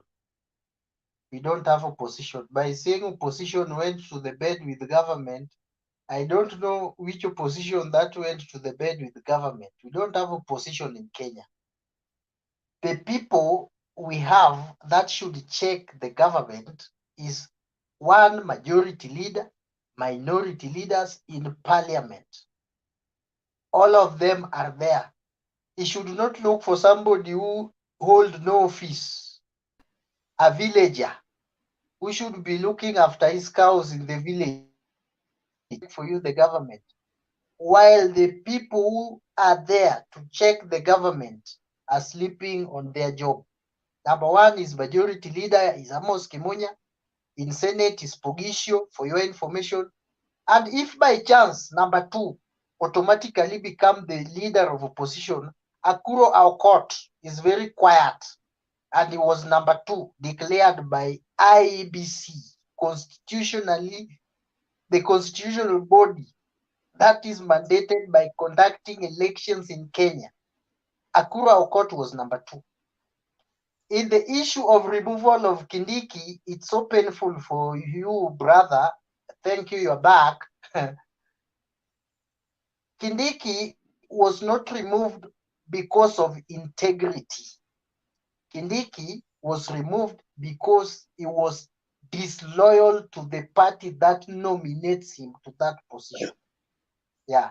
Remember, when the things like majority leader, minority whip, They are not being done in parliament. Party meet somewhere in State House. Uhuru said it is so and so, it is so and so. I don't know why their removal should be now so much public, or their removal should be as much as important to us when their appointment is not a big deal to us. Finally, on the leadership of the young, the election of 2013 and 2017 is the time the young people were voted as much as we can say. From president to the MCAs, we have young leaders. We cannot say we are now still looking for the young. The space is there for the young. Let them go. The space is there and the floor is theirs. Uhuru, when we elect Uhuru, was less than almost in the early 50s. Ruto was around 40. Excuse me, Ayaga. Excuse me. Nancy. Yeah. Nancy, si mimi nilale kidogo juu naenda job 4. Alafu ukimaliza unidirect call. Nipigie tu kwa line yangu. Yeah, Alafu I will. nifunge juu Yeah, I tusipofunga will. itaendelea kucount mpaka kesho. Yeah, I will call you once it's done. Yeah, you can just call directly. Nitaona But alafu ni log. first check whether there is anybody waiting to join, because we are not enough yet. Is there anybody? Nimewaingiza wote. Okay, aya, thank you. Ayaga ndio akitoka hatarudi tena. Juu. Okay, I will dial you Yani, back. okay. Mtu akitoka lazima atolewe hapa kwa guests, awekwe kwa screen. Sasa atakuwa Okay. anachungulia tu hapo chini, but haizi ingia kwa screen. Okay, nitakupiga. I'll dial you once we are done. Yeah, thank you. Thank you very much. Good night. So in 2013 and 2017, if you even count the number of MPs we have, the majority is age 45, 40 and below. Some in Senate. In 2013, we had a party chairman, Sakaja, who was almost 20 when he was the chairman of Jubilee Party. So we have the young people. The problem is what those young people are doing in the parliament. No serious legislation. You can see like Honorable Osoro, Honorable Arati, they just go fight in a funeral. Babu Owino and the likes of Jaguar wanashikana tai kule kwa parliament. This is the time tungekuwa tunangoja at least tuone the real leadership of the young.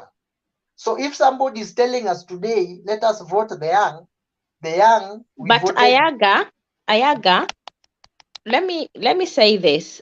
Even from the beginning, when they were elected into position, they were not the right leaders to be elected. That is the problem.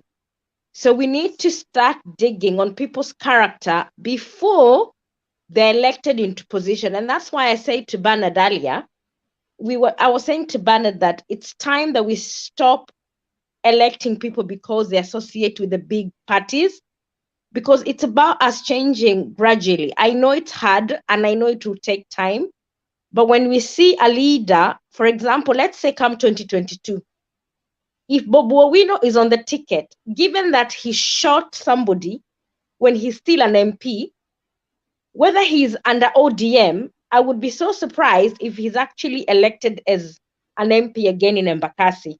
So it's about us Kenyans saying, when you show us you cannot hold, you're not dignified, you have no integrity, it's time for us to give our vote to somebody else if you believe that your vote counts. Don't you think so? Thank you very much for that information. The problem, for in the case of Babu Owino, as much as that incident occurs, Sahi, if you look, the performance record is top. Today, I thought I met that list iko ilitoka leo, the performance of members of parliament. Number one was Westlands MP Timona Wanyonyi, yule ndugu wa Wetangula, followed by my home MP Otilia Molo. I will call him tomorrow to congratulate him. Babu Owino is in top 5. And if you see those people you call intelligent, you know, the politics is also different. You get these people, they misbehave. At the same time, I don't know, they manipulate people. They also work very hard on the ground. I don't know how to redeem themselves. I don't know. But Ayaga, there lies the problem, because you're saying that Bobby Owino has performed up to top five. But do you believe he's somebody you would like as a leader, your son or your daughter, to emulate? Those are the questions that we need to start asking ourselves when we are going to the ballot. It's not about performance. Anybody can perform. Nancy, Let me Nancy, say something. can I say something, please? Yeah, go ahead. Having been quoted by Mr. Ayaga, and I can hear you are talking about it's not about the performance. We are all concerned about the performance. We don't want to know your character. Sometimes characters out there, like now, if I can say, I want to just defend myself by saying, I have nothing to share with Kithure Kindiki, Mr. Ayaga. When I bring this story is that I'm bringing it to show how compromised is our leaders, the people who are supposed to defend the common man or the common mwananchi, how compromised they are simply because they are loyal to me, to myself, they are loyal to Nancy. Now, whatever Nancy says, whether it's good or bad, that's what they will just support. You understand what I was saying? I have nothing to do with Kithure Kindiki or wherever it is. I was just giving an example, and that's why I was trying to bring it again today. So when I go to the issue,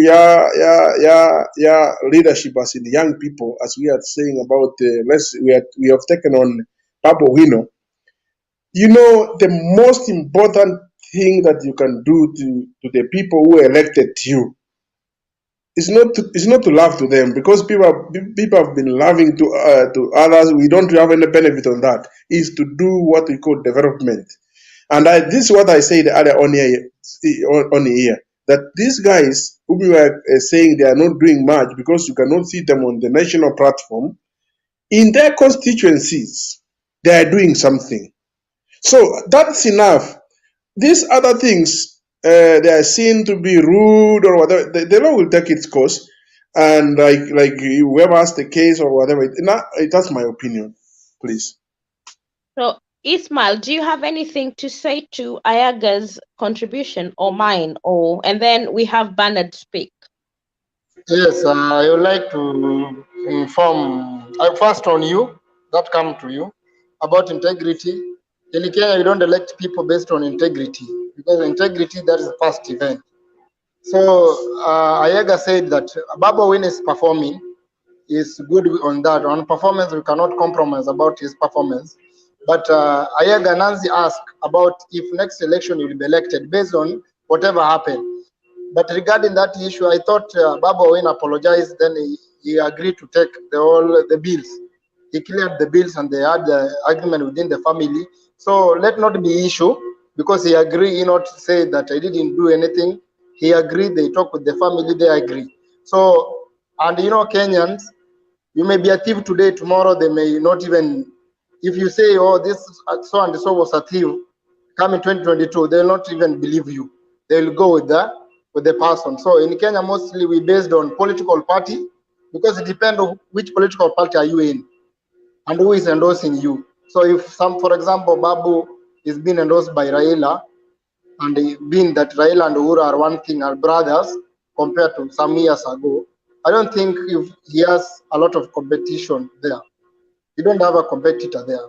That is my thought, Ayaga.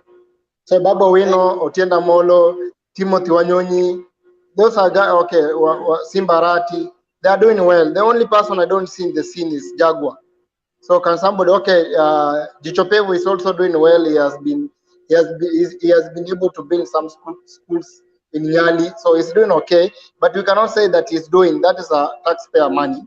But they should look for more. They are doing good, but they should continue doing such good things more instead of coming with this personal political. That is my thought. I'm not having good actually. Ayaga, Ayaga, let's hear from Bernard and then you can respond to all, please, if you don't mind.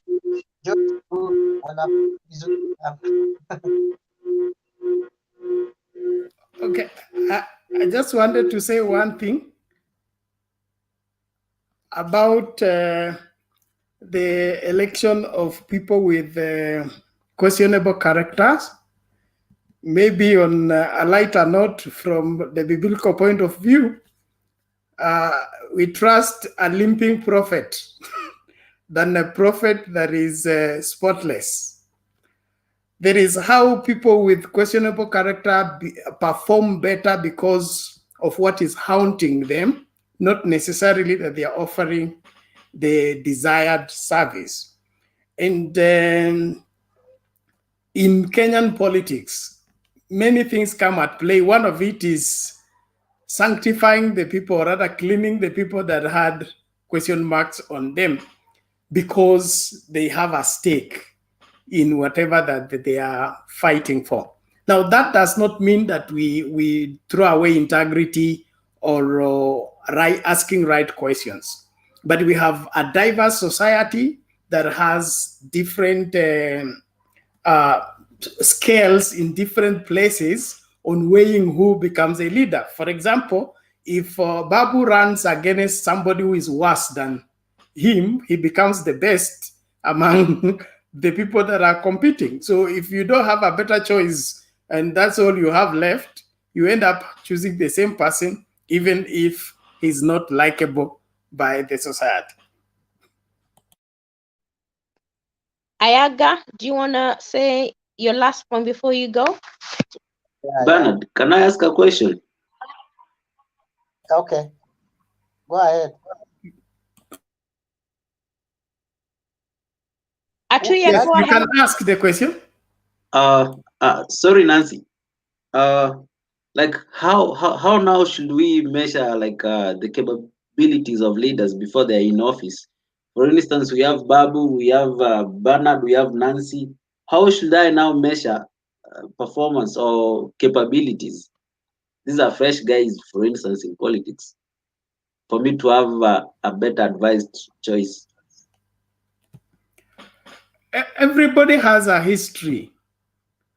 Like if I want to track you, I'll go to the primary school you attended, the high school you attended. I will follow you up and find out what evils did you commit there. How did you cleanse yourself from them? So nobody drops from Mars and says, I'm interested in the Embakasi East seat.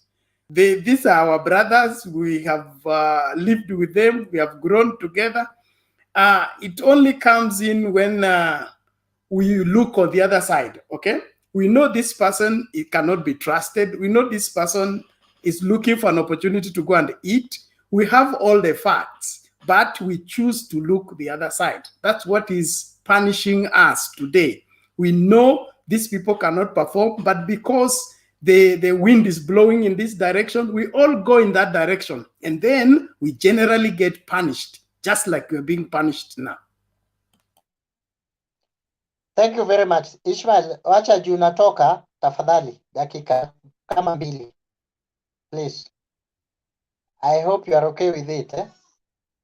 Okay. Go ahead. Yeah, go ahead, Ayaga. Yeah. Politics ya Kenya, we are just inheriting from our big brothers. In Kenya is where you can only do corruption, and then when you are being arrested, you start playing around the corner. You say, these people are arresting me.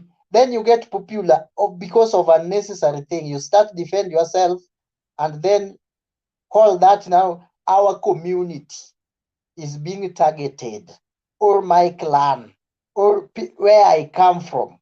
Now the government is targeting us. That's why fighting corruption in Kenya imekuwa ngumu. It has been hard. Because you get somebody ameiba, lakini dakika kidogo kidogo akianza kushikwa is claiming. Then our institutions, the DCI, the EACC, those institutions has been politicized. they are being used badly, so you can't know who is corrupt and who is not corrupt. So these young people, they just do some of those scandals to get popular. When is arrested, taken to court. Kenya loves such people. That is what I've come to realize, that Kenyans love. Look, Sonko, we love him. People love him in Nairobi. If Sonko ran today without anybody tampering with his votes, Sonko will win in Nairobi as early as 8. Because of why? People are now saying he's being victimized because he's helping the poor. Yeah? Is what Babu Owino, likes of Babu Owino are doing. After doing such crime, now they go to people. When he's arrested today, you will see some protest kidogo, some murmuring in Embakasi East that our MP is being targeted because he's helping us. That is what Irungu Kangata. They will write and silly things and procedural things to president. When they are asked, they say, no, now they will send us DCI, now they will do us this, and then they get popular for no good reason. That politics, if we change, we take clean people. Somebody asking where Jaguar is. Jaguar has been quiet, ako Kanu, alingia Kanu, is very quiet. Angalia Deuri is my MP, he's in Jubilee. The guy is just working without scandal. Nobody knows him, and always nobody speaks about him. But one day maybe atakanyaga mutu na gari, ashikwe, afanywe nini, everybody will know that we have a young MP, a kijana who always walk in a ragged jeans in Nairobi called Deuri. Ayaga, your point is not valid when it's to come to Bobu Owino. Bobu Owino, actually, his integrity is in question on not 1, 2, 3 occasions.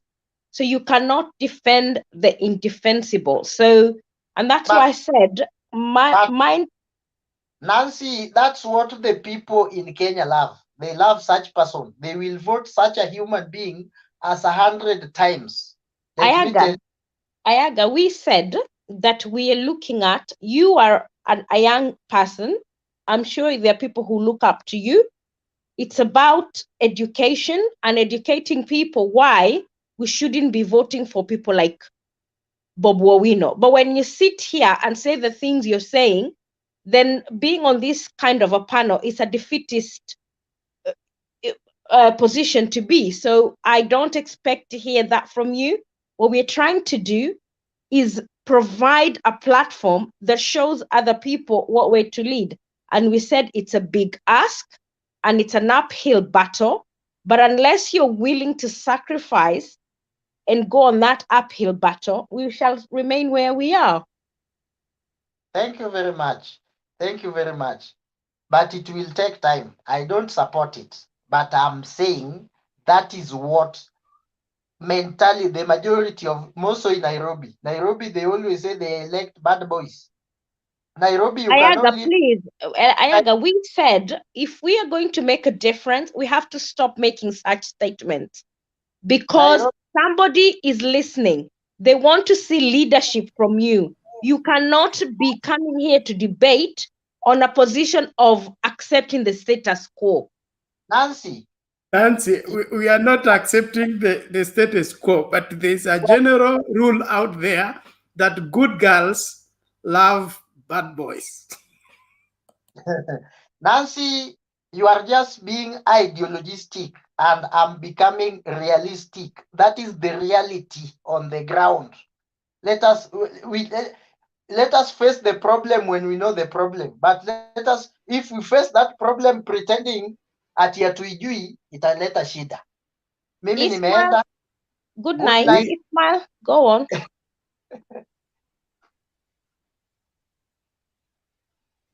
You're muted, Ismail. Ismail, you're muted.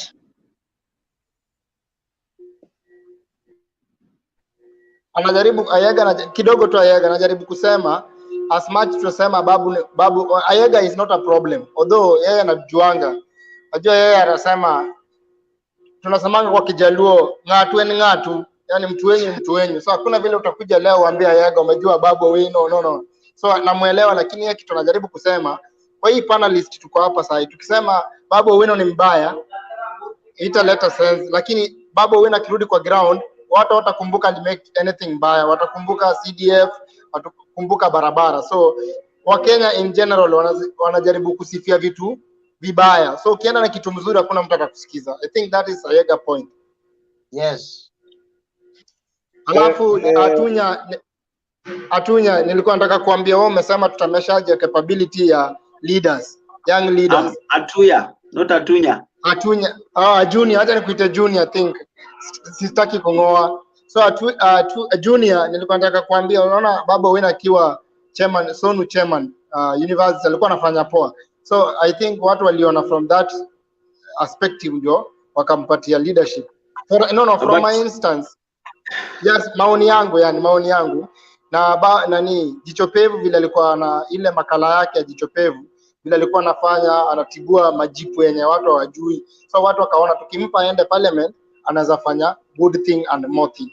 I think that is, unajua ni perspective ya binadamu wa Kenya vile tunawaona. Si unajua vile sisi tunawaona vile tuko hapa, si the whole community na waona. So hiyo different. Sasa ukifanya kitu mzuri, umesema ushawania na huko pita na jumlikuwa wengi, no problem, next time utajaribu, inshallah utapita.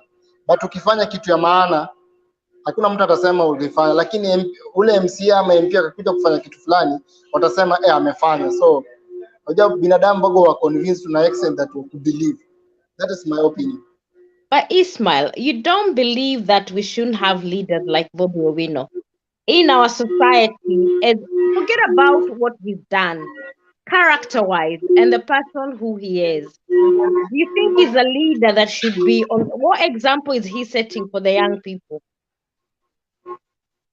You know, when we come into terms of setting example to other people, then we have some people who are younger than Babu, then who are in the parliament by the time, but they didn't set anything good for people like Babu. So Babu Owino are just doing whatever other, it is like a trend. Wanajaribu kuingia tu kwa kitu chenye wabunge wengine wale waliwatangulia wanajaribu kufanya so that wa fit into political arena. Because into Kenya, if you want to fit into political arena ya Kenya, you must be crazy, you know. Unaongea juu ya Babu Owino na Moses Kuria. No, so you condone, I don't condone Moses Kuria. I also believe he shouldn't be in leadership. But you condone, for me, I'll call what's bad, it's bad, regardless of who he is. Moses Kuria, yes. All of them, we should not be sitting here and saying... Yes, Najua, we condemn, Nancy, I get your point. Yeah, they are doing bad. If somebody do something bad, we should condemn it with the highest order that this thing is bad. But I'm telling the voters back at home, the voters don't understand that, because that's why it come into ukikuja kwa women leadership. Before Anne Waiguru alikuwa Eurobond, right? Just one day when things become normal, Baba alisema Anne Waiguru hakuiba, alikuwa whistleblower. So what do we say? Baba alituambia, just a minute. It's about you. It's about you as a person, and me, and Atuya, and Bernard, Ian Fighter, Ismail. Imagine how many people are under our belt that we can actually, we don't need to accept the status quo. We can actually say, it's not correct. You're telling us, I understand where you're coming from, but can you not see that things can be done differently and believed differently? Exactly. Things can be done differently. You can have a different perspective of believing things. Okay, I understand your point of view that mtu, if somebody he don't fit his integrity, then that guy should be not be voted, right? You know, Nancy, may I ask you a question? Are we supposed to judge somebody's character by one act or by progress? But what I've said, Babu Owino is not the first time. We can forget about DJ Evolve's incident. He's also been involved in other incidents. Moses Kuria, the same. People who hold, let me tell you one thing. If a leader does not, because a leader sets an example to our young people. So you cannot be taking law onto your own hands and expect that person to set good example to the society going forward.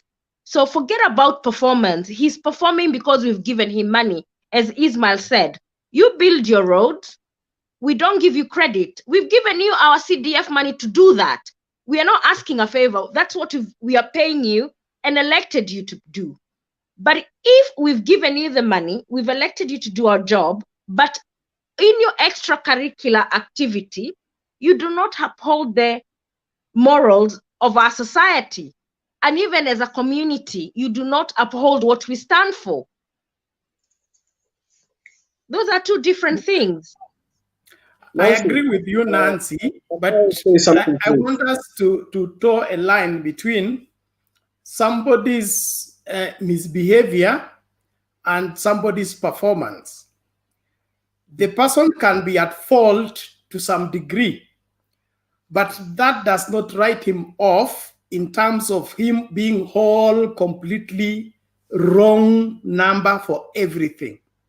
That's where we go wrong, Bernard. That's where we go wrong, because even where Ismail is, if a leader, forget about killing or shooting somebody, drink driving as an MP, you stand aside, because you're setting an example for the people who are coming generation to uphold the rule of law. So please, if we will change our country, we are a long way to go, because the way of thinking is not right. You know what we are losing? We are losing touch here. Nancy, you are right, and these guys here, they are pushing into the corner. Us, we understand that we cannot make it the way maybe we are expected to do it, but we must start. You know, compromising and saying now, okay, since it is done like this is the way things are being done in those offices. So let them continue being done like that. It will never change the situation anymore in the ground. So the sooner the better we start in a small way, just the way she was saying. Us here on this panel, we have a responsibility to try and start doing things the right way by showing it could be done the right way this way. So now what I can tell Nancy is it's not our responsibility to make Papa Wino do the right thing, or as you said about the courier, to do the right thing. It is the responsibility of IEBC, which clears people who go for these seats, to make sure when they come with their papers to be cleared, they are not cleared because their integrity is questionable. So if someone has been cleared, this is where I go. I have a lot of pain with even the government of Kenya right now. Mike Sonko has been the governor. He was an MP. He came to senator. He became, and all this time he has been cleared by the IEBC that he has no case, he has nothing wrong. But all of a sudden, the tables are turning around, and some people are coming up with so much, even the cases of I don't know how many years back. So why am I saying this? There is someone who is failing somewhere because he is being driven or is being told you must do this. He is not independent. And this is why we have a problem that after 5 years, we must get a new electoral commission or IEPC commissioners, which makes the institution weak because they don't know they don't have the experience. When you get new people after 5 years, they come with new ideas. So we fail to get the correct people into the ground. Like when they are coming with their papers to be certified, they should follow now. Those are the ones who are supposed to check the integrity of these people, of Nancy. You see the person who is supposed to be given the clear way that you qualify or you don't qualify. So there is an institution which is failing. Us, like the voters will always vote, more especially in Kenya. Voters will always vote based on what they have received or their personal interests. Even today, as we are saying so and so is a bad person, You will be surprised when you see him emerging the winner next elections, coming very, very powerful. So we can continue saying we cannot change Kenya. But if we can start in a small way from here, Mr. Bernard and my other friends here, we start doing it here. Tomorrow we get 10 people who are of like-minded. With the following the day, at the end of the day, we will go somewhere. But if we keep on saying we cannot change this and stay there, that we cannot, this is what I was even saying yesterday. We cannot say bribing. You can't win the elections without bribing. No, we must come up with we must start somewhere. You know, countries which are developed, people started like this. There was this problem there, but when they changed their mind, their way of doing things, gradually you come to find, oh, things have become okay. We are from very far, even in this life, our life status. It never just came once. It came gradually until you just come to realize, oh, I can't sleep hungry. Oh, things have changed here. No, it's just gradually. So if we can start here today and say no to this and raise our voice, this is what I'm always saying. When we raise our voice, it will never go out for null and void. It's like I heard you guys say there's the deputy president, there is Uhuru and Raila. These people, they are driving this country. We cannot trust anyone. No, we must judge everyone as per his responsibility. The responsibilities of running the government of Kenya is upon the shoulders of Uhuru Kenyatta. The deputy president, his responsibilities are defined in the constitution. We cannot put anything on him as of now. Raila Odinga, even if he has come to the government, we cannot put the burden of Uhuru on Raila Odinga's shoulder. He has come. If we will mislead him, the park stops at Uhuru Kenyatta. And things are going worse day by day. Even when people are crying outside there, there's no one who is listening to them. So we cannot go on blaming everyone. We must blame the right person. And as soon as we identify the right person to blame and blame the right person, then the truth will come out and he will get the truth. But when we go around saying, oh, so and so, like I spoke yesterday about the KEMSA scandal. The KEMSA scandal came out strongly. Indian fighter. Thank you. You're going now to KEMSA. We need to kind of hold our debate into one because we might go round and round. So if you don't mind, can I give the opportunity to Ashley? We were talking about women leadership and integrity of our leaders and what you would want to see going forward. Thank you. I was watching in the background and I had a 2 year say about women in leadership, how we should not, like the one gender rule. I actually do not support the one gender rule. I think elected leaders should go to the people, whether they are male or female, and ask for their votes. And if they get their votes, they become leaders. What I think the one gender rule should apply is in presidential appointments, in parastatal appointments, and in civil service appointments. In those cases where the president or big companies like KQ are appointing leaders, CEOs, in those circumstances, I can see the argument of the one gender rule being applied. But when it comes to the people choosing their leader, I think since we all go to school, the women should work hard to be able to be electable without wanting affirmative action, to use affirmative actions to get those positions. That's my view on the one gender rule. I actually think it should be taken out from the Constitution. And but Ashley, and then, can I ask you a question? You said that you're in the US. Mm-hmm. And if you look at the history of the US, all the first world countries, they've had positive action to enable women to be where they are. Why are you not advocating the same for women in Kenya? I am advocating for the same for the women in Kenya, only not in elected office. Remember, I said in But presidential even in nominations. elected office in the United States and in the UK, I'm not for us basing to it on get that. I'm basing it on my personal view. After all things considered, all things considered, I personally think you can't hold a gun on people's heads when they go to the polls and tell them to elect a woman. That's what I'm trying to say. We cannot dictate to the parties to choose a woman. Let the best man win. We are talking about good leaders.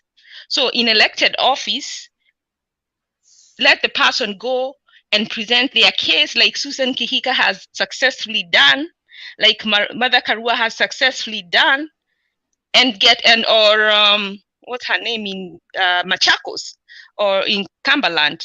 Let them go and present their cases and get elected. The more we nominate them, the more we, like when the CSs, I should think that the president, when he's choosing his cabinet ministers, the one gender rule should apply. The more they get the opportunity to run where they can be chosen, where they can be appointed, then they get to have the experience. Then people get to trust the women when they see them in action, and that will translate into them being electable.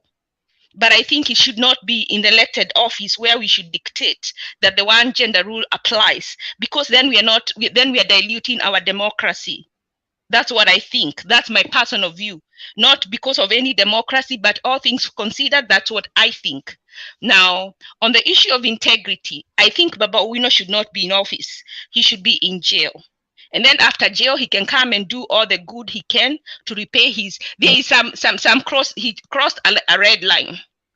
He crossed a red line, and we cannot allow criminals to be in power. Whether he has good, we should not even be talking about the good that he's doing. Do you know the cartels who sell drugs in Mexico? In their zones, they develop their zones so good. That is why it is hard to catch them, because they fed all the fat cats around them, so they are protected. And that's what our cartels in Kenya are doing. So it is, this BBI, apart from advocating for violence after election, the most prevalent problem we have is elected leaders that are criminals, elected leaders who have no integrity. And that should be one of the things that BBI is advocating for.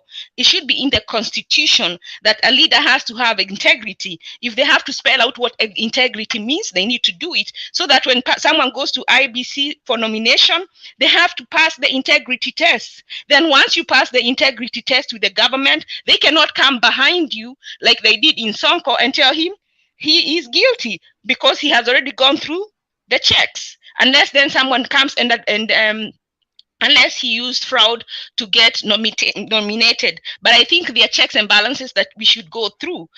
Obado should not be in government right now. He should be waiting out. How can you ask someone to step down for corruption and not ask someone to step down and when they have a murder charge, when they have a case in court of murder? That shows the rottenness of our society. We are so rotten. We glorify criminals. We give them time. We give them cover. We give them press. We give them adoration. So what are you teaching our young children? What are you teaching your children, Bernard? What are you teaching in your congregation? The political scene is not a church. He can come to church and be forgiven and be a choir boy. But when it is a leader and he was seen in that boy should never, ever, his political career should have ended that day that CCTV went on air. His second chance will come from Bernard in the church. It should not come on the platform. What he did should not be a leader anywhere. Not that he's not forgiven. It is that what is this thing? What are we teaching our children? That is the impact, the implication of that. He should be coming on, going to, like, if he's going to do good, people can see he has changed, but he should not be given the opportunity to be a leader because he fails the integrity test. Can we hear from Degwa? Thank you for your contribution, Ash. And sure. I'll wait in the next few minutes. We'll get people to ask questions if they have, but Ndegwa has been waiting for a while. Thank you. Okay, thank you, and I hope everyone can hear me. Yes, we can hear you.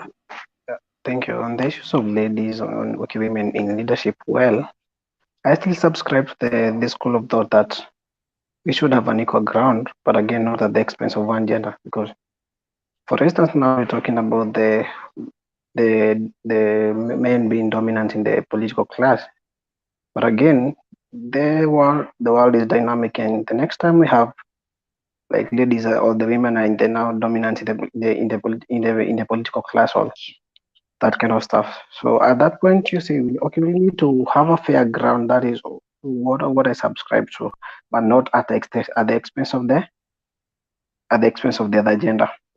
On the issue of integrity, I mean, I don't know how to do it, but we still far away we are still far away from it. But yeah, the small steps to talk about, they will take us far, and we should, as okay, from individuals level, we should try to set good standards in the society, and yeah, at least encourage a few guys here and there to emulate the good.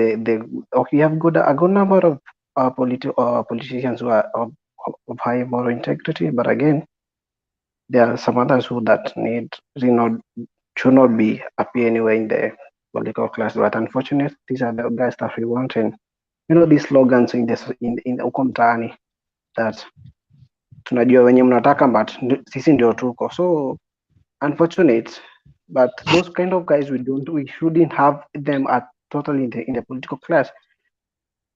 But at one point, I'm so aggressive about this, about the whole political class, and I feel like we just need a new generation of leaders that have not been to politics in the Kenyan politics in the past, and have another fresh group of individuals that are ready to do what it takes to have our country to in another better level. I mean, basically, we need a change, and a few steps that we can start well and good, but again, we still have a long way to go. And again, we also need to look about the ideological part of it, and also the realistic part of it. Yeah, that's my contribution. Thank you.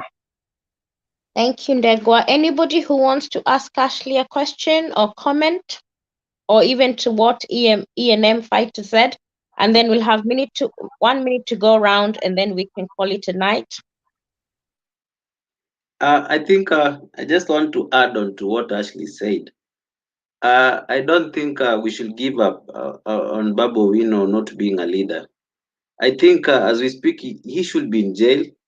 But the people of Embakasi East have a chance come 2022 to send him to political oblivion for the rest of his life as we wait for the next government to jail him.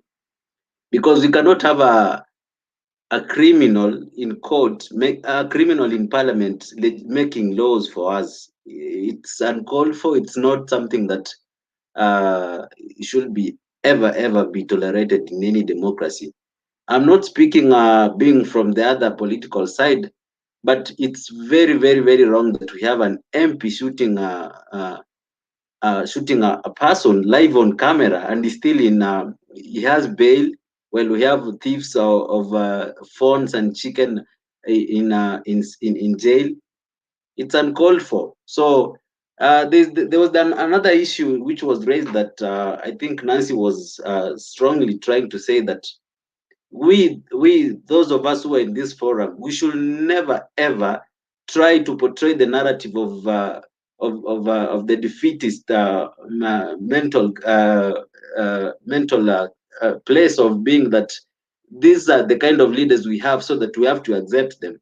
We, those of us who have realized that they are the same kind of leaders that we don't want, we should never preach the message of we accept them. We should always preach the gospel of that we don't want such kind of leaders. They don't represent our ideologies. These are not the kind of leaders that we want. So there's no single day I will say that as long as Moses Kuria or Babu Owino is working, then he's all right. He is morally does not withstand the capabilities of being a leader. So there's no way I will accept that the guy is working, but he killed someone. It's not in any person's favor in this forum to continue preaching that kind of gospel. So That's what I wanted to say for now. And Thank he can you. work, but not in leadership capacity. He can give back to the society. We are not refusing him to do that, but he should not be doing that in the capacity of a leader.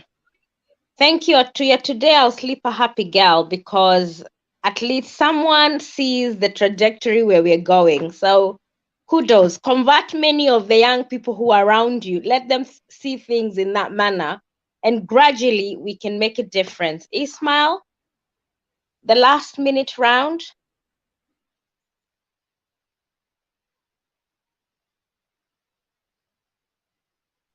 You're muted, Ismail.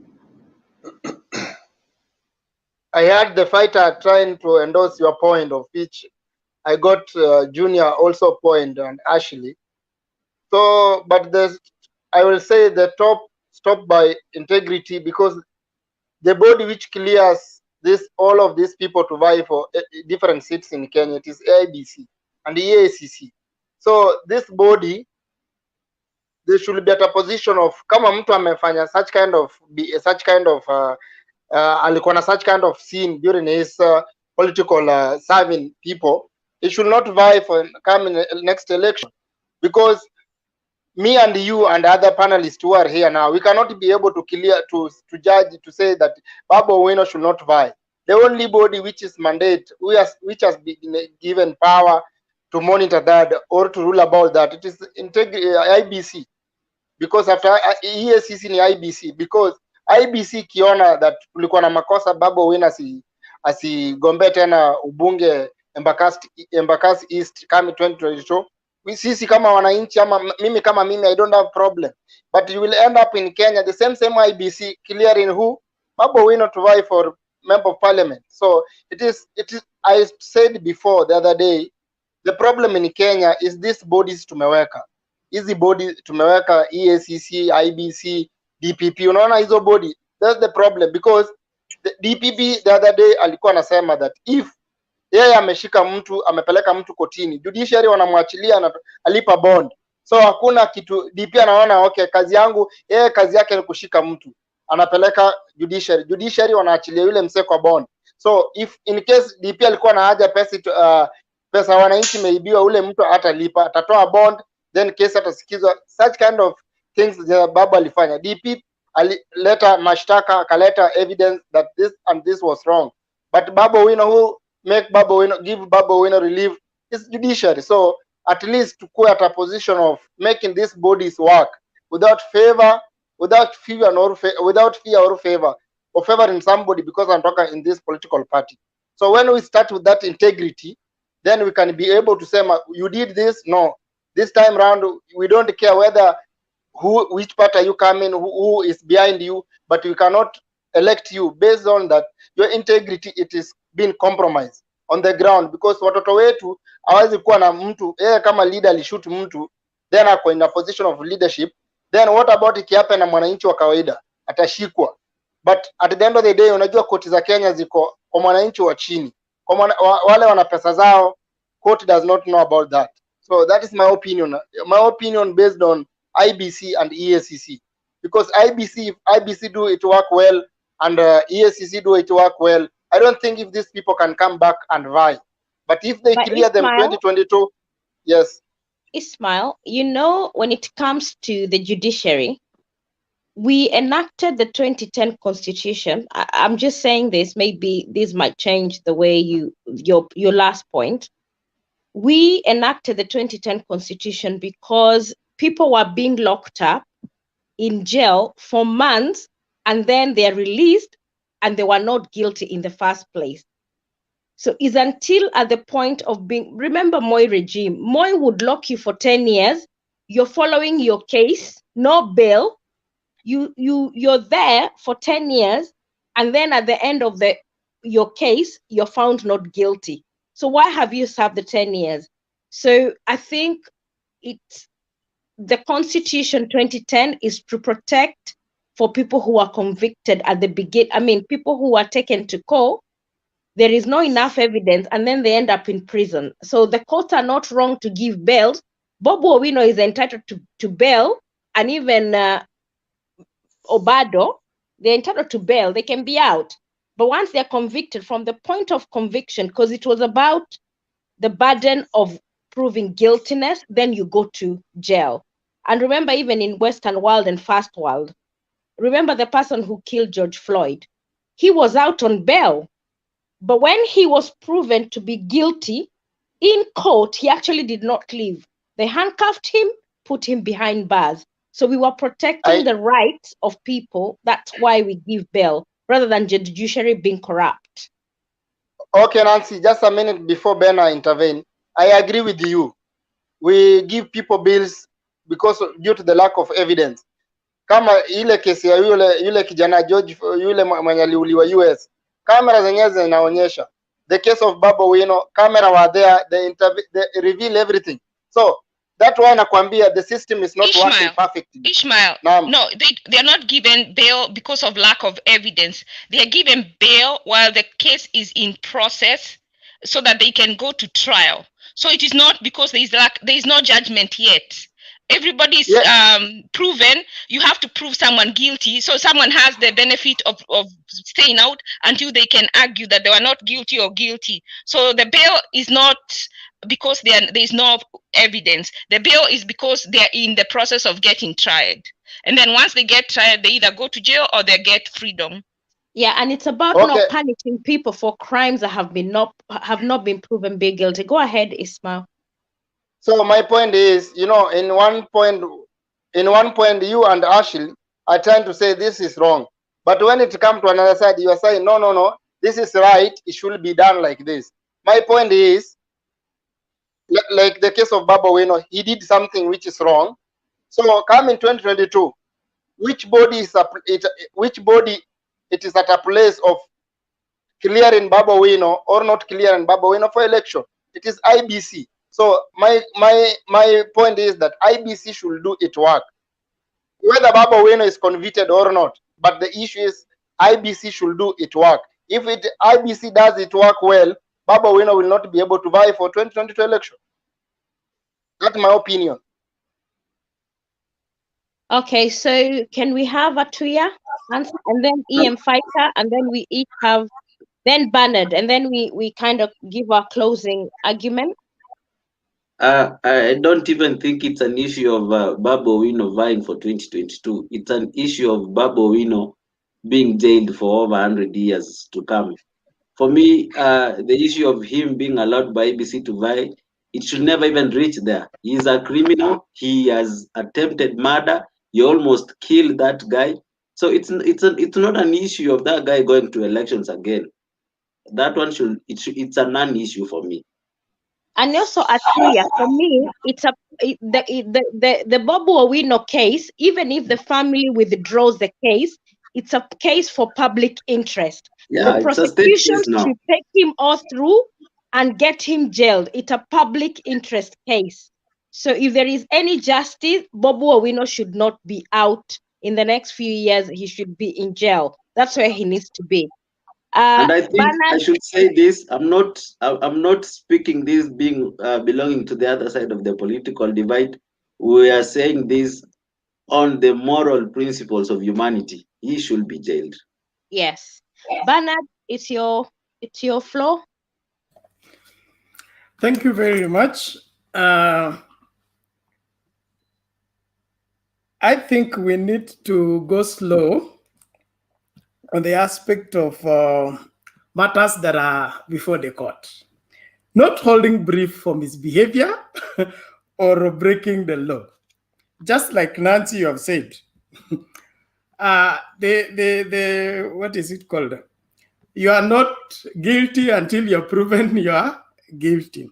So until Baba Wino's case is heard and he's been sentenced or the ruling has been issued, it is too early for us to write him off and begin to, give him all those names. Now I know the video, I know the situation, but let the law apply equally in all circumstances. Not on this one, ahangiwe, and then this other one, let's follow the process. Kama ndo kufuata sheria, wacha sheria itumike ipasavyo kwa kila mtu. I support that.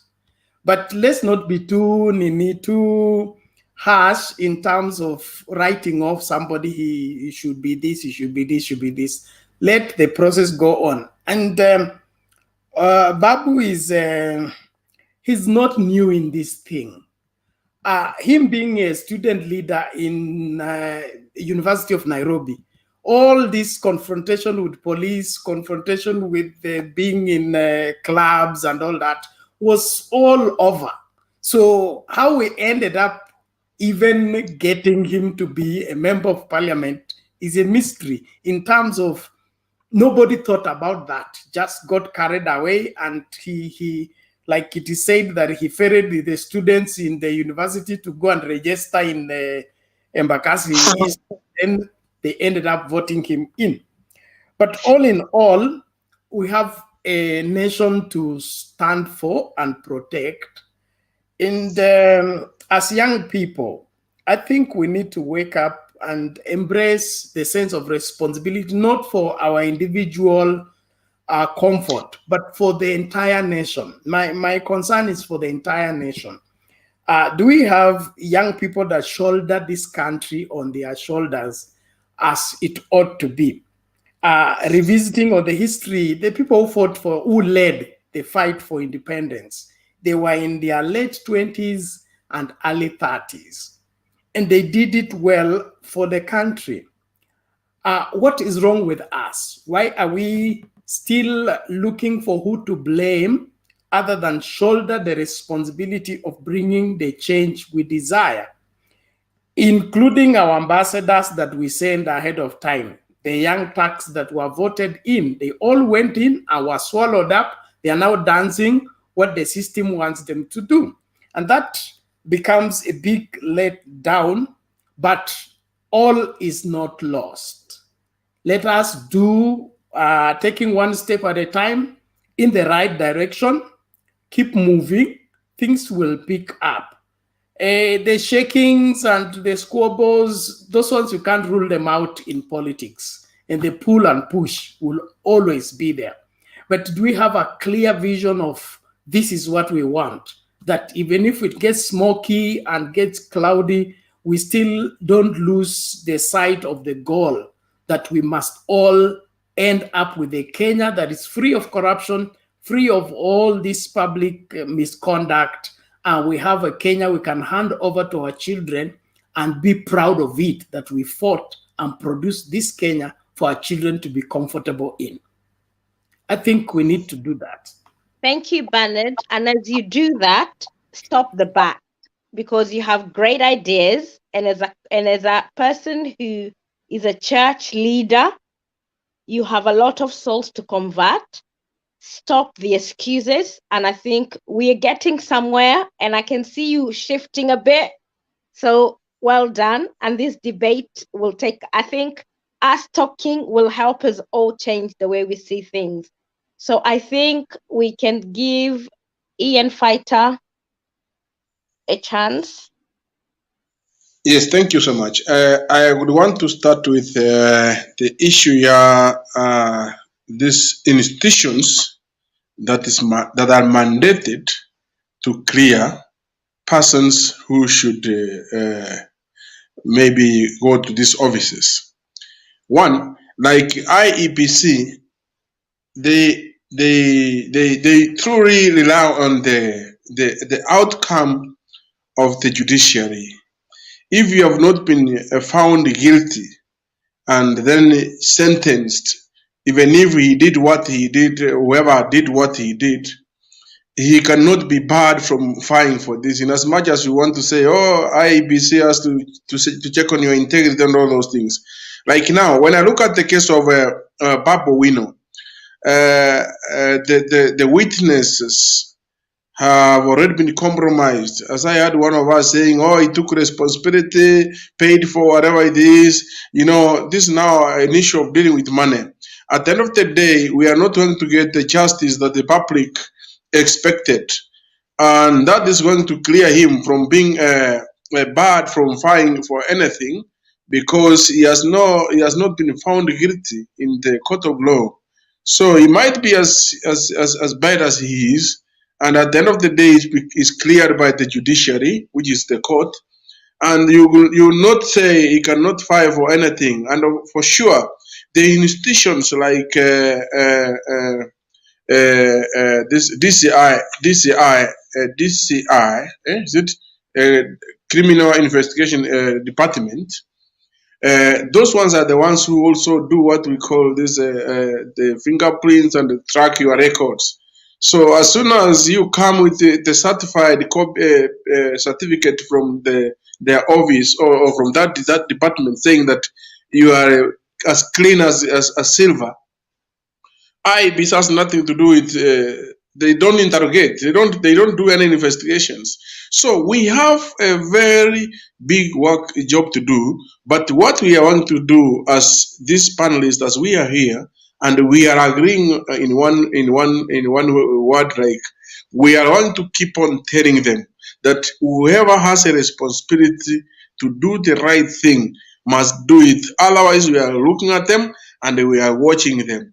Because when they don't do things the right way, be it the judiciary or the IEPC or the EACC, if they are not doing their job as they are mandated to do, then one day, as we keep on raising our opinions over here, they are listening. They will see, even if they are not watching. Someone said here, someone somewhere is listening, and they will pass the information. You will find that they have got the information that we are watching over them, and we are keen on whatever they are doing. So as time goes on, we'll come up with a point that we'll find that we have driven the point home. So we should not be tired. We should continue. And of course, for us who at least know what we are supposed to do, let us do the right thing. Thank you. Now I open the floor to whoever has the last point, and then we can close the show. Anybody? Ismail, you're muted, darling. I have something to clarify from Inem Fighter, because he keep on referring to somebody. I think my name is appearing there. If I say something, you should just pose it direct to me. Regarding the issue of IBC, you said DCI. I said, and I will repeat it categorically, that the problem is with these bodies. If DCI does its job, then IBC has to do its job. Then DPP has to do its job. Then if DCI has not cleared this guy, whoever, let us not focus only on Babu Wing. If DCI has not cleared him, how will IBC clear him? So the issue integrity starts with all these bodies, not only him, with the other leaders who have done even corruption, because killing and corruption is same. Corruption is killing the economy of Kenya. The same as killing Kenyans. So my point was integrity based on these bodies: IBC, DCI, EACC, the DPP, because they're the bodies which clear these people. We are in agreement, Ishmael. I'm not disputing anything that you said. I only said that if AECC fails to do their job, IEPC cannot go for the seat. You understand what I mean? Because they don't have any control. So we are on an agreement. Okay. Yes. Okay, I copy that. So that was just clarification. I'm okay with that. All right, thank you. Okay, and Ashley would like me to read his. I think he nobody can add Ashley. Ashley says as her last comment, she says that we need to constitute. Let me read it again. So she says we need the constitution to constitute to include an integrity test requirement in elected, nominated, and appointed office. And in women position, I am of the opinion that the 1/3 gender rule should apply to appointment and not nomination, but not in elected office. That's Ash final point. Achunya, your last. Let me say something about this. I think the next debate we should add it about nomination. These people nomination. the next debate, let us talk about nomination, not based on disability, but nomination. Next debate. Are you on the WhatsApp group, Ismail? Yes. Okay, so on Thursday, I think is the next debate. So if you send it No, in I'm your not. No, WhatsApp group, I'm on a different WhatsApp group. Unless you add me to the other. so send your number on this. You know, on the chat. Chat. You know, there is a chat at the bottom. Yes, let me add. Let me send my number. And then you'll be added. And then on I think it's Wednesday night, they ask they ask for a topic to be discussed, and then we can add it on as a point for discussion for you. Thank you. So Atuya, I'll send my number. okay. I think it has been a very enlightening conversation. Let me speak to what Ashley has just said, the integrity test. In fact, it is a requirement. It is there in our election laws. In the last election, 2017, we were actually required to fill an integrity test. But what Parliament did regarding that, they said we candidates actually never went through the integrity test, but they legislated a document saying that you as a candidate, you will take the form, fill in to accept if you are a person of integrity or not. If you feel you are, then you fill in and say yes, I am, and then you bind that, take it to IBC. So the issue was, if you lied and you get elected into office, you will be prosecuted later. But it was just a legislation that was meant to cut off the long process of leaders going through the integrity test. So it comes down to implementing the laws that we have. I think if we actually implement each and every law that has ever been legislated in this country, then some of the problems we have can be cut short. So Atuya, can I ask you just for clarification? So you're saying that you vied for a seat, but you are the one who was declaring whether you have integrity questions or not. Oh my God, that is really bad. Initially, we were supposed to face ESCC, face anti-corruption, face each and every PCI to clear you. But Parliament saw it wise that they come up with a form to just declare yourself, so that if you are a criminal and you declare that you are a person of integrity, you can be prosecuted later. But nobody follows up that later. So yeah, that's a system that is flawed from its inception.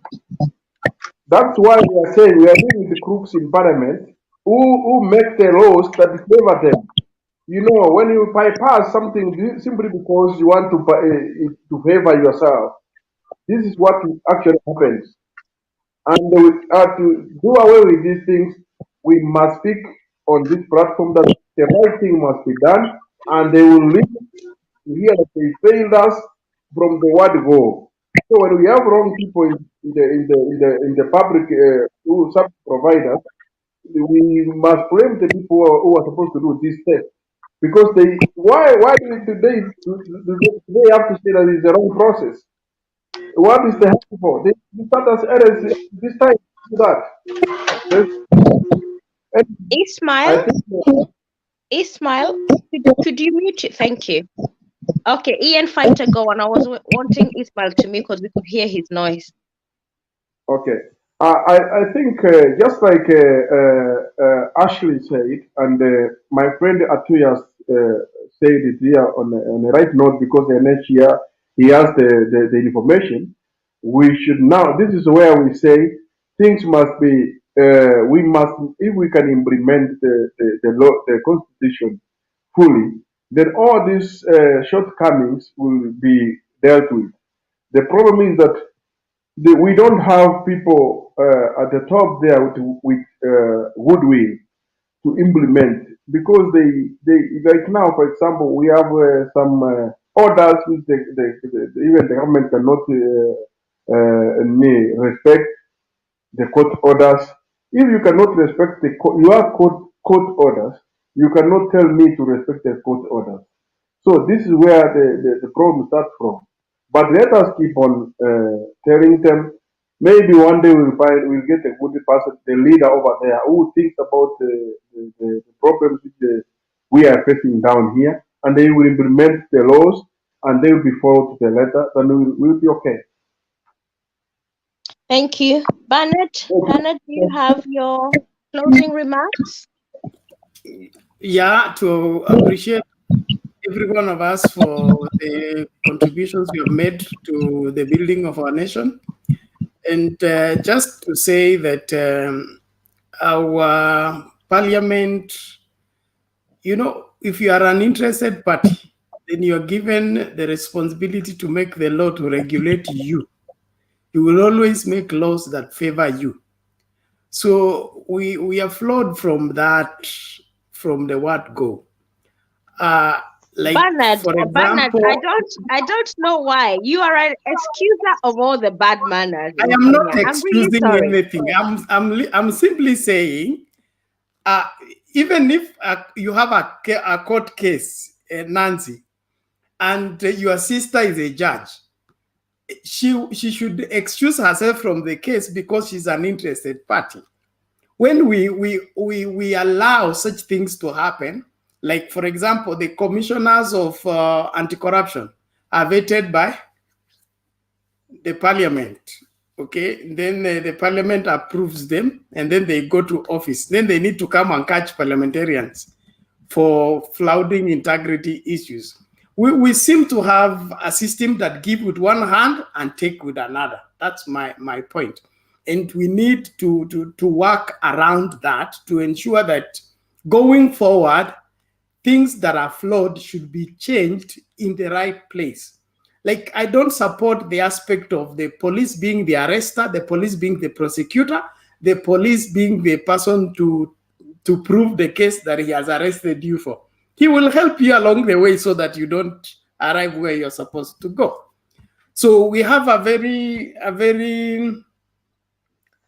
flawed system in terms of dealing with integrity matters, but we should advocate for change. And that change begins by our refuse to tolerate, in support of Nancy, we shouldn't tolerate anything that is substandard, and to stick out our neck to say what is wrong, and we should not accept it because everybody's comfortable with it.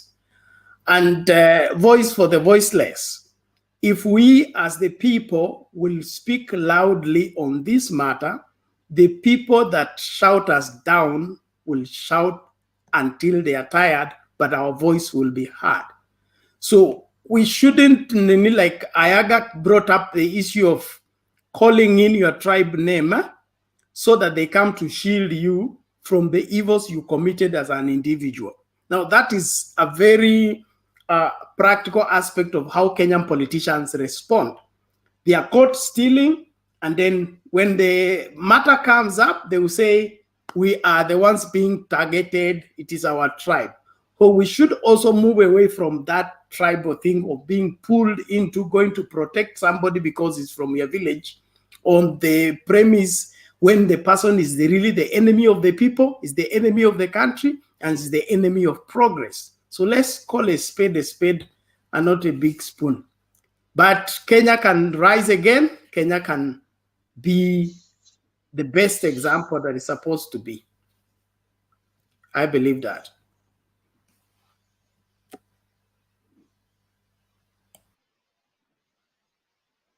Anybody else who has their comment? Nancy, I hope you got my number and you added Yes. me on the group. Yeah, Thank you. I've sent it to Motembe on direct WhatsApp message, so he should add you on.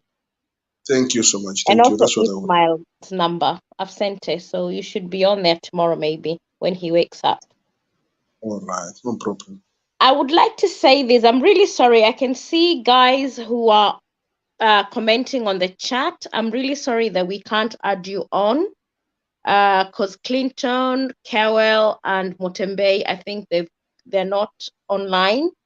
Thank you for listening, and I'm giving this chance to anybody who has anything at all to say. And yeah,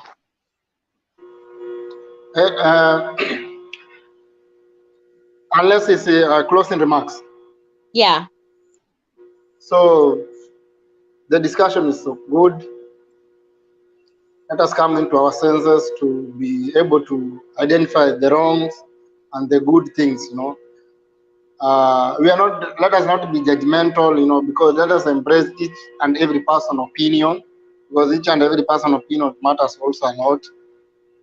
But I would like, if we are in groups, let us have topics for discussion so that we don't go randomly picking anything to be discussed. Let us have some topic, because, and also let us have a specific time when people can be able to join, who will be online that time, but let us be able to know which exactly what time starts. Then let us have different topic, you know, regarding what is trending in Kenya. So we discuss according to what is trending in Kenya and what is affecting Mwananchi. As much MPs will be not talking, but we can be able to figure out in the society, in our society, because it does not matter wherever you are, whether you are in Kenya, you are out of the country, but you can be able to get updates what is happening within the society. So let us educate each other.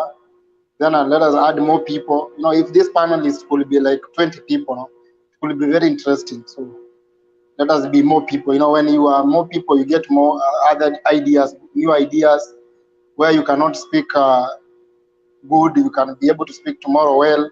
So let us focus on that. But I really like it. You know, we talk about things which are there and which are in our society.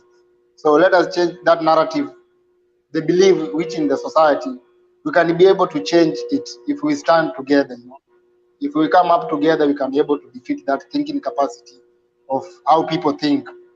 Because people, they will believe what you tell them. So let us talk, because when we talk, we are not talking as individual. So many people are following up. So let us focus on that. But I like the conversation and discussion. So thank you for the platform. Thank you, Ismail. I've sent your number to Motembe's inbox. And every Wednesday night, Motembe does send a message and ask whether people have topics of discussion.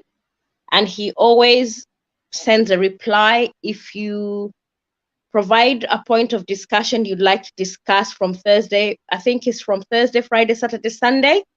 And the discussion always starts, I think, if Bernard, I don't know, Bernard, whether I'm right to say this, because I'm on different timeline. Is it 6 o'clock Kenya time every day? No, it is 8 p.m. Kenyan time. Yeah, okay. So yeah, so 6 o'clock UK time. So yeah, 8 p.m. is when the discussion starts every week. And I think they do it Friday, Saturday, Sunday, but they do ad hoc one in the week if there is a hot matter. Is that right, Dave, Bernard? Yes, there is. We have been discussing to be doing a special targeted discussion on Wednesdays Mm-hmm. or one of the weekdays, but the really debate is Friday, Saturday, and Sunday. Yeah. So Ismail, once your number is added from tomorrow, feel free to comment and provide anything you'd like people to discuss. And as I've always said, I'm glad to be part of this team. We are educating one another. We're listening to each other. And for me, is to see a brighter Kenya tomorrow. And that's all we want for our younger generation. And Bernard, keep going. We will get there. And Atuya, thank you for being on the same page as me. For once, I have somebody who is on the same page. I tend to be a lone ranger in a big park.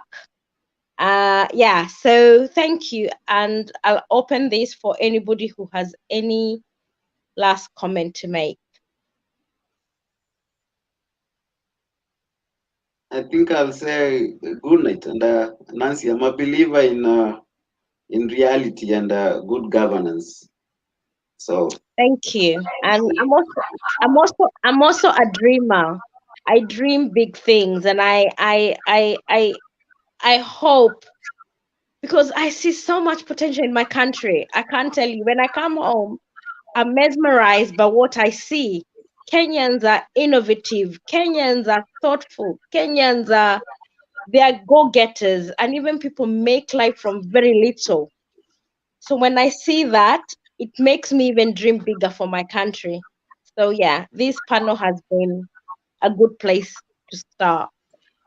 come home and seek for political position. We are here for support. One day, each day at a time, maybe one day. This one will not come home. This one, the way she's speaking, it seems like now she has gotten the citizenship that side. No, Ian Fighter, to be honest with you, I would love to go home because I'm an only child. I'm an only child to my No, mom. I was just playing. I'm just playing. playing. But when I went home, I found it so harsh. I was there like for 8 months, but life was too hard. Mm-hmm. You're not in Kenya too? I'm just next to Kenya. I'm not far from Kenya. Now I'm in the Southern Africa. Oh, all right. Yeah, just trying both right inside. I wanted to Anyway, ask you. Go on, sorry. Ian. No, go on. All right. I just wanted to say, okay, my closing remarks. I wanted to say thank you so much, guys. You are doing a very good job. You know, I like this platform because we talk real things, and I know by myself that everything has a start. It's about time we make this one a reality in the near future. So if we shy off, there's no way we can move on. So when we are doing whatever we are doing, this is the right direction, and we must insist. I have a testimony to make in a second. Actually, there are those people who break cars, like they use an axe, but because they hit at one space for so many times, they end up cutting that sheet, that hard metal with that plant knee. The axe will be itakuwa haijanolewa vizuri, lakini anapiga mahali moja mpaka unaona amekata pale, imekata mpaka imekata ile chuma mpaka chini. So this is what I'm saying. We must insist on this, and then we will get the breakthrough. Thank you. There is one thing I wanted to ask you, Ismail, because he Yes. said he's in Saudi Arabia. Can you hear me, Ismail?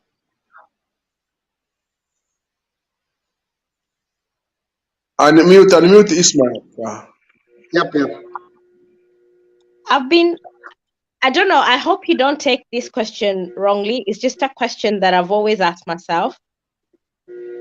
I've seen some reports on Facebook and on social media in regards to especially women who are Kenyan women who are being abused, and then they end up dying in Saudi Arabia, and then some of them even post very chilling accounts of what they're going through. Is it something that is happening, or is just social media being social media? I don't know. No, to some extent it is real, but it is real. But if you do follow up, if you do the following up of exactly what lead to that one to happen, that's the question. You know, you can hear some problem, but what is the main cause of the problem? So to some extent, you know, me, I never go to Riyadh mostly time because the issue is at Riyadh. Sub-town where we are, a small town, there's nothing like that. But you know, the problem with our Kenyan ladies is one. Nikwambie tamaa, unajua tamaa ni kitu ingine mbaya. To some extent, tamaa ni mbaya. Tuna wale wana tamaa. We are live. I hope you will. I will tell. I don't mind we are live because I'm here. So anybody has a question, you should direct it to me. I don't mind because nakwambia from what I've been here, almost 8 years. So whoever will come with the issue, maybe any wakukuja jana. So I'm here. I know what is inspiring here, because most of our companies, only men.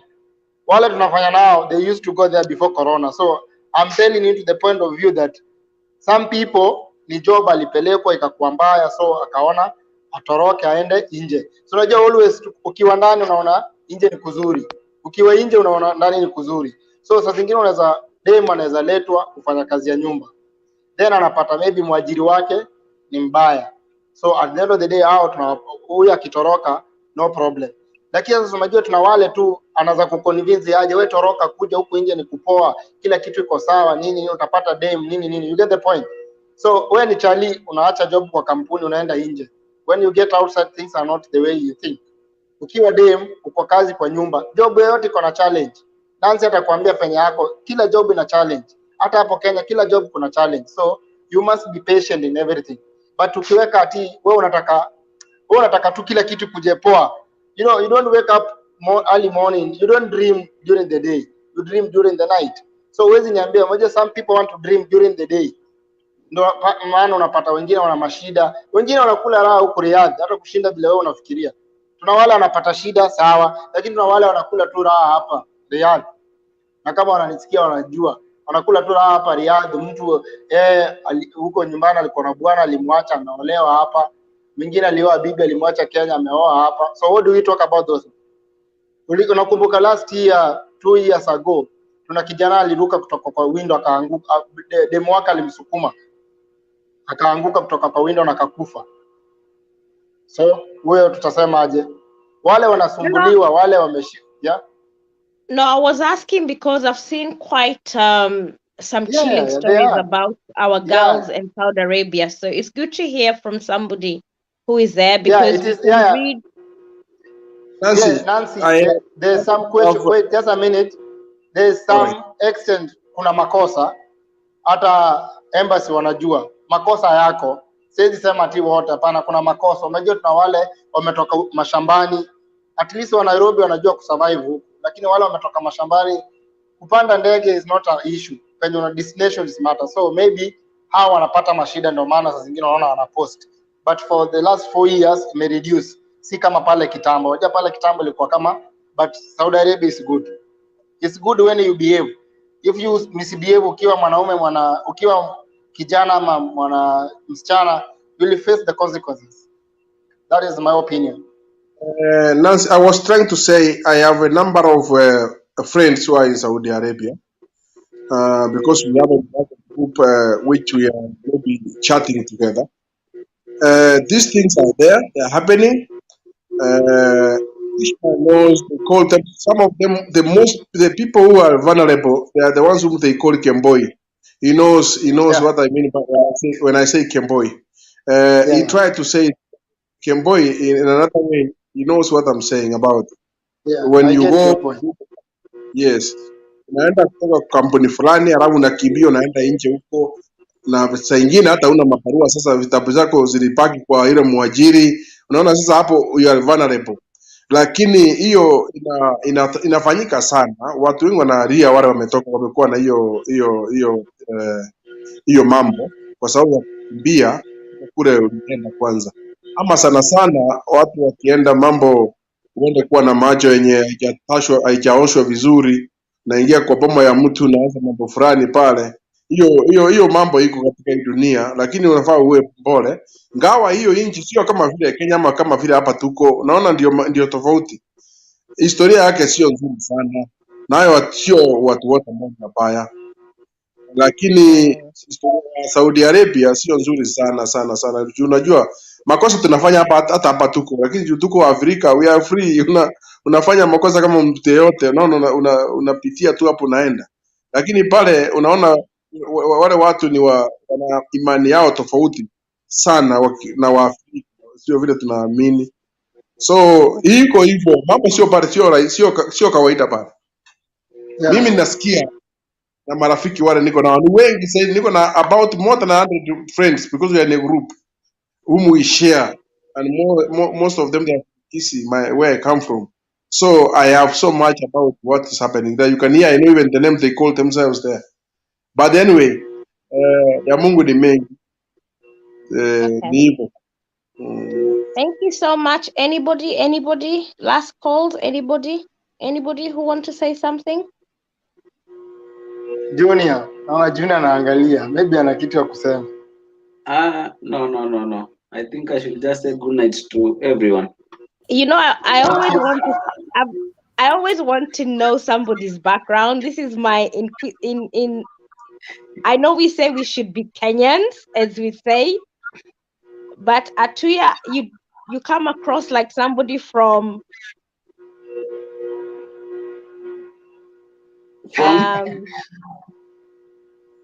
am I right? The name speaks. Which is your local region? Is it? His name speaks.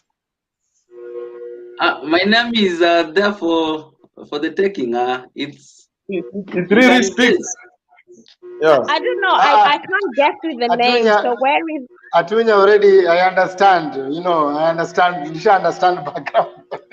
And then so you call him Atuya? Is it Atunya or Atuya? You call him Atunya. You don't know where he comes from. It's Atuya. From it is Kisii. Atuya. No, Yeah, Western. Oh, Western. My Western. God, for a Western No. guy to think that this is a one-off. That's why I asked. You're from Western, but very unique. So we wait. That's wrong. I'm not from Western. Atuya cannot be from Western. Atuya cannot where? be from Western. He's from Kisii, this guy. I'm a Kisii guy. Yes, so I get right. But you know, you don't speak like Kisii. You see, like fighter will definitely know it's a Kisii. But you, that asset ya Kisii ya unanga. Atuya he was born yesterday in town in Nairobi. He cannot speak like that. Okay. No, you cannot Some of tell. us you are bred in the I'm village. unable to tell where Nancy is from. Where? Even myself. Nancy is from Where am I Teracha from? Mountain. I can't Mount tell. Kenya. Where am I tell. from? Nancy is from Central. No, I'm not. Teracha Mount Kenya. I'm not. Hey. You see, you got it wrong. Bernard. Hey. Bernard, I saw your second name. So I can easily say you're from Western. Who? Where did you get my second name? Ana seem to like Western, but akiongea anaongea kama Ikuro Court. So I saw it on your book. Oh, no wonder. Bernard na Ayaga ni watu wa Western. Wanasemanga if Baba says right, we turn right. But I'm yet to fix Ismail. Ismail is very elusive. He comes across like he's a Baba person, but then he veers away and goes another direction. So he's doing it in a very clever way. Baba ni baba yetu wote. Baba wajua lazima tumpende, whether you are coming from this side or no. Hiyo ni nature. Just nature. Loving Baba is nature. It's about time. It's about time to advise Baba now. He must retire nicely, and then he goes home peacefully without being pushed by anyone. We have given him a name, Baba. He must retire. This time he should not be seen anywhere in the ballot box. Otherwise, he will be ashamed. Leave Baba to share the estate to his children. The problem is not Baba. The problem is sharing the estate to his children. The problem is the people who are next to him. They don't tell him the truth. You see, I must say this. You know, Raila is a guy who has achieved so much for our country. And I think history books will judge him right. But in the last, since he did the handshake, he might start undoing his legacy because the people who are looking up to him, and even people who are abroad, the scholars seem to be on the view, because I tend to I read a lot. I do a lot of reading, and people agree that Baba is why we have multipartyism, the democracy, the 2010 constitution. He's done so much. But Uhuru seems to have either, this is yet to be judged, and I don't want to call it as yet until we see the end of BBI, but it's either a Baba masterstroke or a Baba's end of his political life. If the BBI fails and Kenyans don't agree with him, he will lose it big time, because during the COVID-19, Baba's voice would have been key to helping those people who are suffering, because that's what he's always done. But Very people true. are looking for his voice now, and it's not there. And to me, the strategy, I don't want to say the strategy is wrong, but in a few months, we shall be able maybe to look at it and debate about it. But the jury is out to judge his political move. Handshake, BBI, plus COVID. I don't know what you guys think. The best Nancy, I think the same. The best word that Junior speak first. I think of the issue the same. Imagine if Baba was not in government now. I think Sorry, you're having a net problem? If Baba was not in government currently, I think his pressure could be felt, and some of the unnecessary restrictions that are currently in the country might have been relaxed, or might have been rechecked and done in a different way. And now that we don't have a real opposition, a real voice for the people, as Baba used to be fashioned for, it might end up terribly for him. But knowing Raila who he is, 6 months to before Parliament is dissolved, he might jump the gun and get back to the streets as he has always done. So I know he knows currently that his relationship with Uhuru has tainted him, and I know he might be having a plan, but currently he's trying to work for the system to see if the system can give back to him. So he's in a tight spot. Fighter talking. What I was saying, Nancy, you used a very correct name there. He is now undoing what he has been doing the right way, and at the end of the day, he will be maybe the legacy he had already marked the Kenyan people. We were respecting him so much for APCD. Now we'll be seeing it the other way around. What I'm saying, and if there is a time when Papa has a lot of work to do to manage the people, because when I look at the way politics is moving around, for the first time you can hear some people from the going against and pretending to support someone else like Ruto for the first time in the history of Kenya. So this is the time when he has a very huge challenge. And I want to put, that's why I say the best thing for him now was for him to get such whatever he has managed to do. We appreciate him. He gives this thing to some young people there also to say.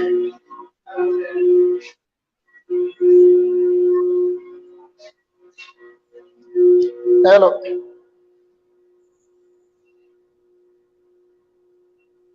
Hi, Smile. So No, Ian, you know we were winding up. Then you bring another issue. So should we wind up? No. I only, it was just a comment. But if you wanna contribute, we have another like 5 minutes. No, I need to leave because I need to go take some. I need to go canteen. So Atuya, I appreciate. Good night. So good night, everybody. Let us hope we meet another time and have a great time. But you guys can If Yes. Ismail goes, Atuya stay and Ian, and then I'll call Clinton just to end it, and then it will just end. So continue. If you have anything to say, continue. When I But try to get Nancy, just make sure that we have been added to the group so that. yeah. I actually So, did you get my message from my number? Because I just wanted to know that I got your number correctly. no, I haven't get yet. So probably I didn't send the correct number. Bear with me.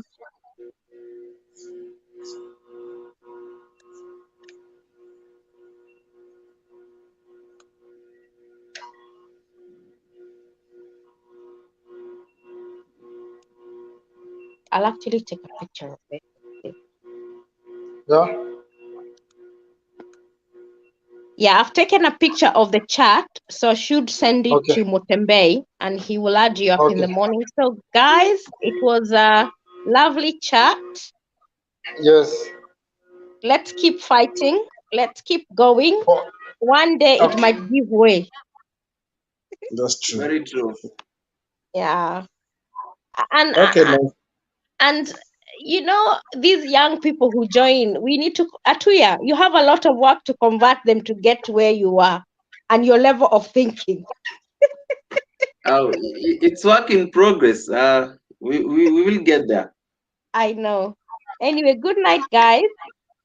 Thanks a lot. And we will catch up next week. Okay, Atuya, thank you so much. Morako Olimpia Mono. Thank you so much.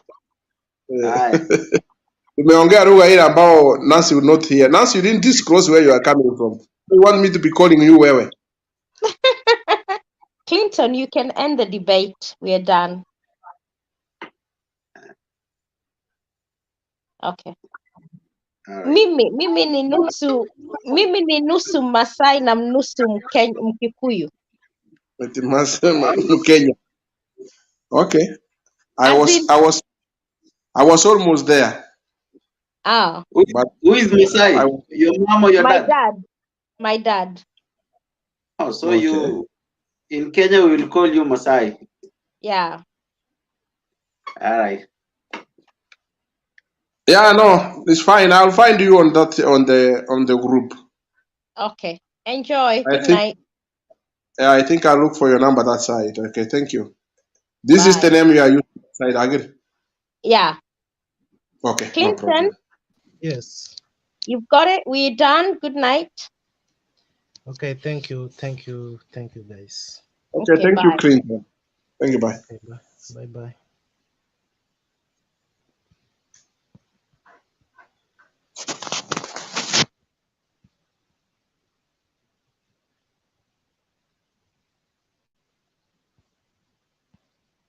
Okay, thank you guys for watching.